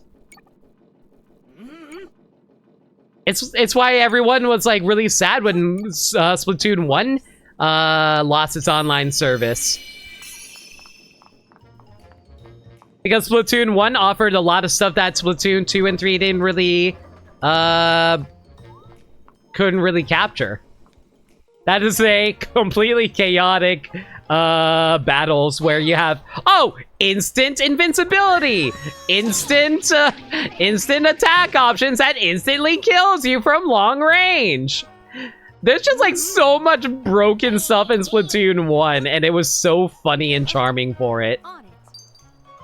It's also where you can get the Squid Girl outfit, and I cry about that every single day.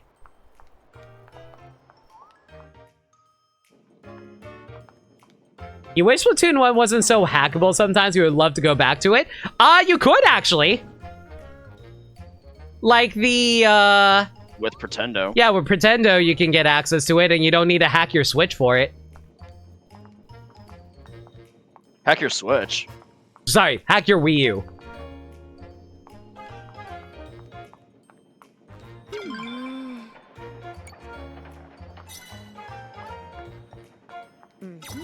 Like, specifically on Wii U, they figured out some shenaniganry with DNS changing that allows non-hacked Wii U's to access Pretendo. Yeah, so like a bunch of people basically use Pretendo to play Splatoon 1 nowadays. I think the only thing that they're really missing is like Smash 4 at the moment, so they're working on that.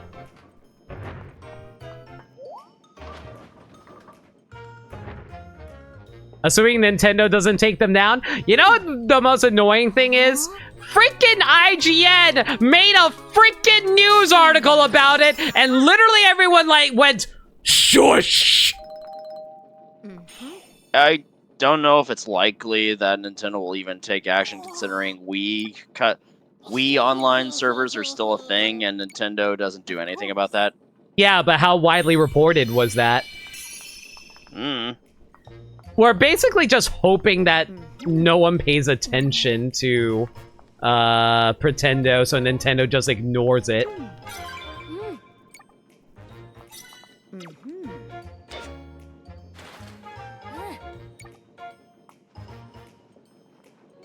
Stop bringing attention to this!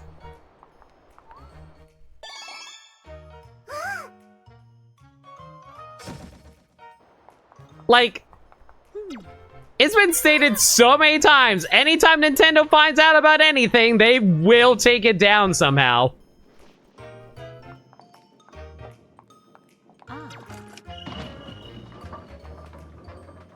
Please delete all IGN reports on Pretendo, functionally.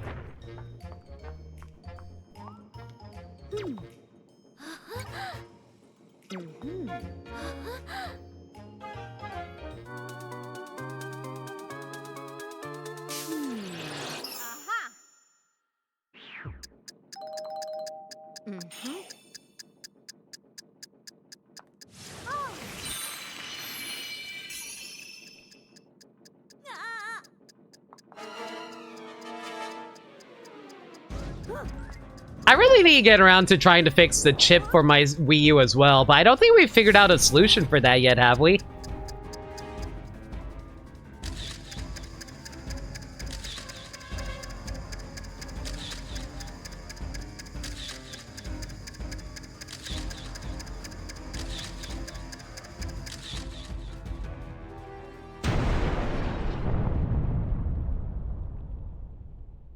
Ba-boom.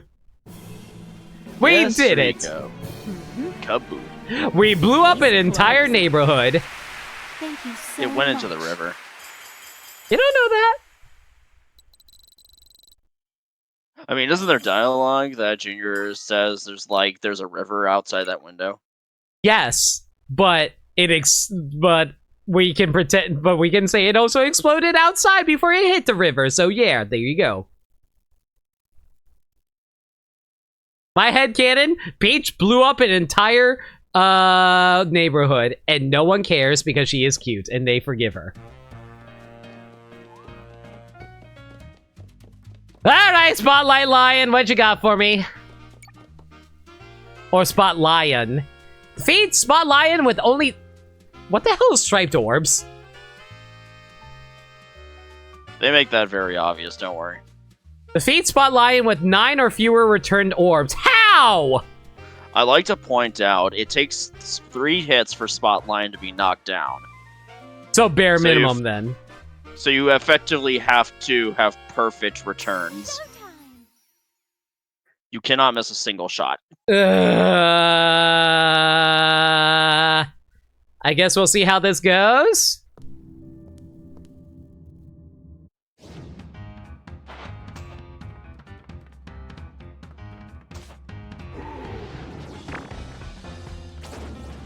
Oh, those are spotted orbs, okay.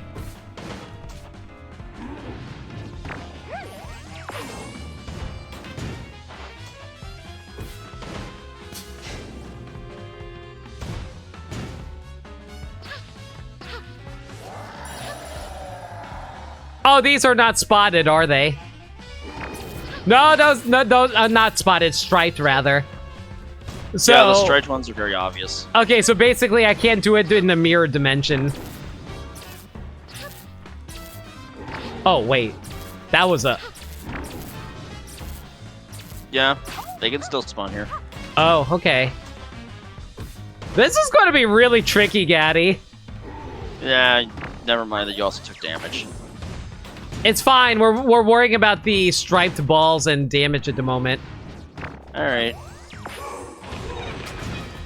That's our main goal at the moment. Thanks, pal. Yo, Satigo, thank you so much for your follow. Really appreciate it. Glad you're enjoying the stream.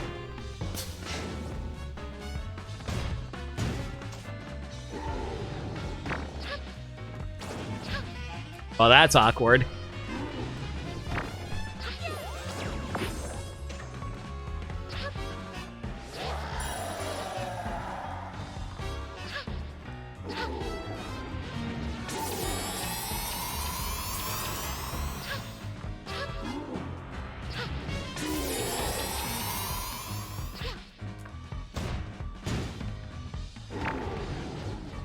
I've hit that.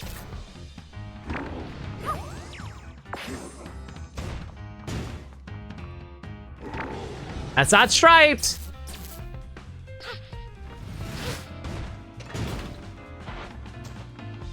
Oh, please give me an easy one, please.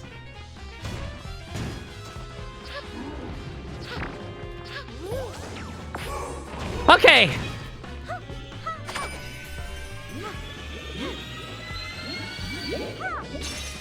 This is fine. This is actually a lot easier than I thought it was going to be, actually. As long as I don't do anything stupid. Okay, can't do anything about that. That's fine.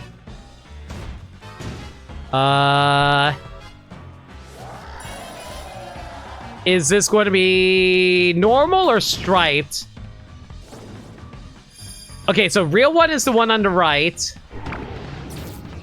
I'm going to miss otherwise. I can't. Like, I'd rather go for a more guaranteed shot if I can help it.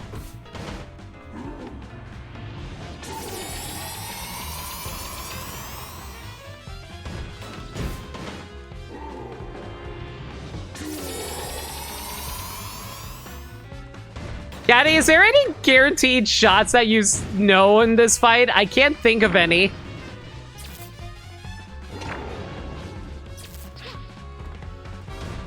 Ugh, that's so dangerous. I don't trust myself missing. I mean, I just watched the path of the orbs.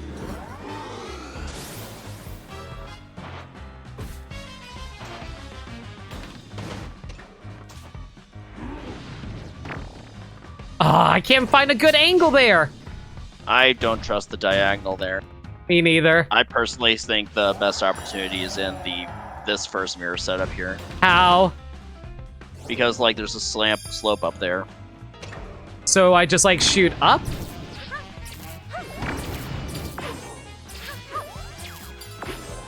Okay, that's 2. I just need 1 more. Okay, this is fake.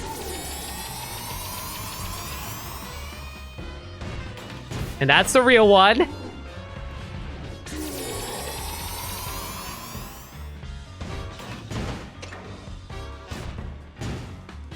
I hate this setup.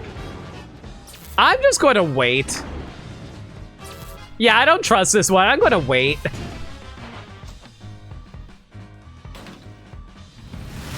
Which one's the real one? I forget. It's The on left the very one. far left. Okay, gotcha. Oh my god, how did that not hit me? Like, he actually straight up touched me there.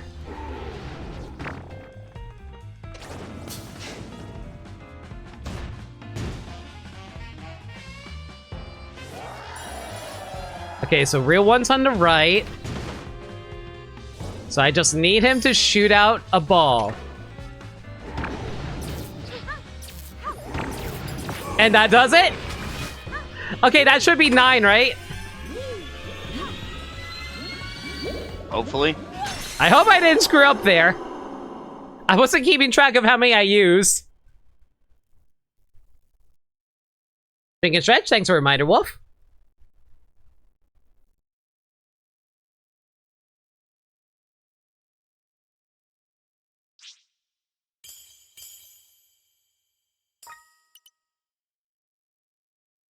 I mean, to be fair, I was able to do it first try, KV, but that was a lot of patience on my part. I had to find an opportunity to get in there. Let's play.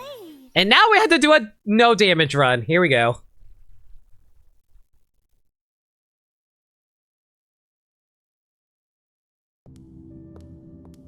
At the very least, we don't have to, like, worry about which ball we hit back anymore, so we can just, like, casually send anything back.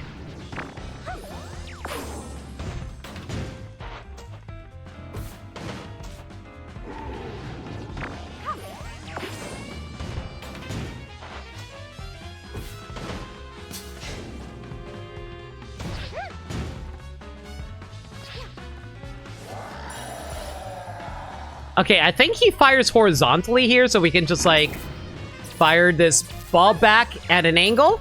Like that. There we go. I never noticed there was actually a difference between the, like, non-striped balls and the, striped ones, honestly.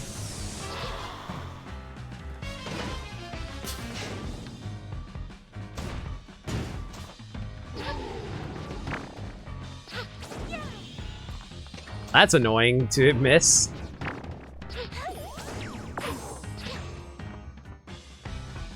Where's the laser coming from again? I think it's like here, right? So I think I'm safe standing here. And I think I'm safe standing here?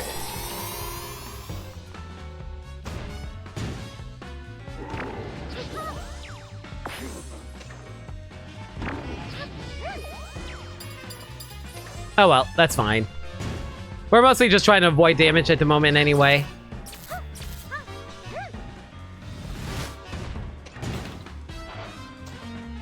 I'm so tired of how much waiting you have to go through for the stage to realign itself.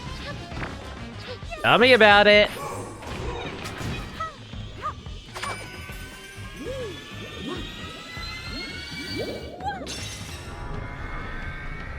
The striped balls in specific were so specific, I feel that. Okay, he's going to attack diagonally. That didn't hit him. I don't know how that didn't. I don't even know if it's possible to make a shot when he does that. I hear ya.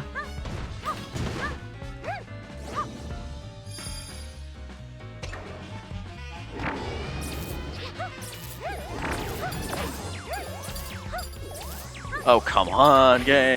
I hate this game!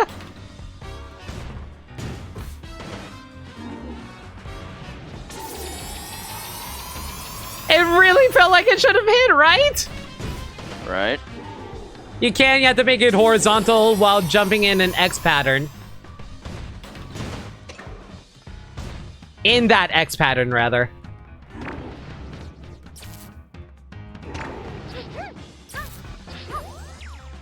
What? How did that not hit it?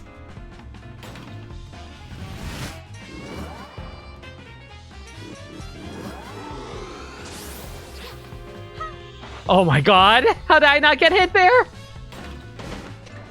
Great question.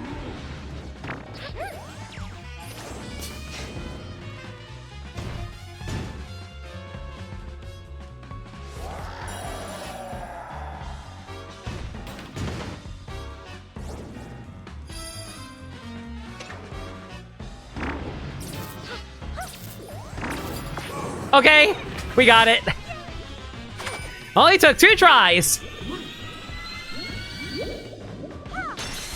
I legitimately do not know how to pounce in and hit me. Real talk.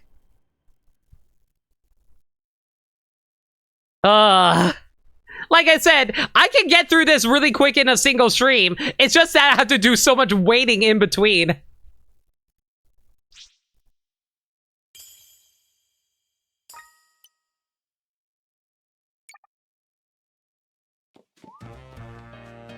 All right, final floor, guys.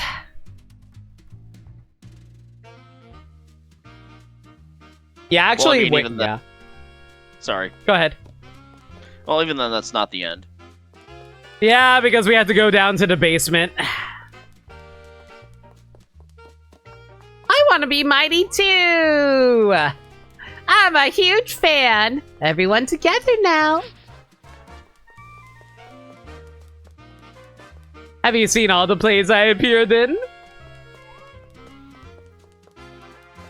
Which play? Which play? Mighty Mission, let's go.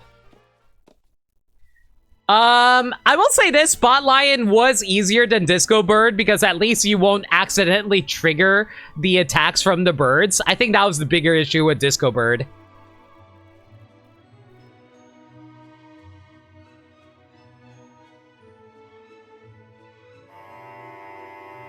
Snoot, famously not a hitbox today. But how am I supposed to boop the Snoot if I can't? If it has no hitbox, no boop Snoot. Man. I think visually speaking, Mighty Peach might have the best stages for me. They're just a lot of fun. A lot of fun sci-fi backgrounds. Like, look at that planet! It even has, like, lit up, like, lava sections for whatever reason.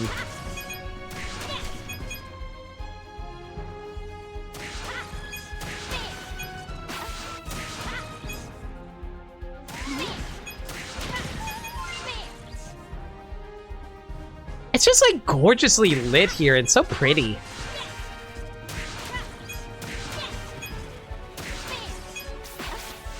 Tips.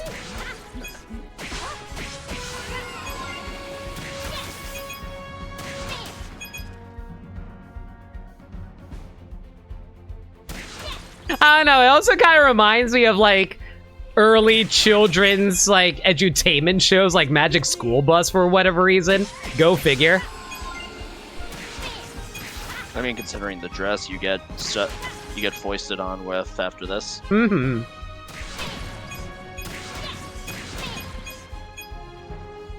Seatbelts, everyone! Can we please have a normal field trip? With the Peach? No way! Aww!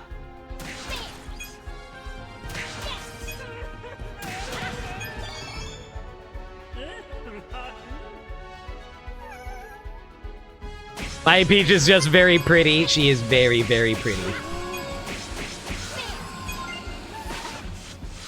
Whoops. Oh well. Well, I guess that guy's dead. It's okay. We didn't need to save him anyway. He knew the risks.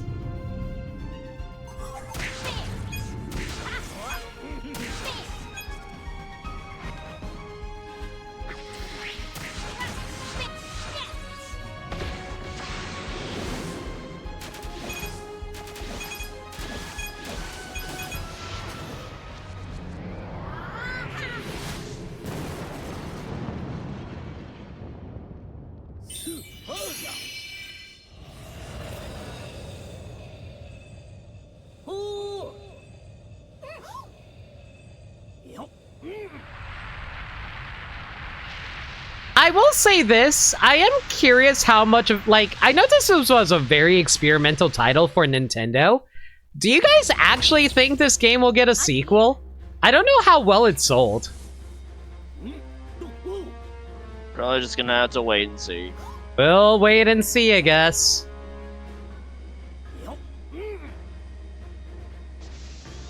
It feels like whenever they want to go with, like, an experimental title, they usually throw it over at Goodfeel.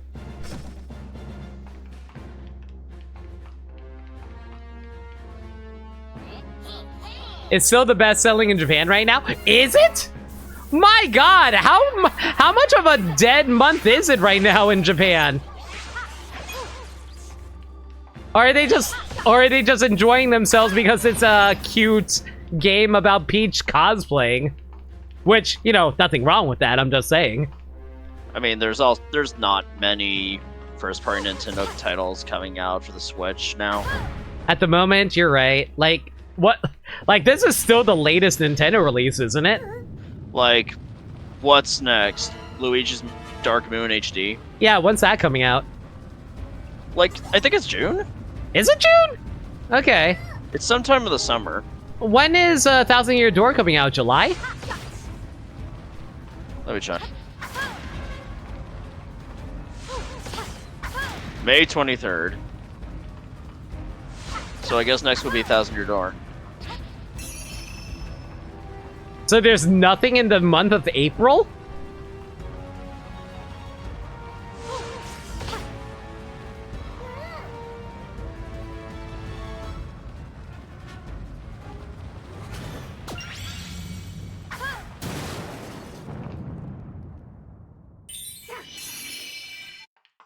If I didn't see that one, I would have been very embarrassed.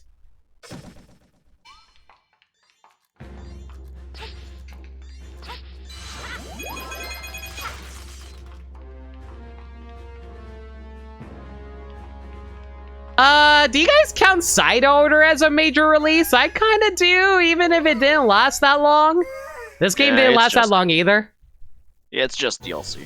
Yeah, but they sometimes treat DLCs as major updates, like major releases anyway, though. Usually if it's like a main campaign, they treat it as something important.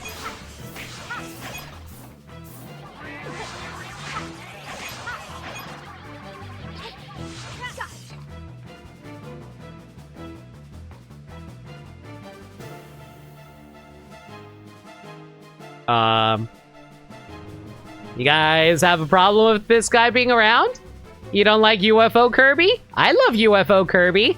Here, you know what? I'm gonna keep him for my own. My little buddy, UFO Roid. We are going to travel the galaxy together and we're gonna be the bestest of friends. And now he's gone. It's okay, I didn't need a friend anyway. Who needs friends in life? I don't.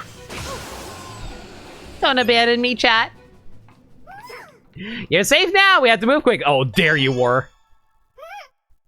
How did I miss that? Alright, well, that's everything.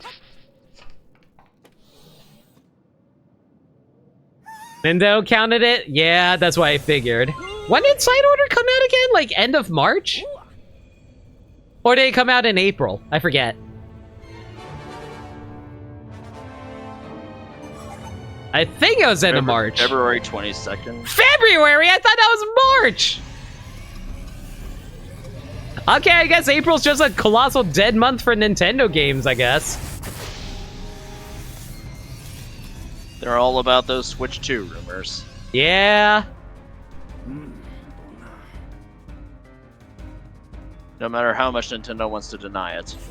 I think that might be the reason I feel so bad lately. I've just been feeling so depressed because there's nothing to look forward to recently, and I realized, oh, it's because there's like no Nintendo announcements. Big woman. Oh, so my god, Peach thighs.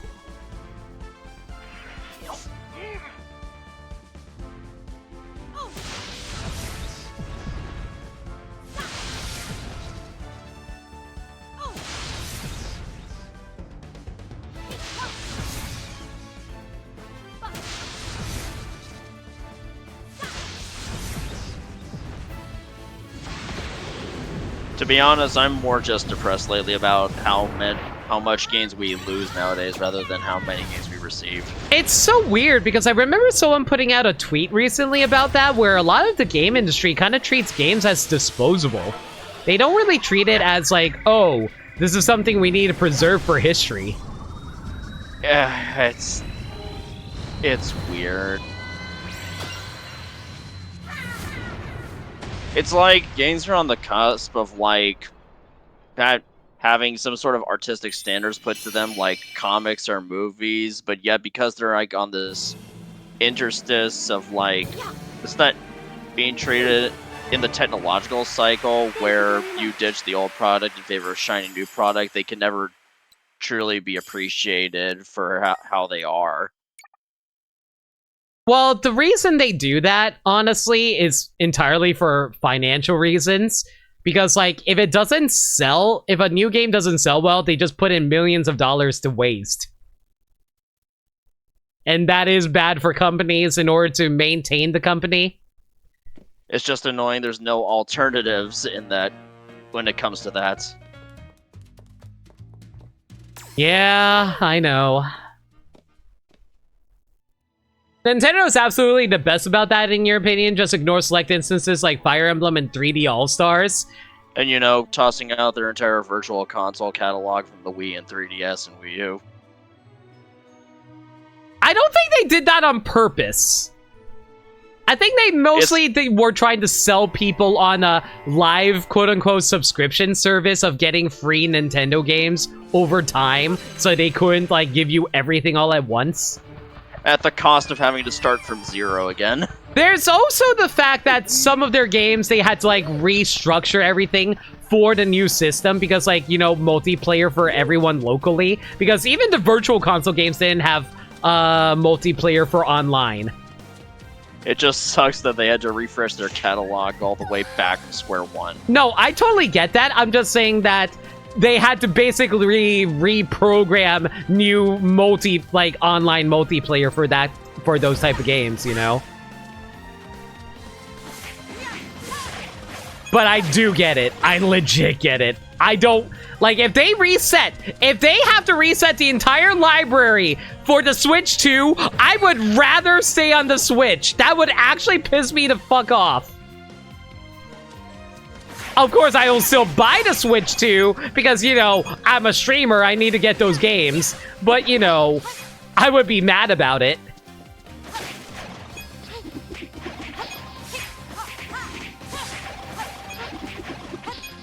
Honestly, if they want to keep the live subscription feed going with Nintendo Switch Online, they may have to... I feel like they might have to rebrand it at some point to, like, Nintendo Classics Online or something. If they're not planning to just keep it on the Switch, assuming that the next console is not just like the Switch 2 or something. No, I legitimately believe it's the Switch 2, but like the best way to look at it is like I think it's mostly just going to be like, it will feature new features, but for the most part, it's just going to be an upgraded Switch, you know what I mean? Yeah, I just meant insofar that they have to change the name for the next console, you know? There are because rumors, yeah. Because then you can't call the service Nintendo Switch Online. I mean, you could still call it Switch Online, it just would be an offshoot of the Switch name. You know, kind of like Wii U, but hopefully not as stupid.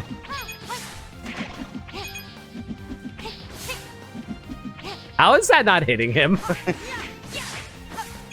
Man, don't you love 3D space?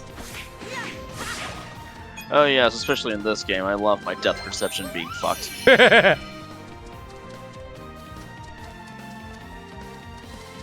They probably just advertise it as an iPhone upgrade. That's what I think they're going to advertise it as. But I feel like they still do need to come up with a name for it that isn't confusing like the Wii U.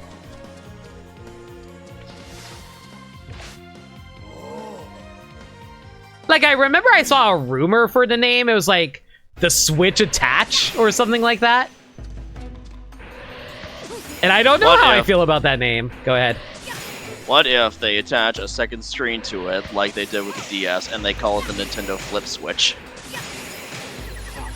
Mighty Flip Switch champs. Like this. I would actually be okay with that because then they can easily like port over DS games, including 3DS. Yeah, but given how they're going with like Dark Moon right now, I don't think that's in the cards. That's true. I will say this, I am appreciating them porting over 3DS games. They're just not porting the ones that we want. Uh-huh. Look at you, Kid Icarus.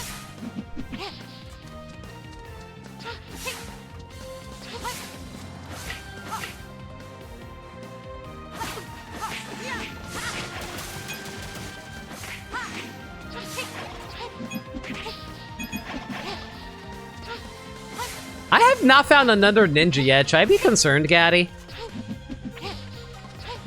I don't know, I didn't make it to hide and seek at this stage. Oh, here's one. Please don't be 3. Okay, we're good.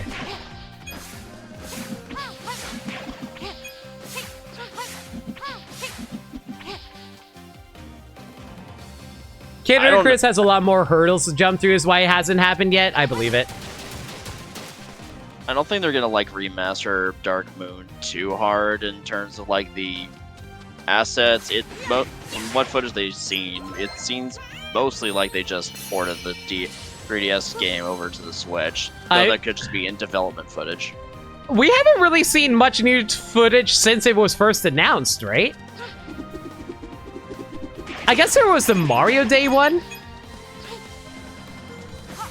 Yeah, there was a Mario Day footage, I guess.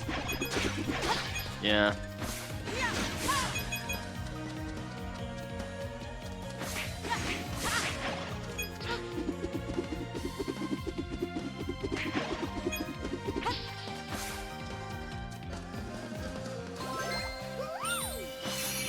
They definitely did. I know they changed out the models. I don't know how much they changed out the backgrounds is the question. Here you are. Sir! Speak? Thank you.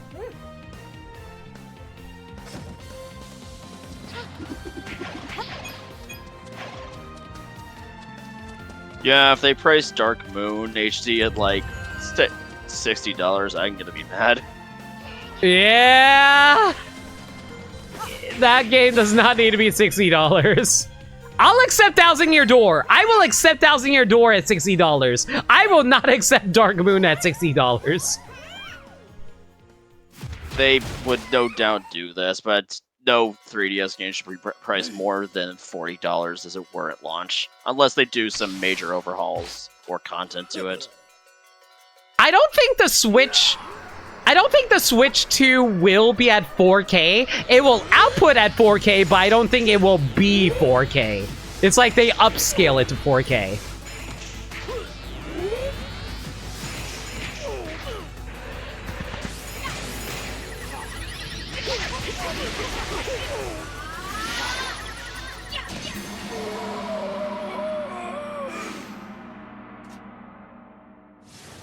I also think they will probably give us some better Joy-Cons. Like, improved Joy-Cons that don't drift. They're never going to hear the end of it if they don't. Yeah. Thank you. Same for their Pro controllers, honestly, because their Pro controllers drift as well, which is really annoying. They don't take as long to drift as the Joy-Cons, though. They don't. But they do drift. I can tell you right now, because my Pyra controller is drifting, and I fucking hate it.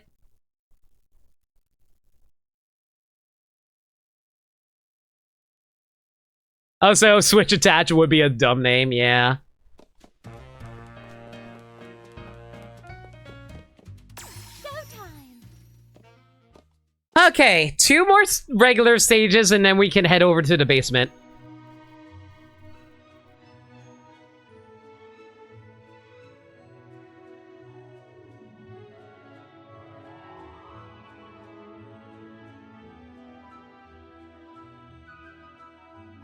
La di da. We singing in the snow. We're dancing in the snow. We glide in the snow. Hey, Gaddy. Do you see what I'm saying? I see some asshole on the parade float.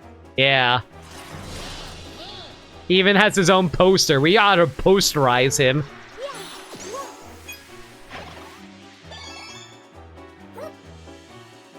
Get out of here! You're not welcome on the Warner Brothers serververse.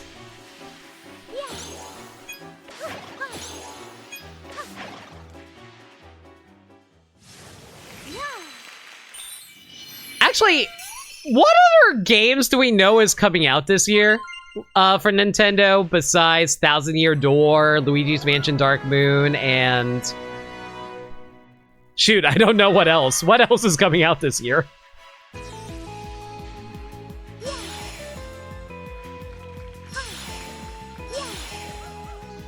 That's all we know? What? How's that all we know? Summer announcements better be packed if that's the case.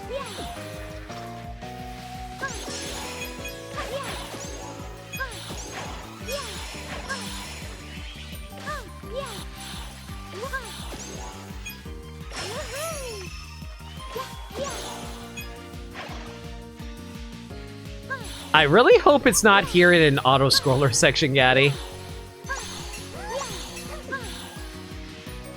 I highly doubt it. That's going to be very concerning if it is.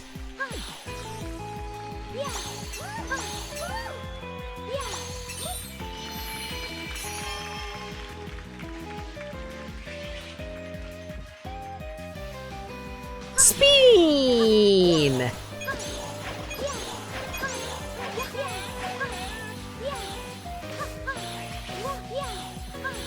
I forgot what you had to do there. Kill the other guy? Oh, oops. Ah, who cares? I'm just too gorgeous and beautiful to worry about any of this.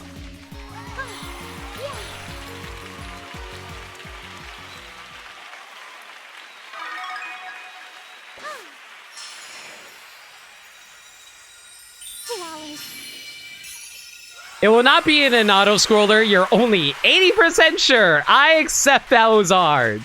I accept those odds.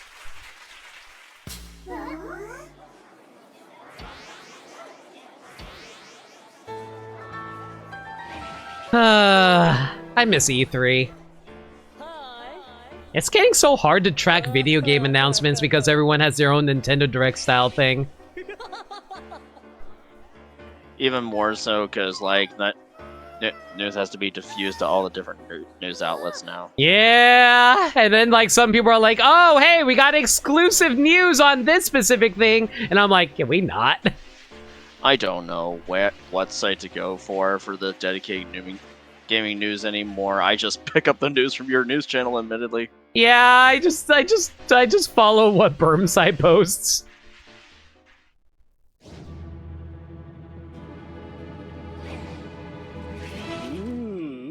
I was wrong. This is the only stage that they're in autoscroller. KV, you're banned. I think we're gonna have to kill this guy. Damn. Nah, it's fine, KV. We'll just redo it. It's fine. I didn't see where it was in the autoscroller, though. At least this is a fun stage. It is very fun. I do love Ice Skater Peach. She's fun. You'll take your ban with dignity? It's very stupid! I don't know why they did this, like, right here, of all locations. Then again, they also put one in the freaking escape sequence during the second Phantom Thief Peach level, and that was annoying as hell, too.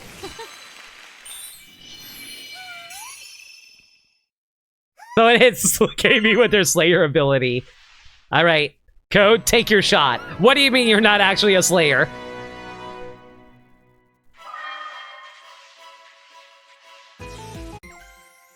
It's not in the back. Can I just tell you? Because you had to look the damn thing up.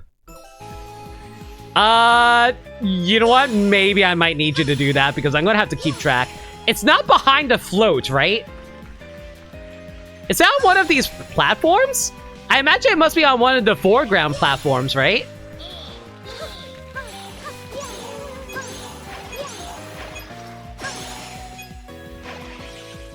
Fuck off with this. What's up? I'm just now looking at these locations. Okay. One of these is fucking mean. Yeah, one is in the audience. What? Oh my god, I just found him! Are you... What? What? What? I'm sorry! What? I glanced down, I saw the freaking square! And I was like, no freaking way. Are you kidding me? Unfreaking believable. I'm so mad about that one. I think it's fine to say the other one since you went straight to the end of the stage, you know? Okay, is it after... Is it after the auto scroll section? Yeah. Okay. And then there's only one other thing to do in this stage after the auto scroller. So it has to be there then.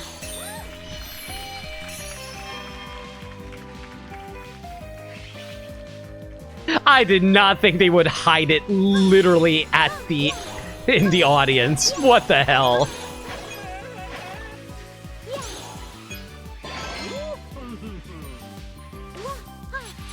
Like, you would not be looking at the audience. That's like, oh my god. They're training me for 1,000-Year Door, Gaddy. Because you had to look in the audience for 1,000-Year Door. Why? So you can see Luigi? Yes, and that and nothing else. We're just there to stare at Luigi and appreciate him because he's a good boy. I can't tell if you're fucking with me or not. No, okay, because the audience members throw stuff at you. Yeah, I know that. Yeah, that's why you had to look in the audience for 1,000-Year Door. It's like, I don't remember a gameplay context-sensitive major event that happens in the audience that you need to watch out for. Like, you gotta see if they're going to throw something at you, and you gotta see if it's an item or if it's going to be a damaging item, because that can actually kill you at some point. Mm-hmm. But holy cow! In the audience! That is so rude!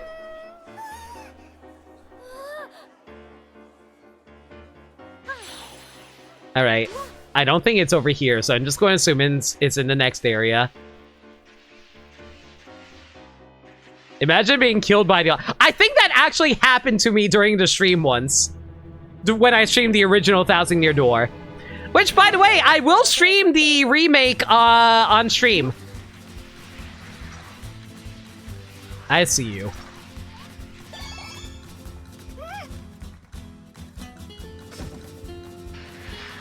You just had war flashbacks when you saw it? No, it's okay.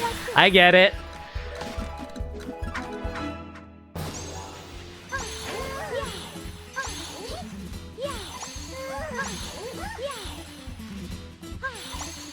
I honestly would have had a hell of a time finding it.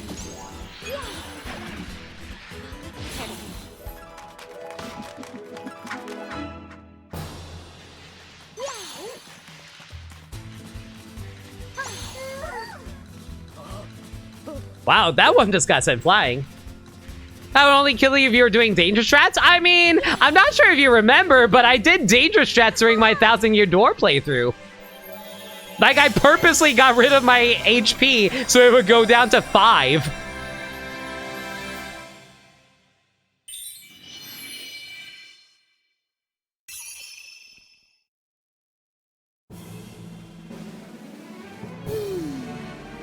Beautiful. Thank you so much.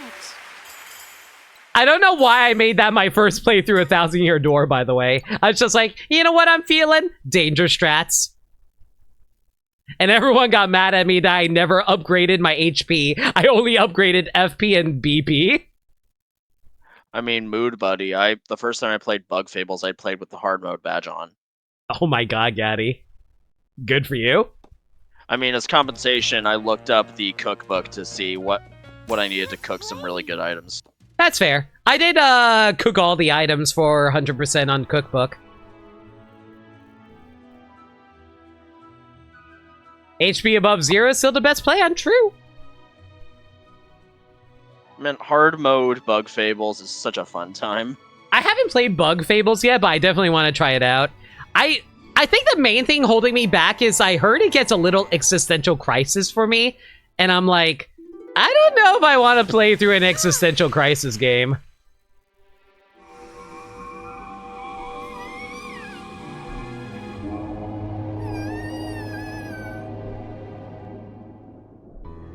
I don't know. I just been in a weird mood lately when it comes to consuming media. Like, do you ever, like, is it weird to say I'm at the point where, like, I can enjoy all kinds of different media, like I can appreciate dramas and stuff like that, but if I consume too much serious drama stuff, it kind of brings down my mood and makes me kind of miserable. And it's not that, like, it's like, again, it's not that it's bad stuff, it just, like, you just get into a weird mental state and you just don't feel happy about a lot of stuff if you consume too much of that type of media. Because you think about your own life too much, and then that just, I don't know. Maybe I'm overthinking it.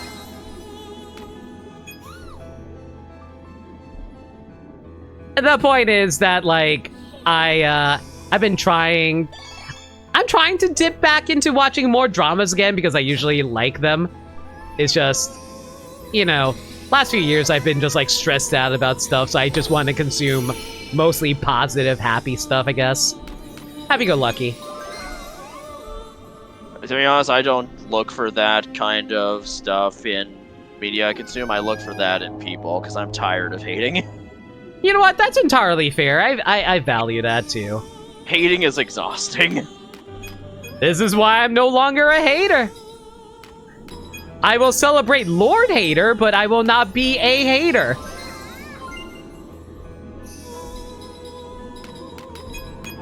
Man, drawing's so hard! Artists should be well compensated for their work. And other things people don't say. Apparently. Okay, I'm just going to assume it's not in this auto-scroll section, because KV said that the only auto-scroll section was the ice skating one. Also remember, the fish only needs to pass over the things. Yeah, I know. Like I don't think you need to hold the button, right? No, you do actually have to hold the button for it.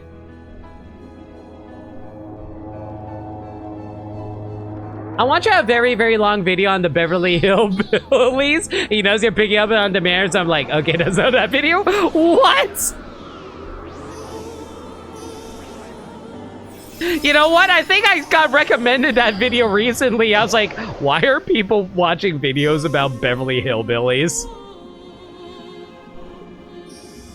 My concern with media consumption right now isn't what kind of consume, it's how much time I have. That's entirely fair.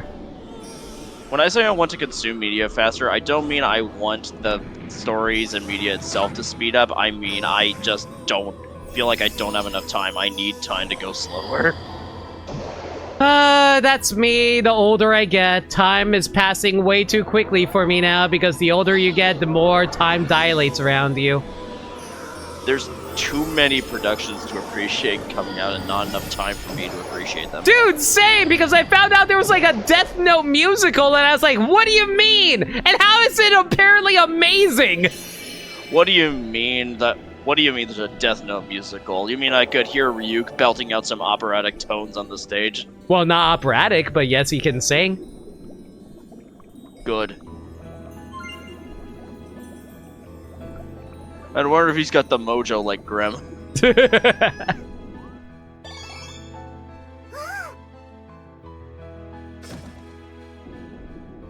I just realized I missed the first one. Ah, well, who cares? I can worry about that later.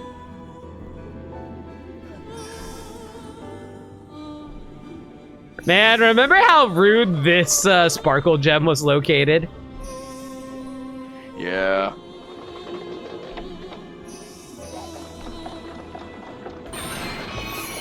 They also do love. They love doing musical adaptations over there. True. I'm just surprised how well it apparently works. Be watching limit stream at 2.0 speed. Okay, well, I'm just going to have to speed through this as fast as I can. This is how we're streaming right now. We're going to be able to give you all the content that I can possibly bring for you as we chatter about all kinds of different stuff. Let me tell you about my day. Why am I going all robot-y with that? Speaking of consuming media, you finished the first half of Mario vs. Donkey Kong earlier. Now, all right, Mario vs. Donkey Kong. I still haven't picked that up yet, actually.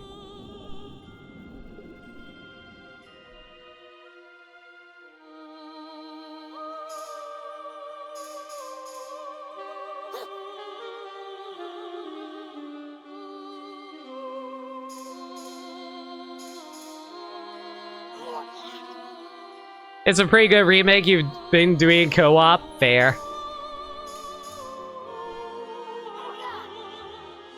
I still really find it funny that John was playing like a VeggieTales version of Mario vs. Donkey Kong, and he's like, you know what? I might like this better than the remake.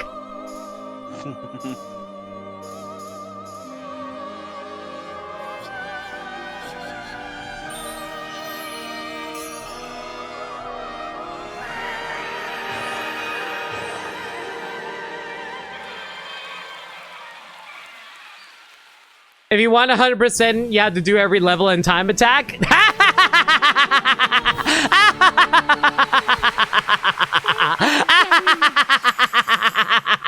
No.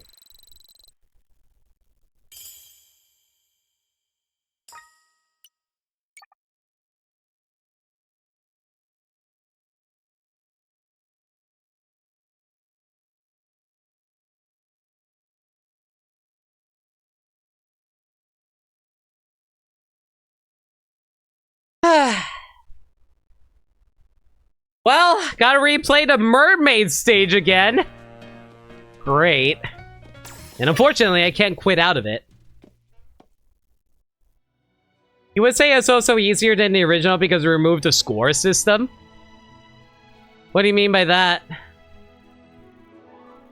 Was there like oh, you gotta get a high score or something and it counts as completion?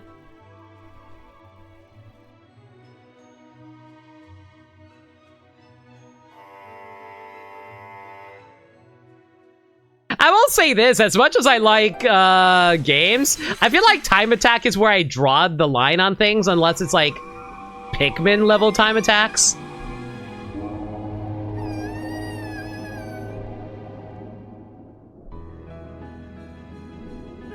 Oh my god, you were literally right at the beginning. I'm so mad.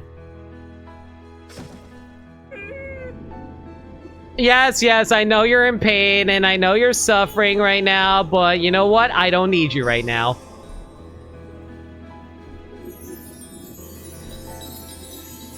Yo, Silver, how's it going? Hope you're doing well.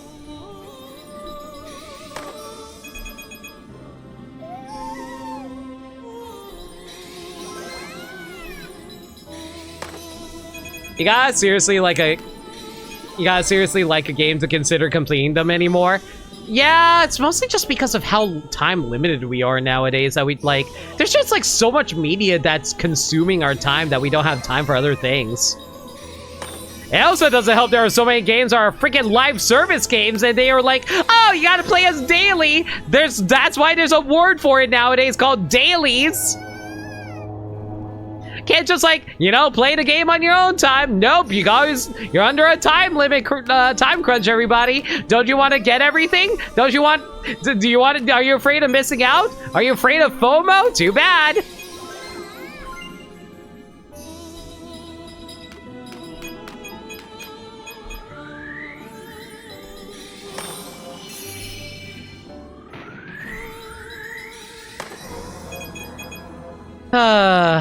You guys tell I really hate live service games?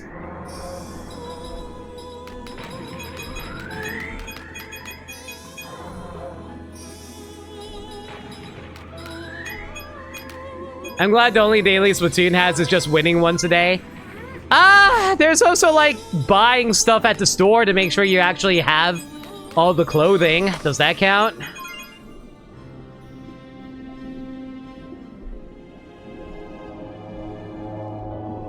Unfortunately, I have to do Yu-Gi-Oh! Dailies all the time in order to keep up with the free gems that they give you.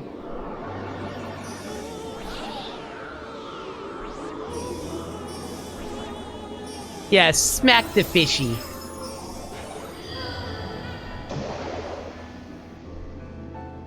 Kinda. And then there's also Salmon Run, where you have to, like, play multiple rotations in order to, like, get, like, all the rewards every month.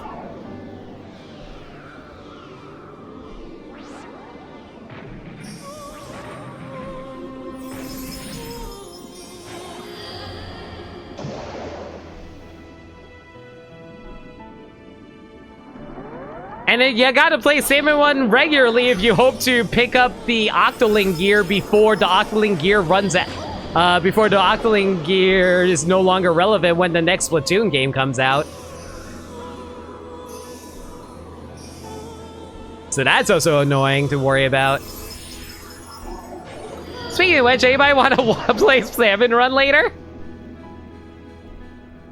I'm good. Yeah, I figured. You're really glad you got into non-online games? I do not blame you, Silver. This is why I like RPGs. Usually they aren't online.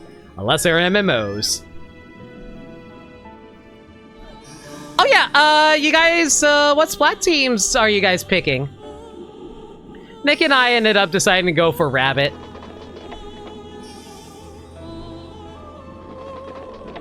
Banui. Yeah, I figured everyone would go for Banui. Hopefully that means Fry might get popularity and therefore get some extra points. That would be nice. And then we have to, like, you know, try hard, put on our try hard pants and hope that we carry Fry to victory. For once in her sad life.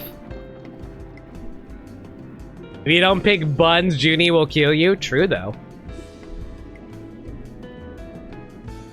All I know is I must be living in some sort... Must be coming from some alternate reality, because I don't remember bears ever being associated with Easter. I think it's more so just, like, cuteness in general, but, like, you know, like, cute, fluffy animals. Yeah, that makes sense for the animals, but this is plainly the Easter Splatfest. Yeah, I know. It's weird. They actually acknowledged that in the announcement for the Splatfest, Nick. Like, there was like, huh, round ears, fuzzy? Who does this remind me of?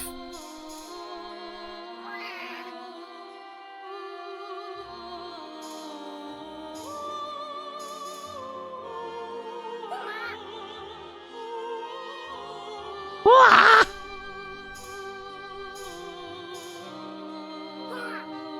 Ah! I'm sorry, these guys keep on screaming every time we hit these notefish. Is really funny to me. No! Not the falsetto! No!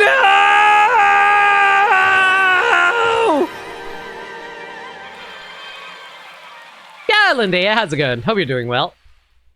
We're just talking about, like, what teams we're going to pick for Splatfest. We're going Team Bunny. Thank you very much.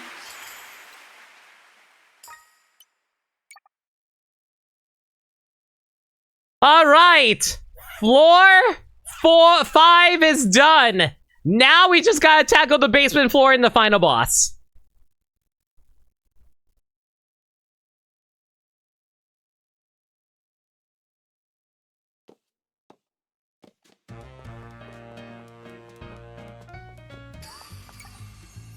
I will say this though, like, I'm assuming the final boss is down here in the basement, right?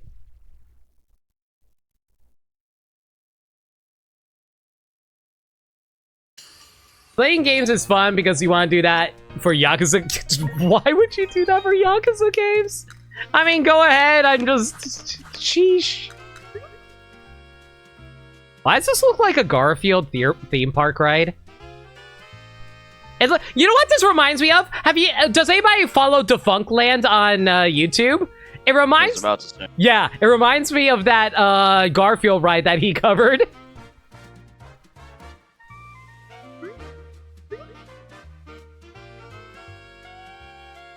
I like how the images are basically her progressively moving right. Okay, let's change our outfit. Like, KV was asking for it earlier and I forgot. I'm sorry. Special Kung Fu dress!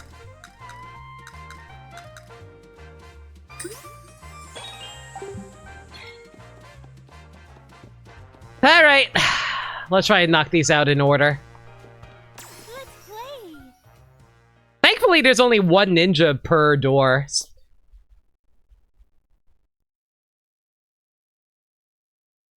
The Garfield Love Tunnel, exactly, where nothing funny happens. Uh-huh. And then you don't have to get smacked by a paddle, if you do. I just love how, like... I just love how the Funkland was all like, oh hey, can you tell us any reports of people doing stuff inside a tunnel? And then that just was like open invitation for everyone being all like, okay, so this is the time I had sex in the love tunnel where Garfield was watching.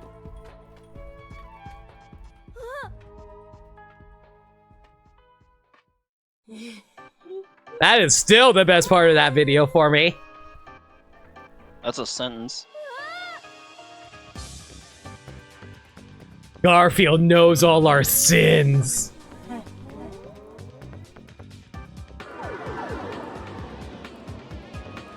You wonder how that Garfield movie is going to end up? You know what I found out recently about that movie, by the way? Take a wild guess who's the director of that movie, Gaddy. The same director for the Mario movie or something? I don't know. The same director as Chicken Little. I see. And I was laughing my head off because I was surprised that he's still doing work. Like, he didn't do a bad job or anything. It's just, man, Disney mandates ruined Chicken Little. And I thought, like, all the blame would be pinned on him for it. But hey, Chicken Little directing Garfield. You know what? I can roll with that probably. No, I get it. It's just like funny how it ended up.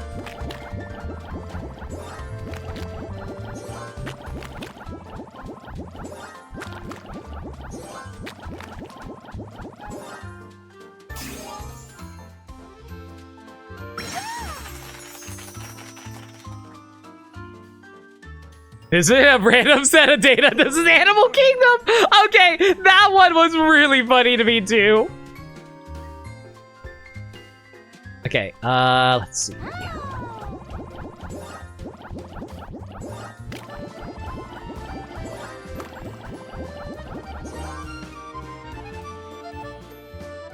I think that's it, right?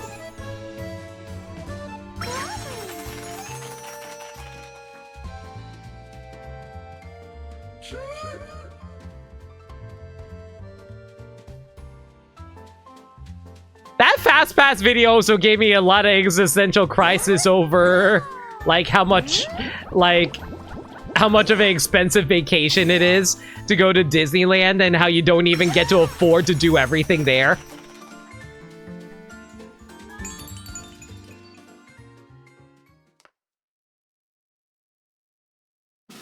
This level of wiggling was simply not sustainable. I love how the Wiggles video is really good too. I say, hey, Rainding. I'm sorry to say, but we have officially banned Shantae from my stream because she's magic. It wouldn't be the first time she's been fired. True. Maybe we'll hire her back again later. No! Scummy! Bad! That is not allowed! No one's allowed to use that emote anymore! I mean, have you seen the newest performer in town? She can make a quarter appear behind someone's ear. Ooh! Very impressive! Now, what was her name again, Gaddy? Good question. Yeah, I can't quite pick up on it. Search me. Ah, who cares?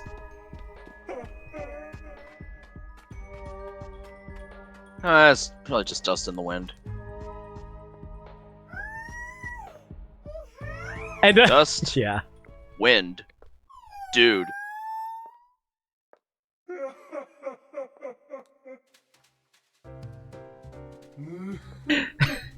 I love how like Defunct Lamb just became the biggest Wiggles fan. It was so shocked that the person that he was being interviewed by was like, I don't know what the Wiggles is. And he treated it like, I don't know who the Beatles are.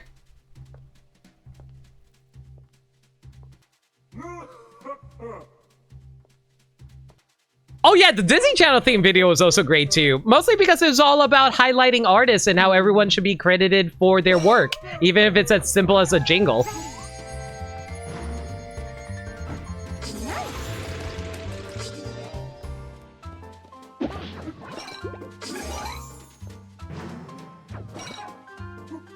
He's so slow. She is so very slow.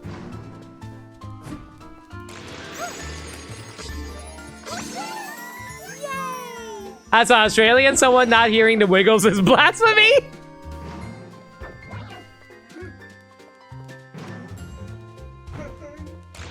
I'm never going to forget the time Mr. John Wiggles sang Timey Kangaroo Down with that guy. Yeah. Damn it! Like, that was like one of the only bits of the Wiggles we owned on DVD, and that bit lives rent-free in my head. I will say this, I never watched the Wiggles, but I think that was after my time.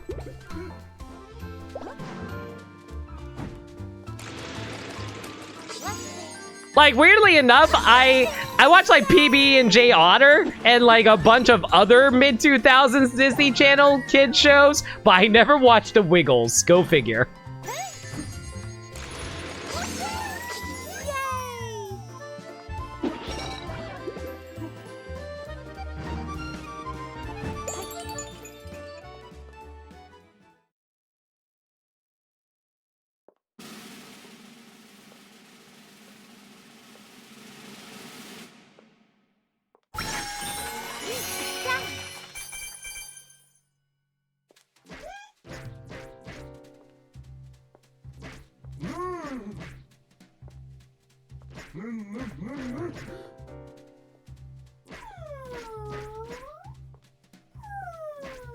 I also really like the hand witch video. The hand witch video was also really good too.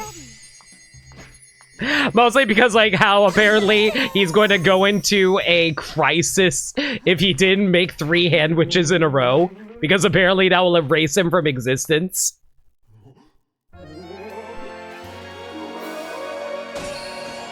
You sadly didn't have Disney Channel that much growing up. You only recently started watching Goof Troop finally and kind of adored it. Goof Troop is great! I love Goof Troop.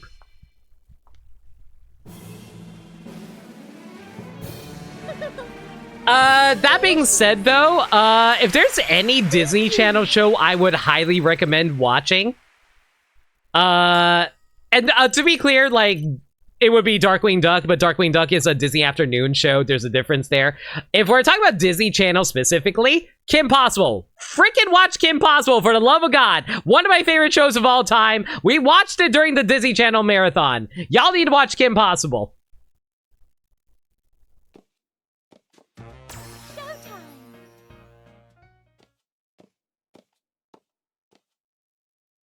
You know, I remember Amelie did a cover of Call Me Beat Me on her channel, and someone in her comments was like, what does it mean to beep me? And then like Amelie responded with, I'm going to have an aneurysm.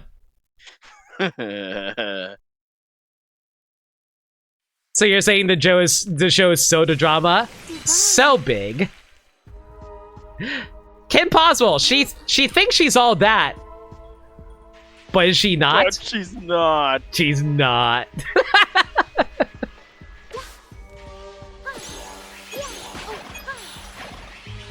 Not to mention Shigo being like the biggest baddie. In all the ways.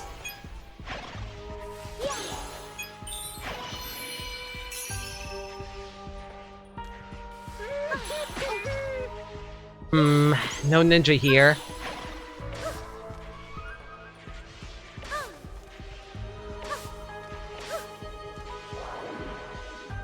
So Toon 3 is doing a challenge with massive curling bombs? What do you mean by massive?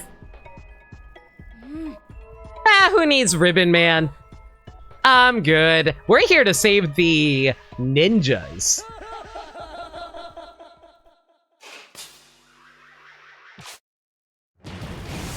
What's Ribbon Man done for us lately? Nothing. We only help those who help us.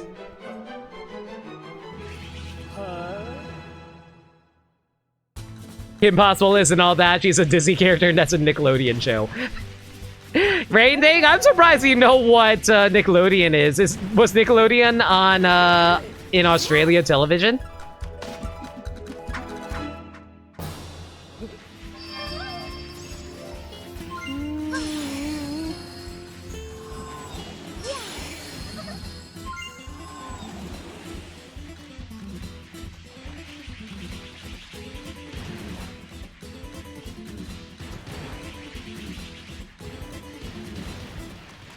Ow.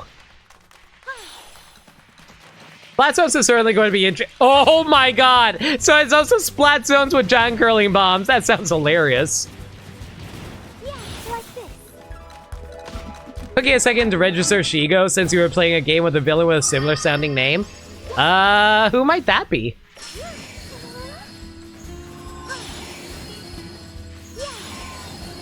Diego? Are you playing like Dora Explorer's Cousin's game?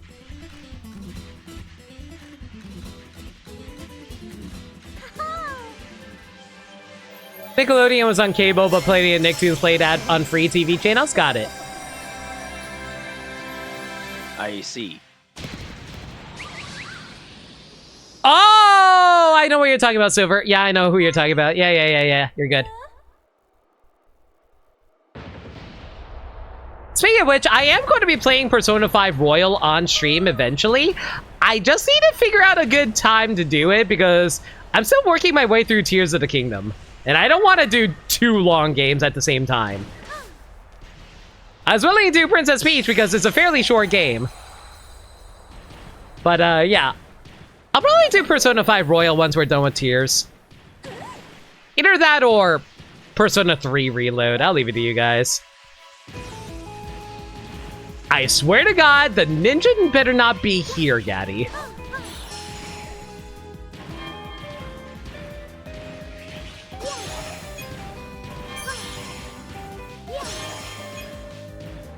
Boy, isn't it funny how you can't jump over those icebergs that are conveniently jumping heights?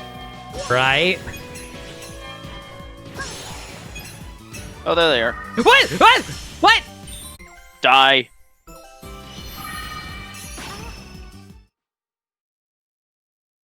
Oh my god, you have no idea how much you scared me when I heard. Bro, are you kidding me?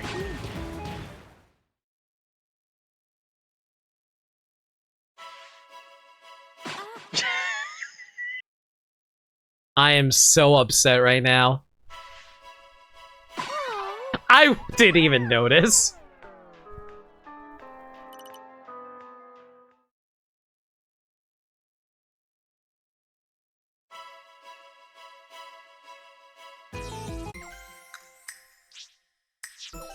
So anyway, This game's funny as hell. Lovely.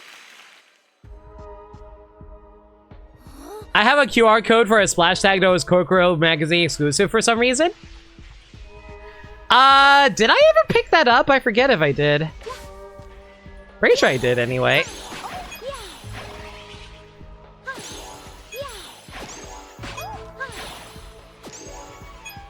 I swear the hitbox on the spin is really weird.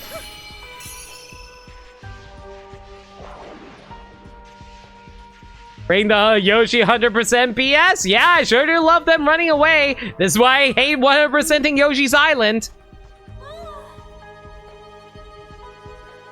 Especially the ones where it's like, oh, you need to have 30 HP when you get to the end. Yeah, that's easy to do, no problem. Whatever. I know there's items that can help offset that, but it's still so annoying.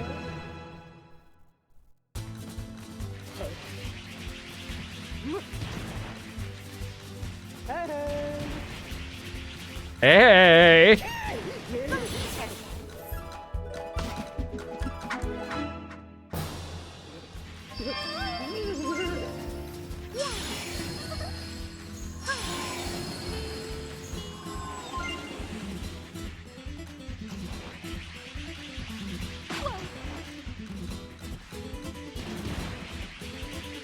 I can't tell if this game wants me or not chase after him.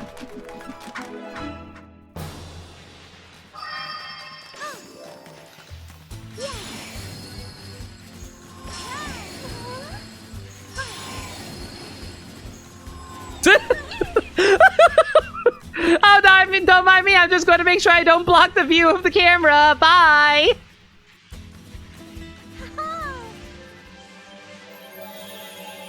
You can lurk away if you need to, Max. Don't worry about it.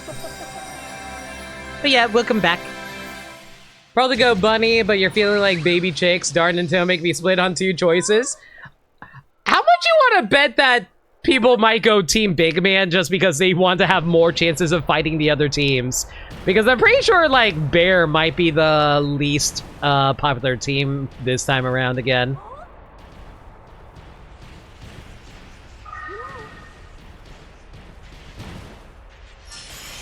Big Man is great. I'm just saying his picks are usually the least popular picks.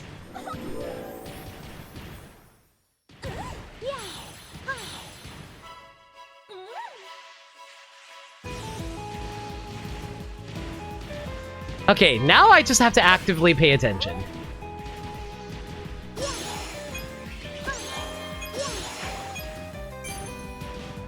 Where the hell? Okay.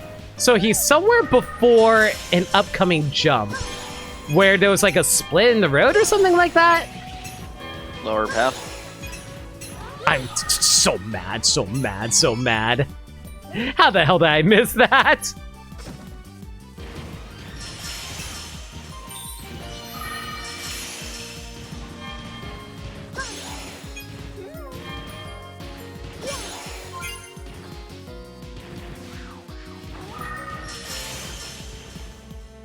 Contact damage with a curling bomb kills you instantly. Contact damage? What?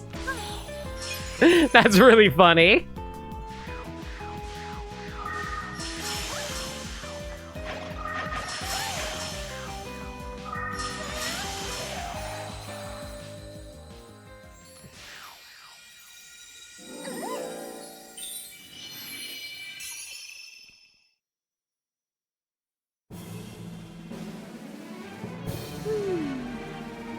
Beautiful.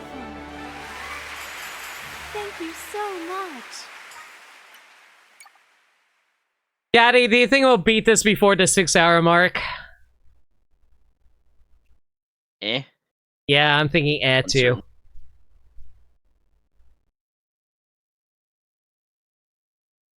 I mean, these levels are fairly quick. It's just that they're still time-consuming thanks to the loading screens. Do you think there'll be a Showtime too? We talked about this earlier. We think, like, if it sells well enough, probably.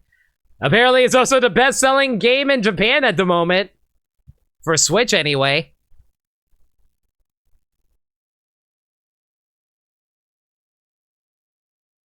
Or another Peach game? It's kind of hard to say.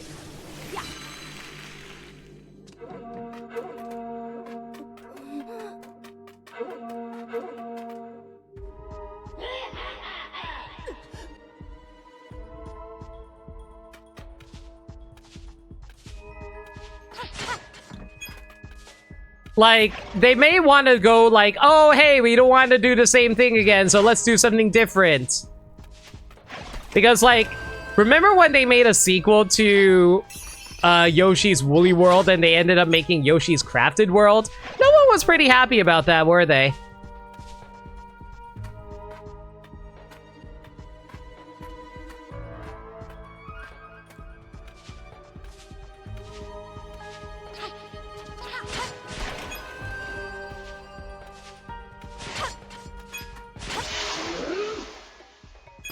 You also forgot Crafted World existed? Mm-hmm.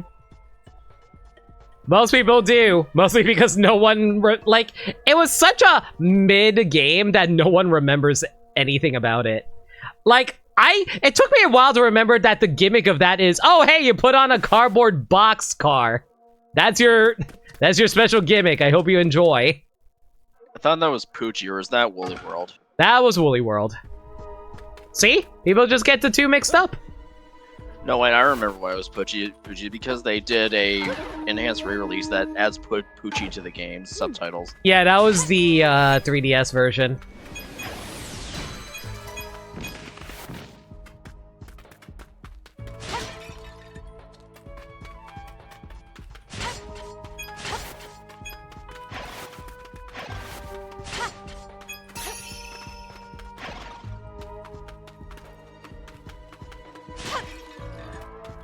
There you are.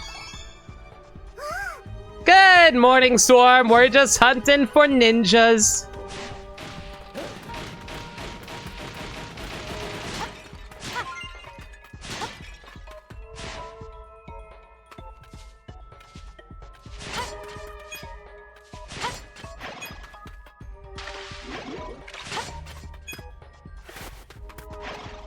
I really think they wanted this year to be full of interesting games for the non-Mario characters. That's why we got game data and remakes of Luigi's Mansion. Also true.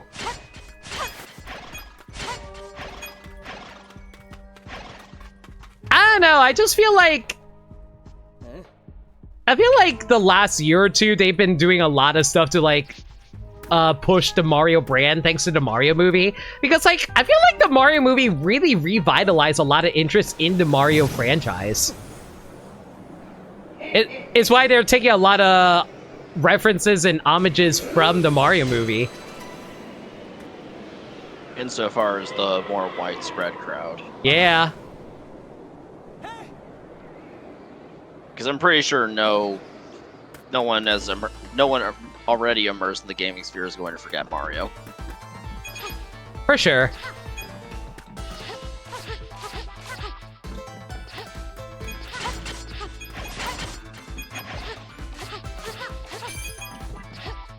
Just like how no kids that were born in the 2000s is going to forget Steve exists.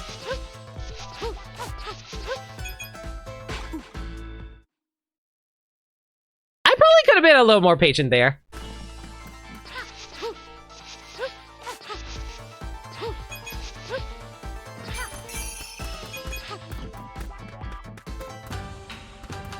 Give you a Bowser game? I mean, we also got a Daisy game with Mario Wonder. That really got people super hyped up about Mario Wonder. Just, like, people were excited about the game from what they saw of it, but they got really excited when they saw Daisy was involved in it.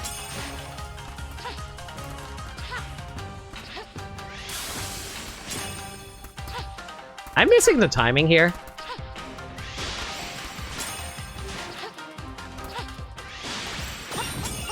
There we go.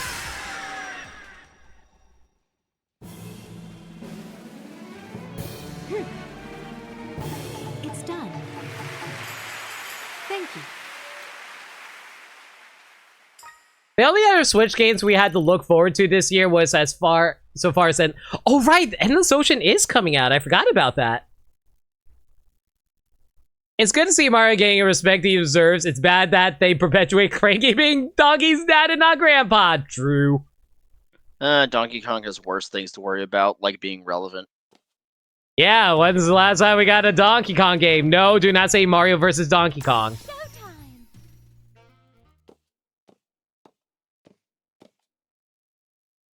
Also, to be fair, they kind of alternate between Cranky being Donkey's dad or his grandpa. Like, that's a thing that's been going on for years. The Mario Rabbids DLC? Can we just have a normal Donkey Kong game?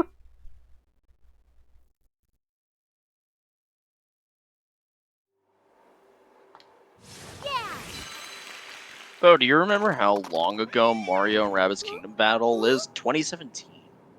2017? Good lord. August 29th, 2017. I didn't realize Kingdom Battle was a 2017 game. And the Donkey Kong expansion was 2018. That's like 6 years ago. I hate it.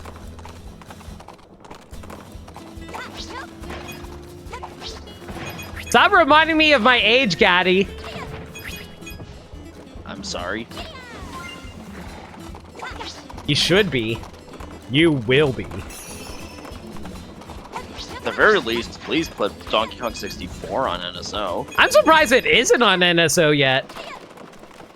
Like, I know people's opinions have changed in regards to Donkey Kong 64, but still, Rip Banjo-Kazooie's already in there. Clearly, it's not rare against it. I mean, Rare did have it going on Wii U Virtual Console, so what's the issue?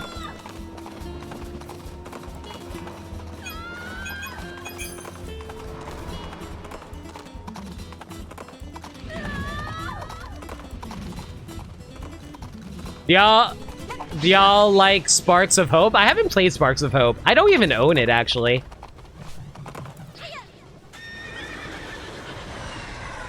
You just want Cranky and... Okay, Cranky and Pauline meeting up again? That would be wild. What would they even say to each other? Sorry for kidnapping you all those years ago?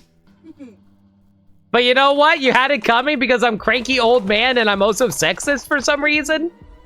Yeah, well, joke's on you. I run the city's healthcare. How are you gonna get the care you need, old man? I own my own island! Don't you get me started! I'm part of the 1%! The 1% that knows how to beat video games! None of y'all youngins understand! Cranky wouldn't apologize? Oh, absolutely not.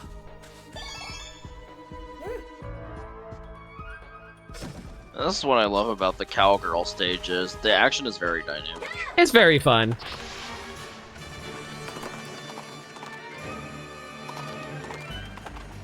To be fair, Cranky's an animal. Animals age faster than humans do.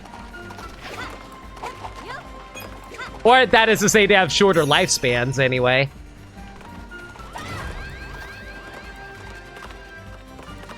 So is Cowgirl a boy or a girl? When I first saw this theater, I thought this was a Cowgirl was a female.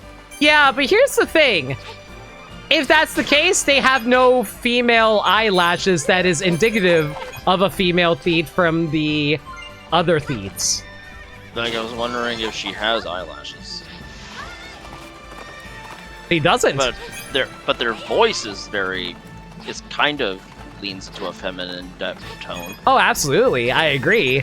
It's just that lacking the, features of other female theats make me wonder. Well, maybe she's not an eyeliner gal. Well, maybe she's trans! That's also valid. Exactly.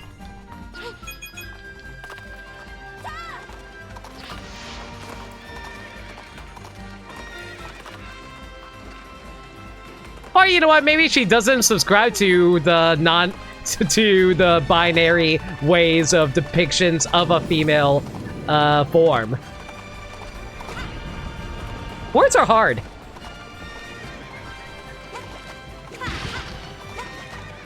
Female thieves don't follow the Minnie Mouse rules. I love how one of the excuses they use for that, like gender fluid or gender ambiguous characters in earlier pieces of media, is that they were above concepts like gender and shit. That just is metal as hell. That's why Bugs is able to look really pretty whenever he feels like cross-dressing. Well, shucks. Thank you. Thank ya.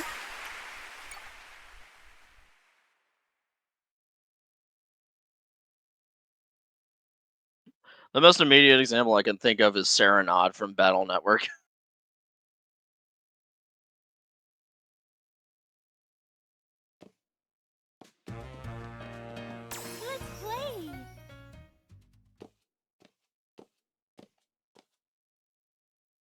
Reminds me of Biddy from Mega Man Battle Network 4. Oh, I've gone beyond gender? Yeah. Gender is a societally created construct. Do not adhere to it unless you want to.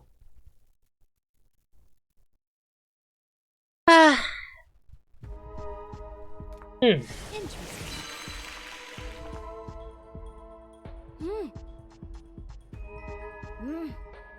I don't think I need to examine these guys to progress with the story here, right? Pretty sure no.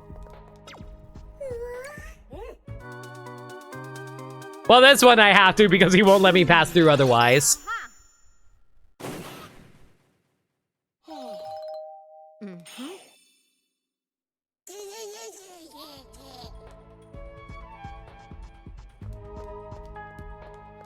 Trying to remember what exactly I had to do for this one. It's been a while. Like, I know I did it last stream, but it was literally last week, so I don't quite remember what I needed to do for this place.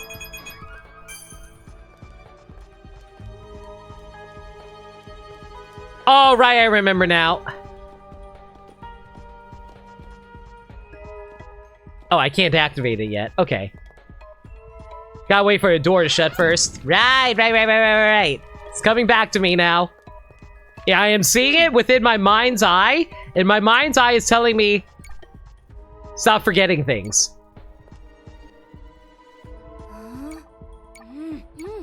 On it.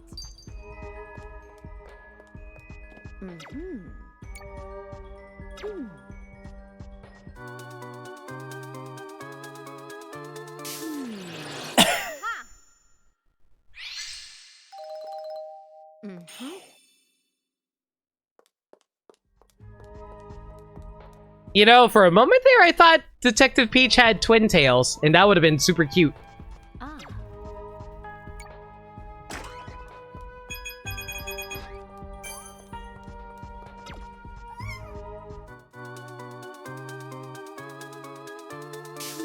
Still haven't found the ninja yet. Where the hell is he? You would think that being an ace detective that she would be able to recognize, huh, this totally isn't actually a dude hiding behind a piece of paper.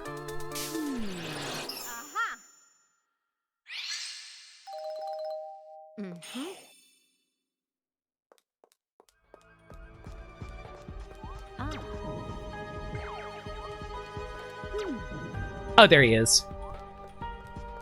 Try to hide in the background again, huh? No, sir, can't fool me. Master Detective Peach, on the case.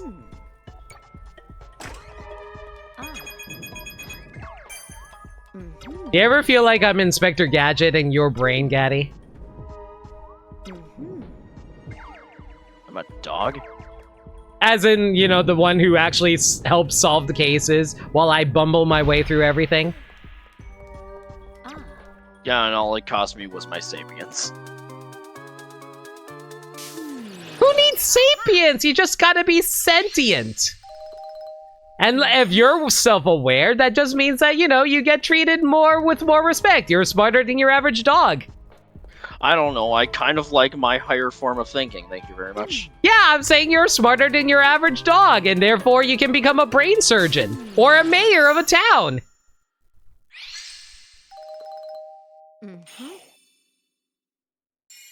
I mean, I think if you were a talking dog who happened to be the color blue, you would run completely unopposed.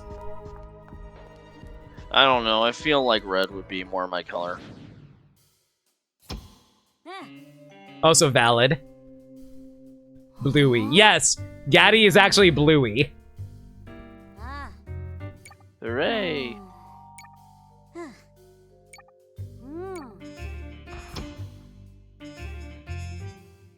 Well, who gets me the talking car? Okay.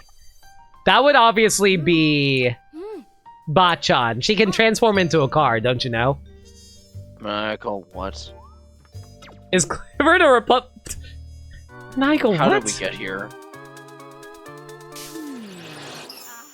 It's fine. Just ignore him and let him feel what's right.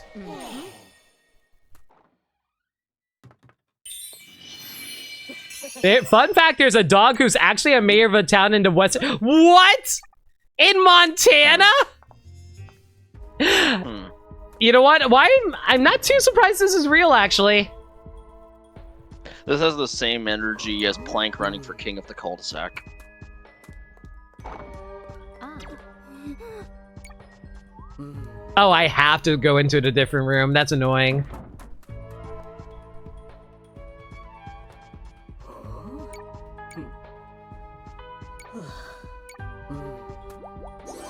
Come on, game. Speed it up. I got things to do. Stop flashing me in the face. That's illegal.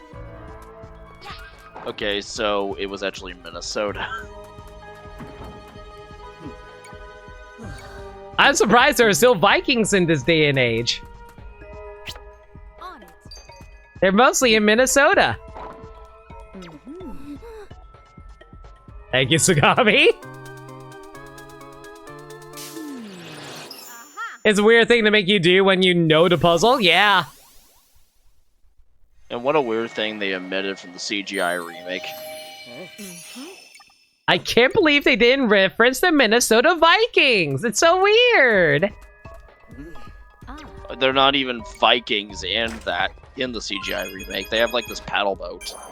I think the reason they did that is because they didn't want to reference actual culture in the Pokemon universe. Remember when they used to say Africa existed in Pokemon and they changed it to jungles? And how, like, Lieutenant Surge isn't American anymore either?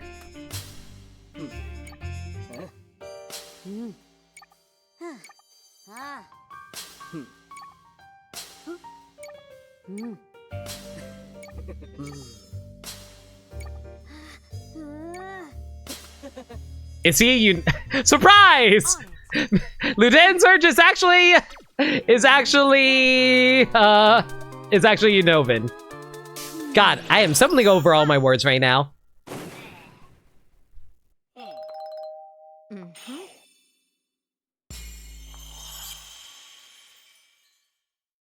According to the early episodes of 4Kids Stuff, that means the Macarena's canon. Perfect. Wait, Ori is Arizona? Arizona? Case closed. I mean, Unova is New York. You are correct about that.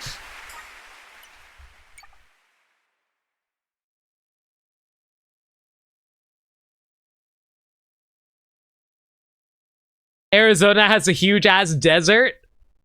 I hate that this is making a lot of sense. Showtime.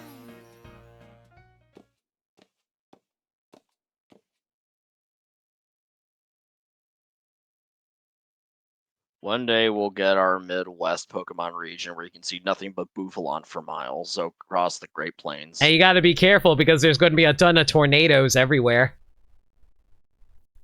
If you get sucked up, well, that sucks for you, bud. Yeah, for me it was Tuesday.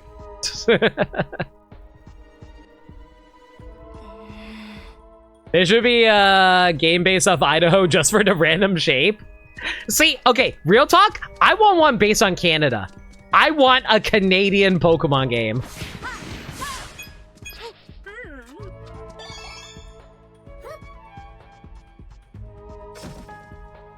I don't know what part of Canada, but I want some part of Canada.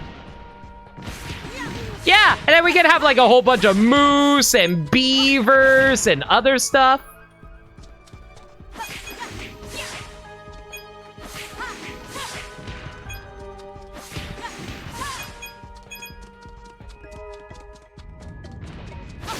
And then they look, okay, you know how you make sandwiches in like you know how you make sandwiches in Paldea? Instead, you make maple syrup and pancakes. You had to like decide what flavor, and then you make like different berry pancakes. I don't know, China region could be neat. Oh, China would be very cool. I don't know how I'd feel about it considering various things, but you know, it'd be cool.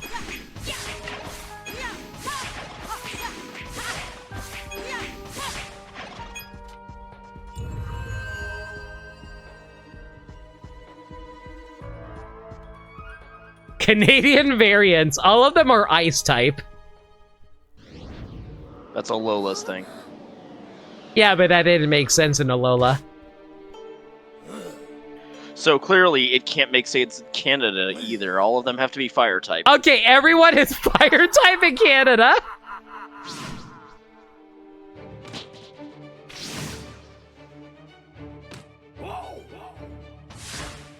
Greece region. Greece region would be cool.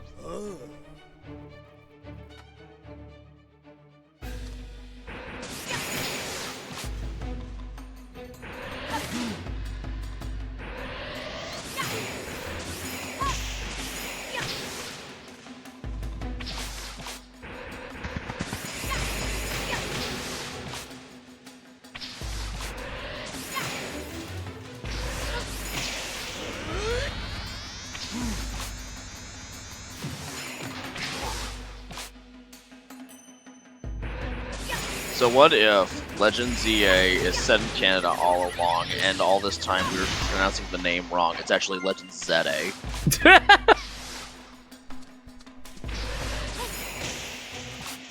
Then why explain Lumio City? It's actually some other city in Canada that I don't know because I don't know many cities in Canada. Oh, actually, no, wait! French Canadian! You know what? I'll take it. Wabam! New Lumio City, built in French Canada.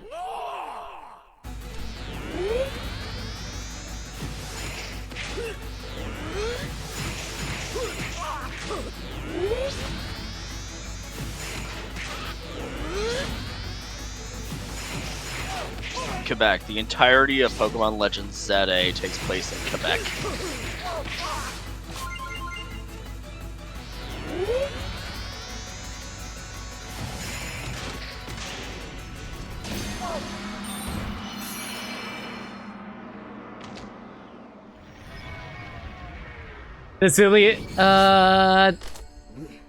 Egypt would be sick too, actually. I think that'd be cool.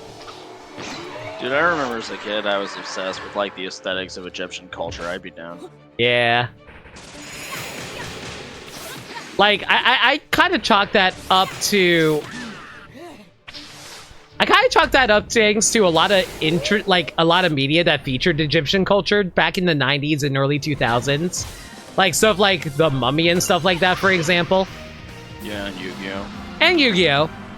And Tuttenstein. Anybody remember Tuttenstein? But then again, that was also kind of an educational show. Thank you.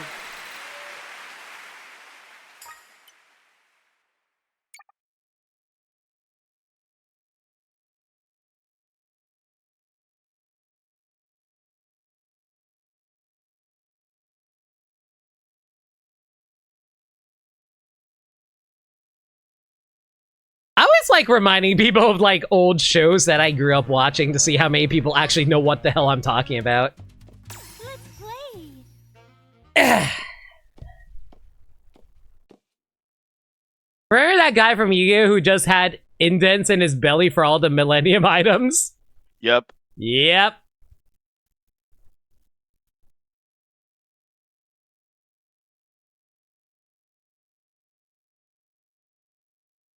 I will say I might also be in an Egyptian mood thanks to Monster Musume introducing a mummy girl recently, and I'm like, damn girl.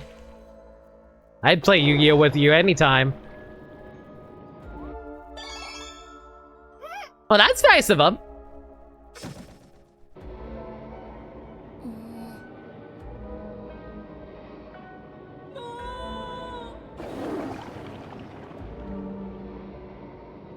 Go flushing down the hole.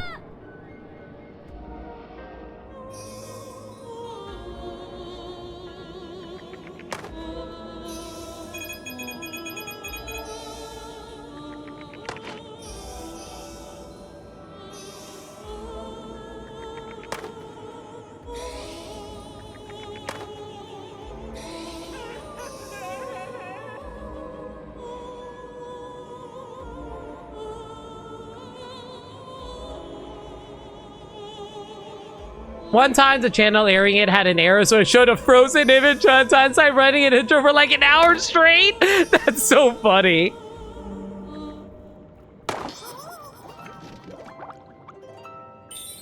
Mummy's Alive. I remember Mummy's Alive.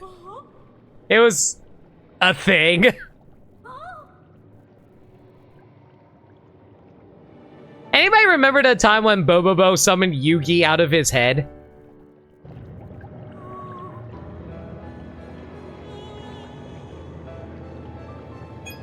I remember, like, the author specifically got Kazuki Takahashi to actually draw Yugi for that panel.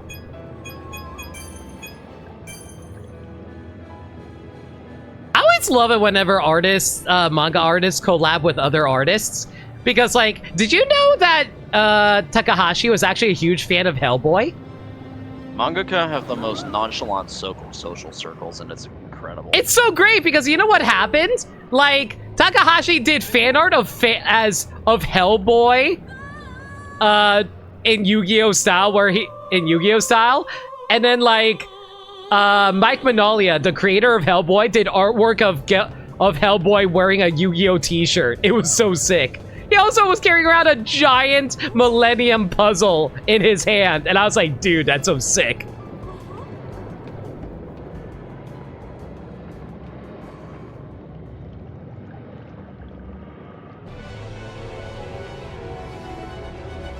And the author couldn't draw Yugi, so they had Yugi's author draw him? That's very funny.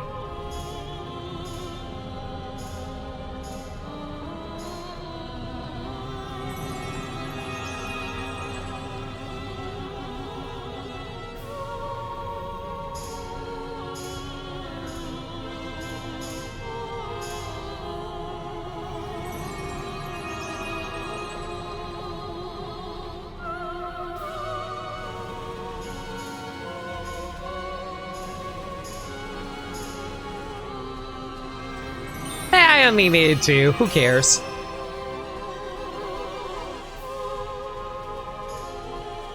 I'm so surprised that Bobobo is still so popular even today.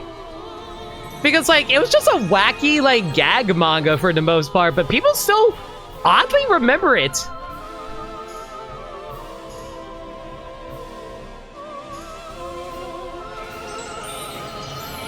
Hey, some people also still remember Gintama. That's true. But Gintama isn't all, like, you know, isn't all just gags. It's mostly gags, though. It's just because it was so out there? Yeah. Thank you very much.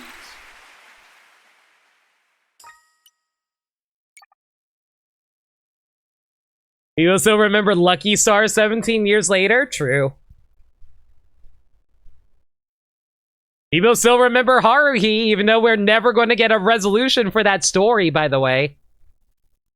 People still remember Azumanga long after it's ended. Oh my god. Oh my god. I wish I was a bird. You must eat your tomatoes, Chio. Get motivated! Get motivated! Today is a summer service day.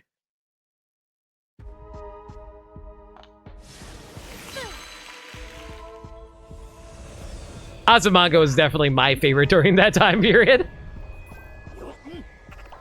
I picked up the omnibus when I was in college, and and it was a real good read. Did you pick up Yatsuba? No, I have not read Yotsuba. I haven't really read much of it either. But it's cute. Mostly because Yotsuba is still ongoing, and there's not a complete collection of it, so to speak. Is it ongoing? I thought it finished. I can't tell you for sure. I thought it was still ongoing. No, I thought it finished because I specifically remembered they were talking about... Like, I remember a few years back, they were like, oh, Yotsuba's actually coming to an end. I was like, what? Really?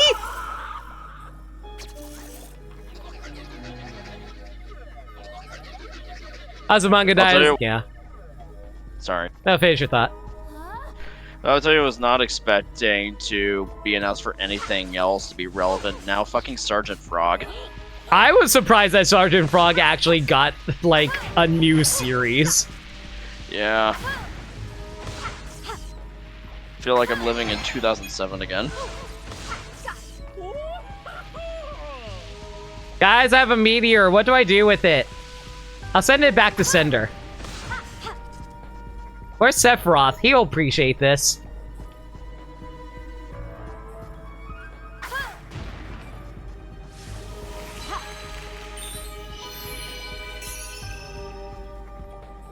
It's not finished? I remember hearing that Yotsuba was ending, though.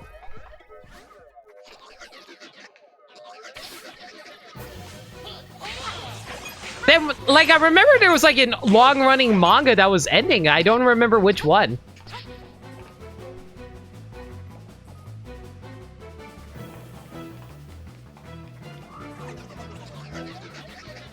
Okay, like, I still have, like, this old t-shirt from, like, when I was in, like, high school or something of Nichijou. It has the characters on for the title of the series on the front, but on the back is an image of Nano's key, wind-up key. That's cute.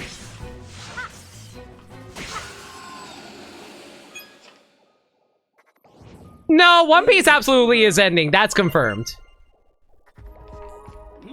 Like, even the story is setting up for One Piece ending. Like, I think Nichijou is still going.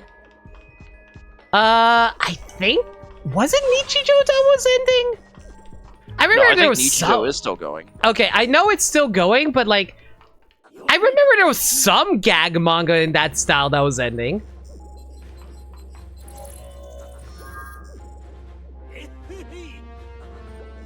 K-On! Is something I remember being everywhere at that time, but I've also never seen it. Oh, I see the ninja.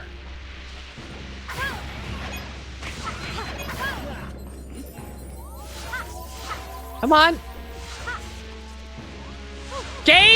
Game, please. This is why I really hate interacting with these things. They just do not want to be interacted with sometimes.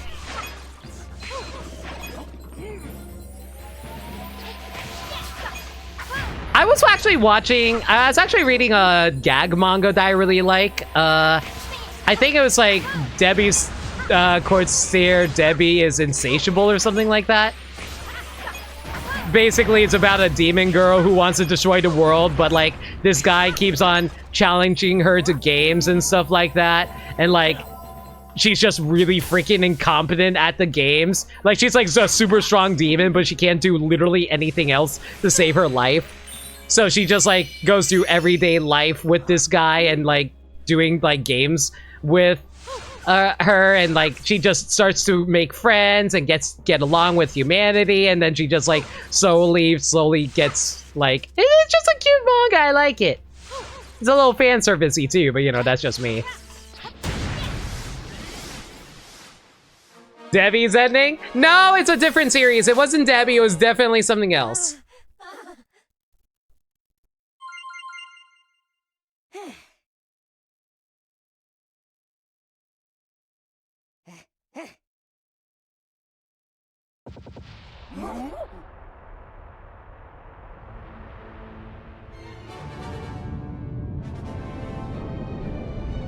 What was the name of the manga again? Debbie, Courtesan Debbie is Insatiable or something like that?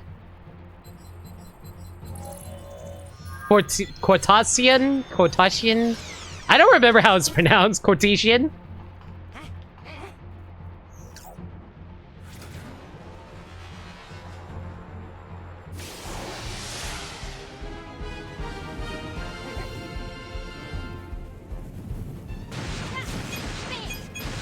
You might recognize the author. They also did a Shonen Jump series about a policewoman with green hair. I forgot her name.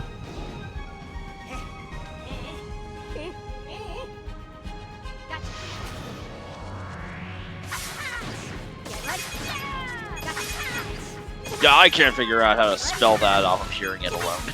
Give it Let me find it. No, not Officer Jenny. Hang on. No, you're fine. It can wait for after stream. No, I'll pull it up.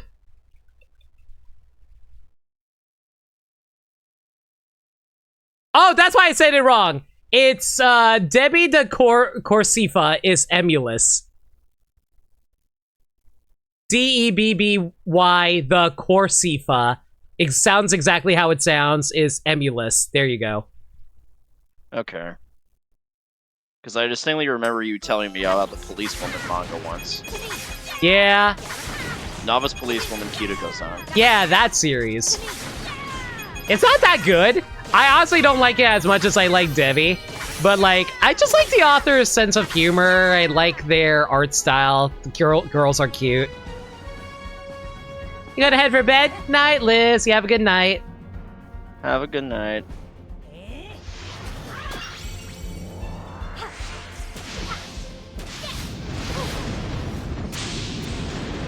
Honestly, manga deck is just a savior for my attention span. Dude, I've been trying to find a new manga to read for a while now, and I can't find anything good. I mean, there's good stuff, just nothing that appeals to what I'm looking for in the moment. I just like, honestly, right now, I'm looking for like a lighthearted gag manga. That's all I really need right now.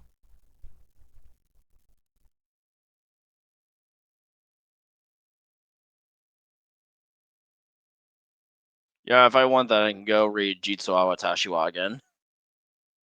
You found a manga you were getting into and it got canceled? This is why it's so hard to find a series that will last long. It's so frustrating. Let's play.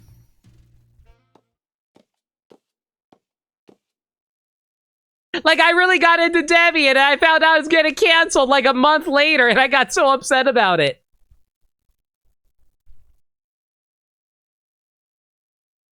Sket Dance is a gag manga you can recommend? Nah, it didn't really do much for me.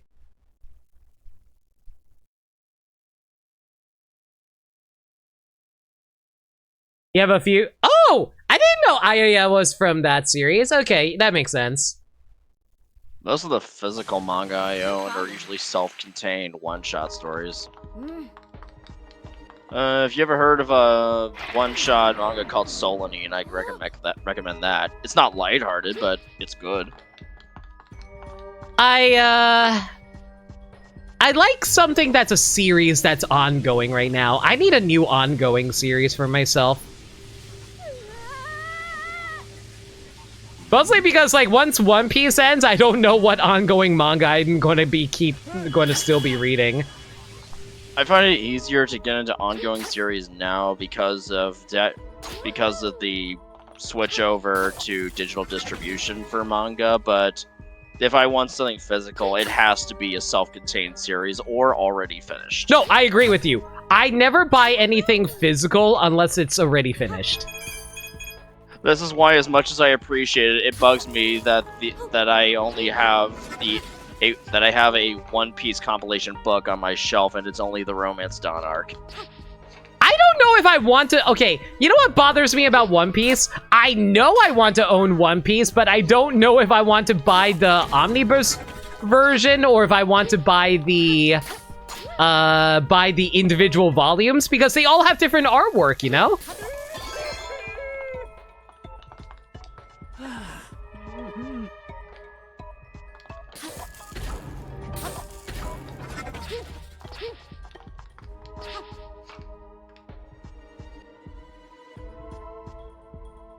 Guys, this is like mid-2000s humor. I think we're beyond Boku no Pico at this point.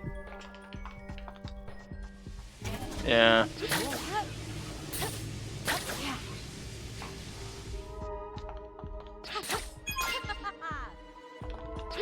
Mind you, I still make memes about it, but, you know, timing. Ah, where the hell is this ninja?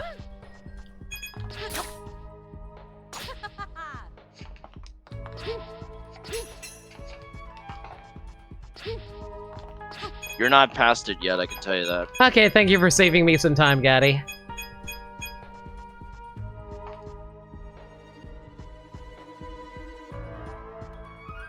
time for torture. Why does that sound familiar?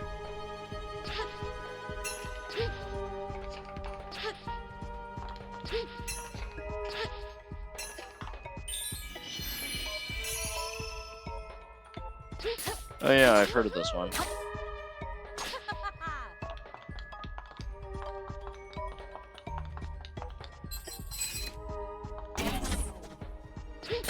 What are your thoughts of anime in relation to what your favorite manga?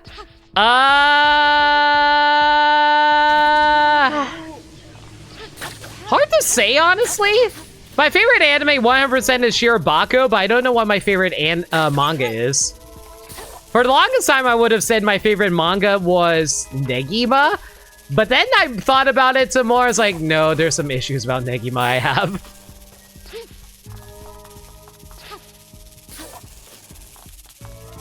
A lot of it was like young thought processes, I guess is the best way. Excuse me. Bless you. Just like a lot of young thought processes at the time that I don't really agree with nowadays, I guess.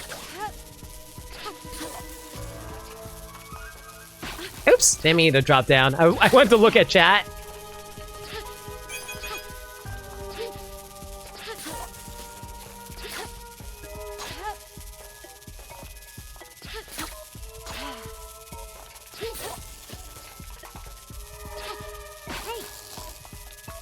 You know what? Whatever. Who cares?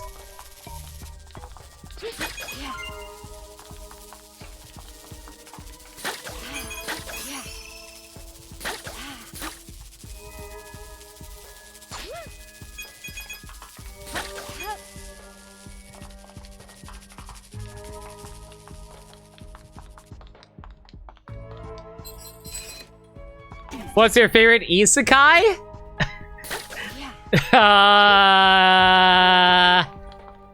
I would say Konosuba, but honestly, no.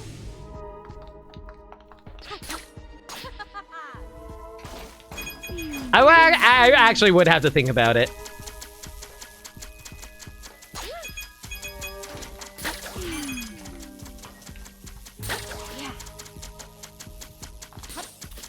What the hell is it?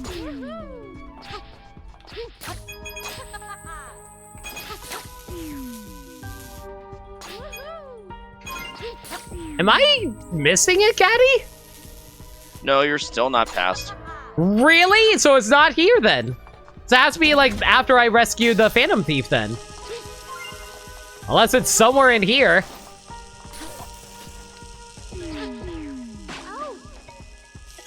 It works.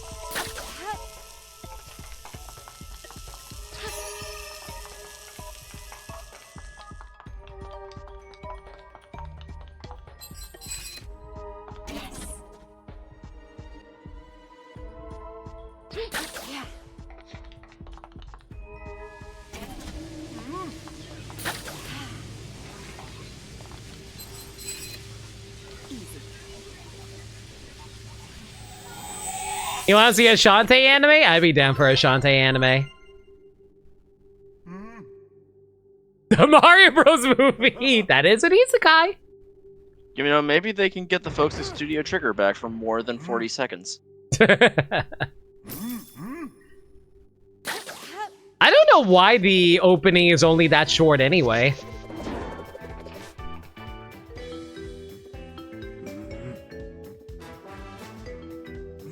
Then again, WayForward is an independent company. I shouldn't expect them to have a lot of money.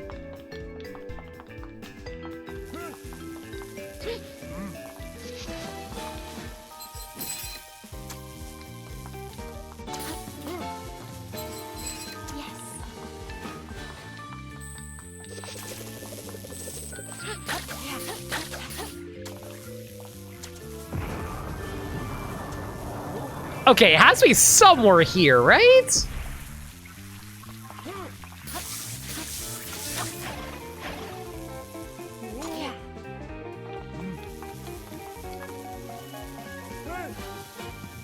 See him? I see him.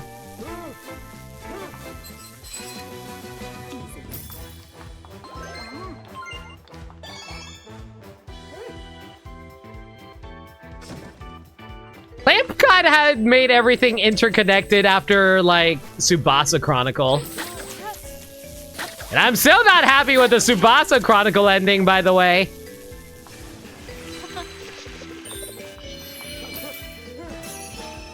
It's been a long time since I've sat down and watched an anime. I just feel like I don't have the time anymore. I watched Delicious in Dungeon recently. That was good. Yeah, I've heard a lot of people are obsessed over that. Yeah. It's the year of the elf girls.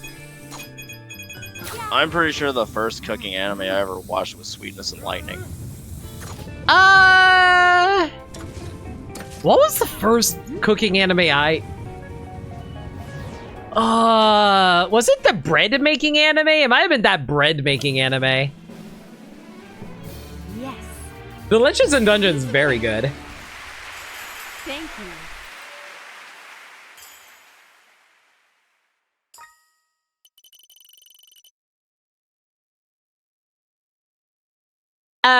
Genie! Genie, the slots, come on out, spin those wheels. We got an important question for you now. Our Silver Aces asks, Aren't Genie, Limit fired your fellow Genie Shanti a while ago. Will she get rehired soon? And the answer is... What? Wow, rude. Okay, well, she's saying of course Shantae's getting rehired because Limit is a degenerate and cannot resist cute girls. And I hate that she's right. Get out of here!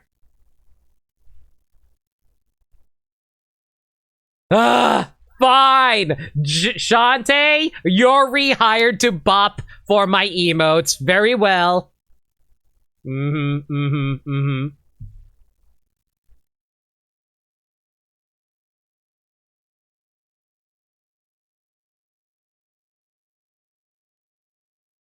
Does bartender count? I don't count that. It's not really a cooking anime. See, if you want a real degenerate answer, Food Wars. That's a degenerate answer. Yes, I love the way they prepare meat. Is she also your favorite? Because I agree. Huh? No, I've never watched Food Wars. Oh, okay, never mind then. It's just I know its reputation. Yeah. Fly. Exactly what you think. That's funny you're ending this on Sword Fighter.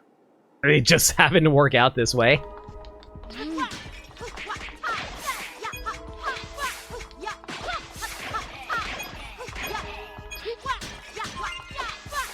Not in there. There you are. I figured you would be hidden somewhere at the beginning. Food's so good, your clothes literally come off.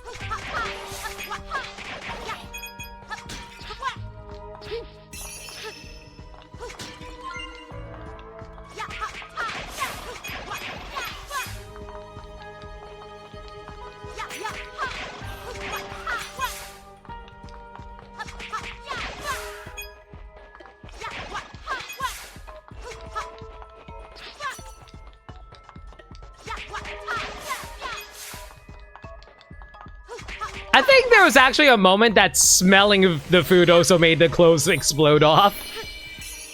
Did you know they actually made a One Piece spin-off? Well, not spin-off, but like a One Piece focus thing with Sanji, drawn by the Food Wars artist? Oh, yeah. Yeah. It goes exactly how you think. Surprisingly, not as fan servicey as you think, though.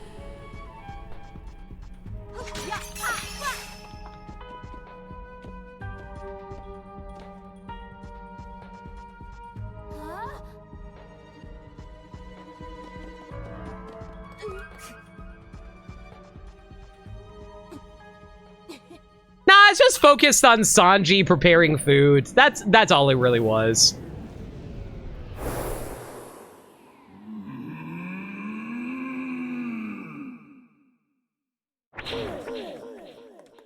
You know what I need? Now that we're talking about food stuff, I'm actually starting to wonder... I'm starting to wonder if I actually want a cooking manga to read.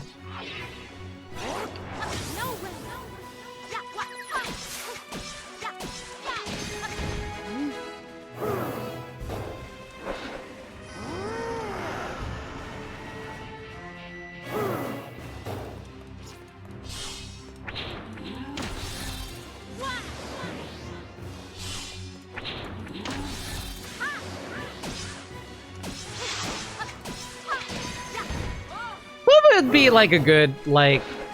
I guess technically Delicious in Dungeon is that, but Delicious in Dungeon finished its story last year. Like the manga, that is.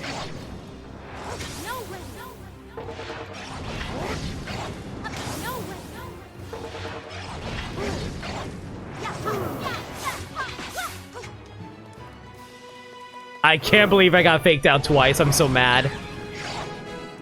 I remember to fake out too.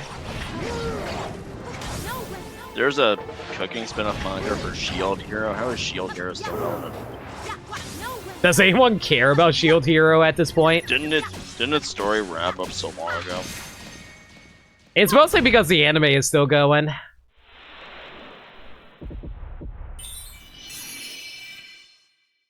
You keep thinking Peach is saying no limit when dodging? Aw, Peach remembers my name!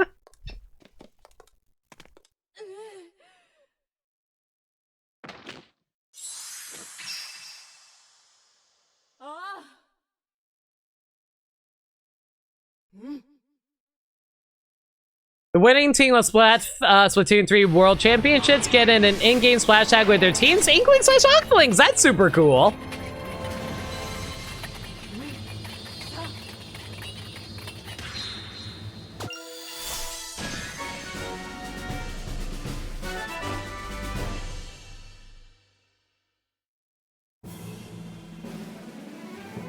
The manga is, but the light novel finished. That was Gaddy's point. Thank you very much. Yeah. All right, time for the final boss. Let's try and get this done quick.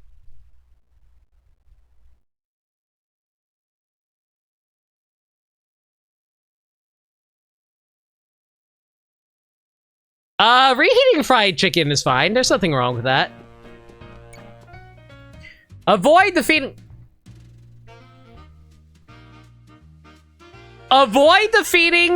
any dancers. Win the battle against Great without taking damage. Win the battle against Great without taking damage. That doesn't sound too bad. So just avoid defeating the dancers? Yeah. Which means you can't be careless with your shots. So I basically have to make sure I don't spam into those guys. Okay. Oh.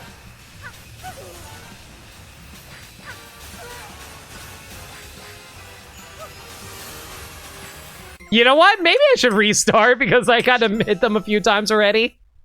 That accuracy there is weird. I'm actually more of a Popeyes fan. Like, you were talking about chain restaurants, I'm big Popeyes.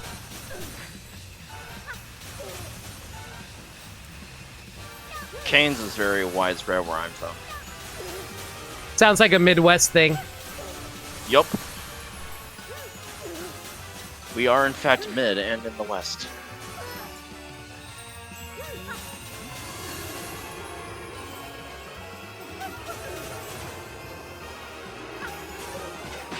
Ah, oh, god damn it!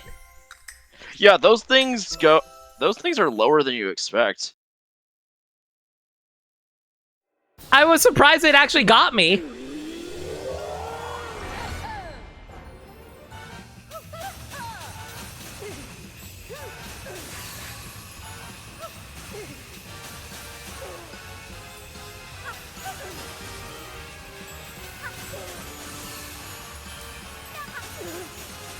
How much health does she have?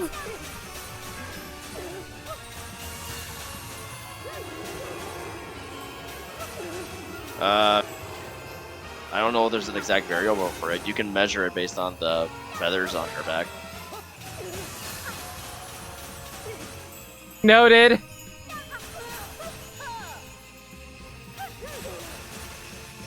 Oh, I'm trying my best to avoid damage. There's a lot to keep track of.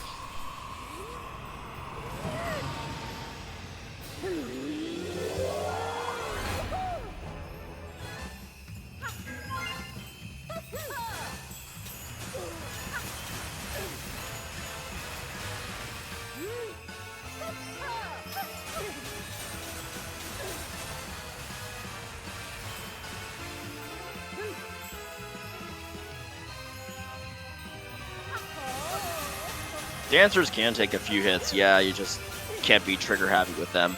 Yeah, I'm noticing. And besides, a new wave of dancers will spawn in every time you finish off a phase. I noticed.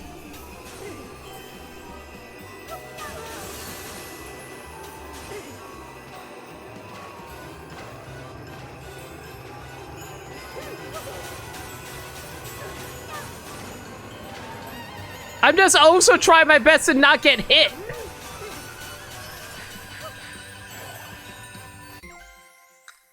Damn it. I didn't think he would actually walk into that.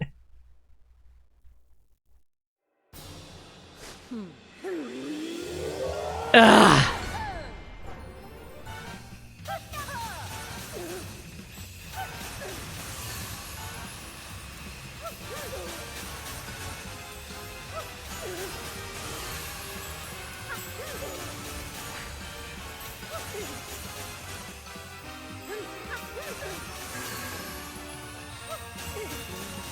If you ask me what my... Long after the conversation has been held, if you ask me what my favorite anime is right now, it's probably Gurren Lagann. Fair.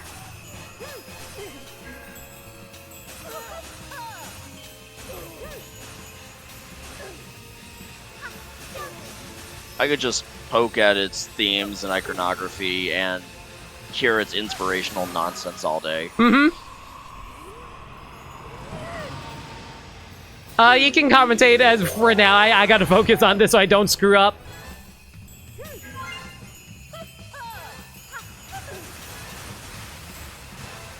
And seeing the movies dubbed in theaters back in January might have helped revitalize some of that love.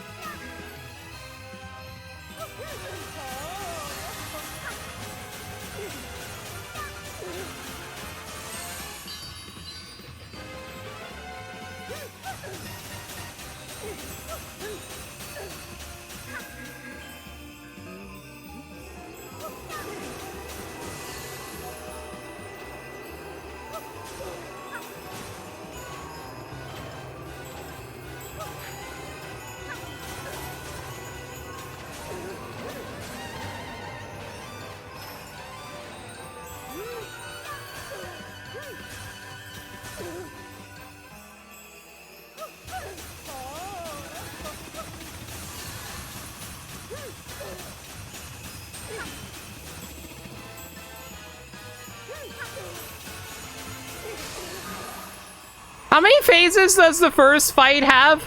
3? 3. Yeah, it's 3.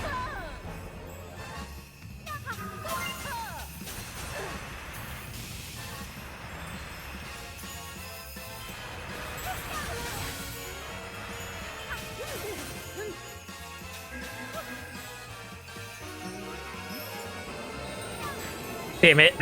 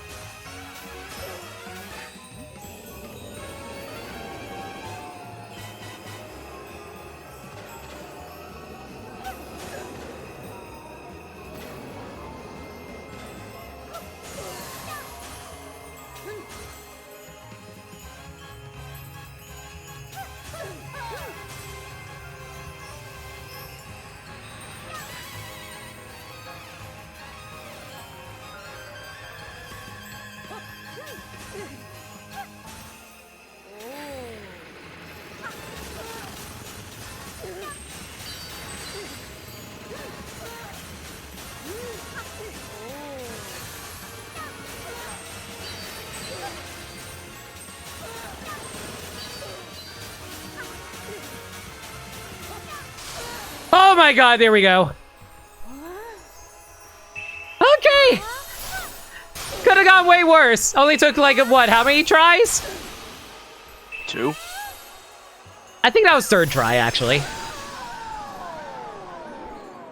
Hard part done. Now all I have to do is just avoid taking damage for this final fight. At least this is the easier of the 2. Yeah.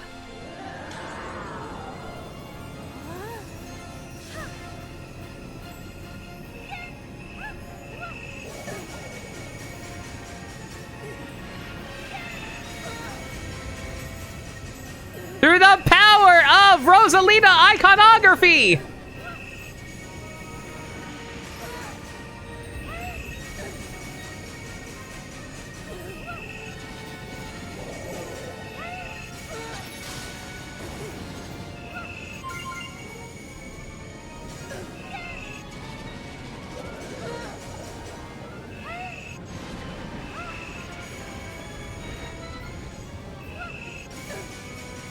Shoot her in the eye! Damn it, James! I told you to stop picking on me!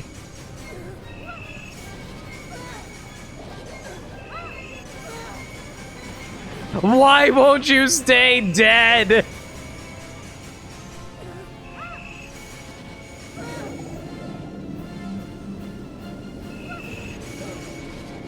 I do love how this music is basically an orchestral. Oh. Yeah, that was really close. Oh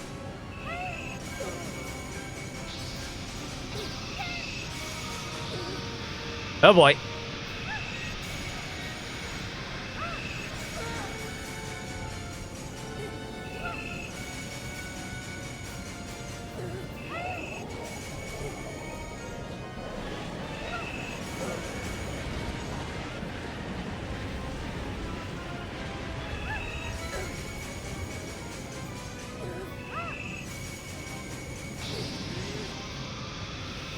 Think here is fine?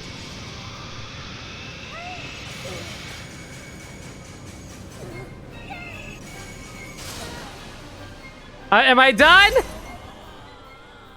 I forget if there's another phase to this. I think we're good. Well, first you need to quick time event.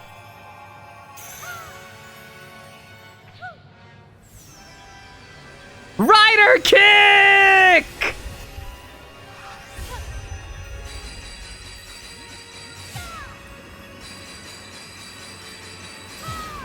Accept the power of holy light and love and peace.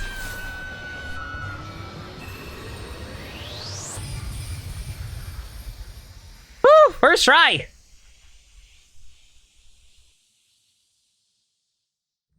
This is where she swaps with Shadow the Hedgehog while she grabs some rings. This is the part where you had to wait 8 minutes to hear a very lore-important bit of dialogue. I'm sorry, Shadow, but you are actually the real Shadow Hedgehog the whole time. I just didn't want to say. I did it. I got everything. Do I get anything for all my hard work? Perhaps.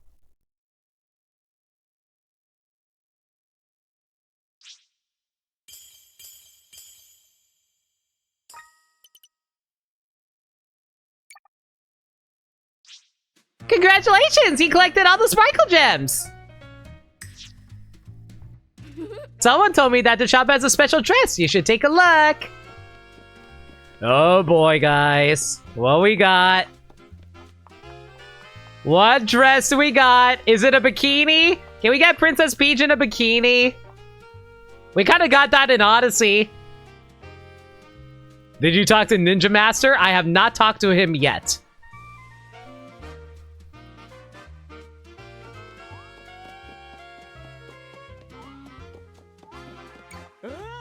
Well done fighting out the apprentices. I will present you with a reward.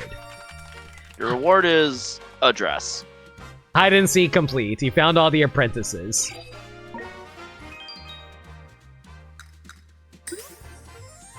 Lovely.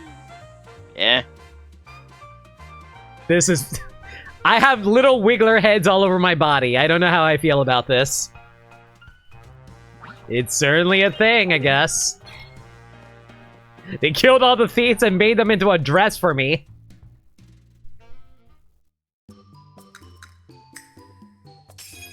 There, we've upgraded the entire theater. Alright, what's the dress?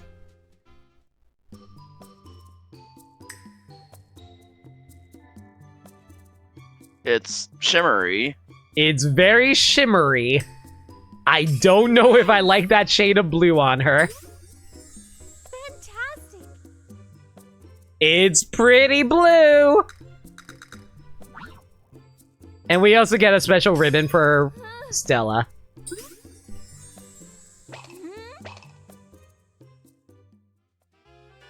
She says it's fantastic, so let her have it.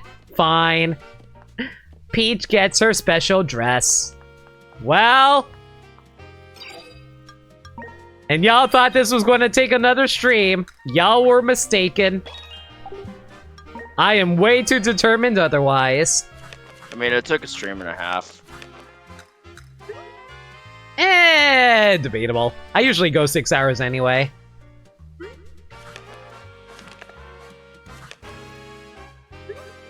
We did it. We beat the Princess Peach game. What should be the last thumbnail? It probably would be one of these screenshots. I just don't know which one to use. I don't want to use a spoilery one, though. I already used this for the ending one. I already used the last one for the ending. Peach in the dollhouse?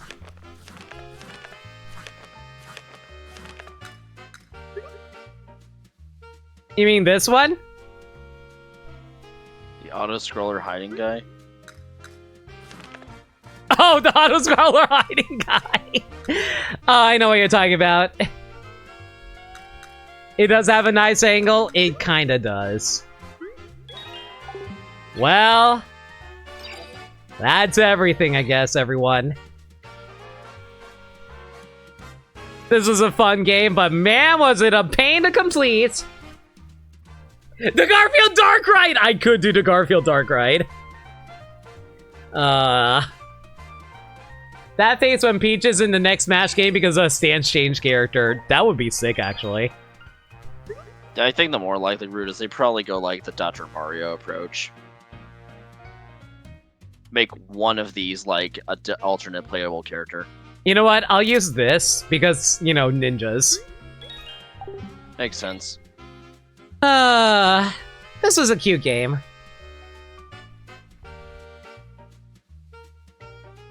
Everyone, thank y'all for coming out tonight. Appreciate y'all joining me on this shenanigery of a podcast stream. Really hope you guys enjoyed yourselves. I really hope you enjoyed the conversations we had. Gaddy, appreciate you hanging. Hey, no problem, man. It's just fun hanging around.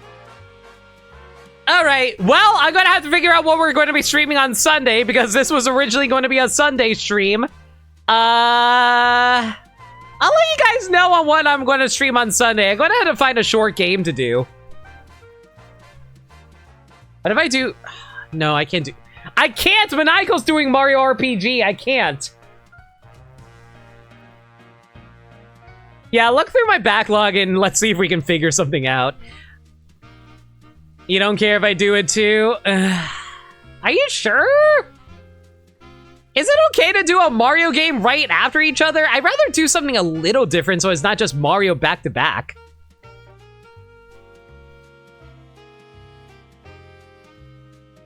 Whatever, I'll figure something out. Everyone, thank you for coming out tonight. Next stream will be on Sunday at 6 p.m., probably 7 p.m. Eastern Standard Time. I'll figure out what the stream is gonna be, though. I'll let y'all know. But Tears of the Kingdom will be returning on Tuesday at 6 p.m., 7 p.m. If there's any changes to the schedule, though, y'all can follow me on Twitter at NoLimit42, where I post stream updates and general shenanigans. Alternatively, y'all can hit up the Discord server, where we talk about anything and everything. We're a very friendly bunch there. We're always welcome to any new faces. We also do movie nights in there every Monday night at 7 p.m. Eastern Standard Time. You can blast through Mania in a normal stream? Yeah, but what if I want to complete it? That's the issue. We're currently going through all the live-action Disney movies at the moment, and on Monday, we'll be watching Cruella, but I might be watching another movie. I haven't decided yet. I'll let you guys know. I also have a Throne account. Y'all never had to buy me anything there, but it exists. Playing PictoChat. Yes, clearly we should do PictoChat. Yeah, that's about it. Completion means blue spheres, and that's why I'm not down. If you guys have any raid messages in mind, let me know. I'm gonna find ourselves a raid target.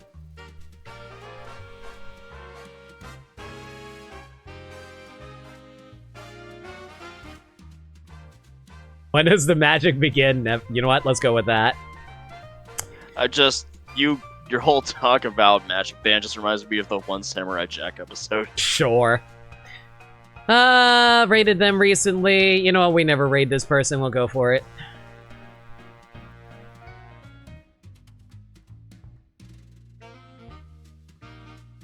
We'll raid with, when does the magic begin? Never. As for who we're raiding, we're raiding Hypercoal, who is currently playing some retro games. I have no idea what you're playing, but oh no, you know what? He's actually playing like a gaming roulette thing, so you guys can like take part in that. But yeah, everyone, thank y'all for coming out tonight. I'm glad that the computer seems to be working now after the fixes that I implemented, and I'm glad that y'all enjoyed the stream, and I'm really glad y'all had fun.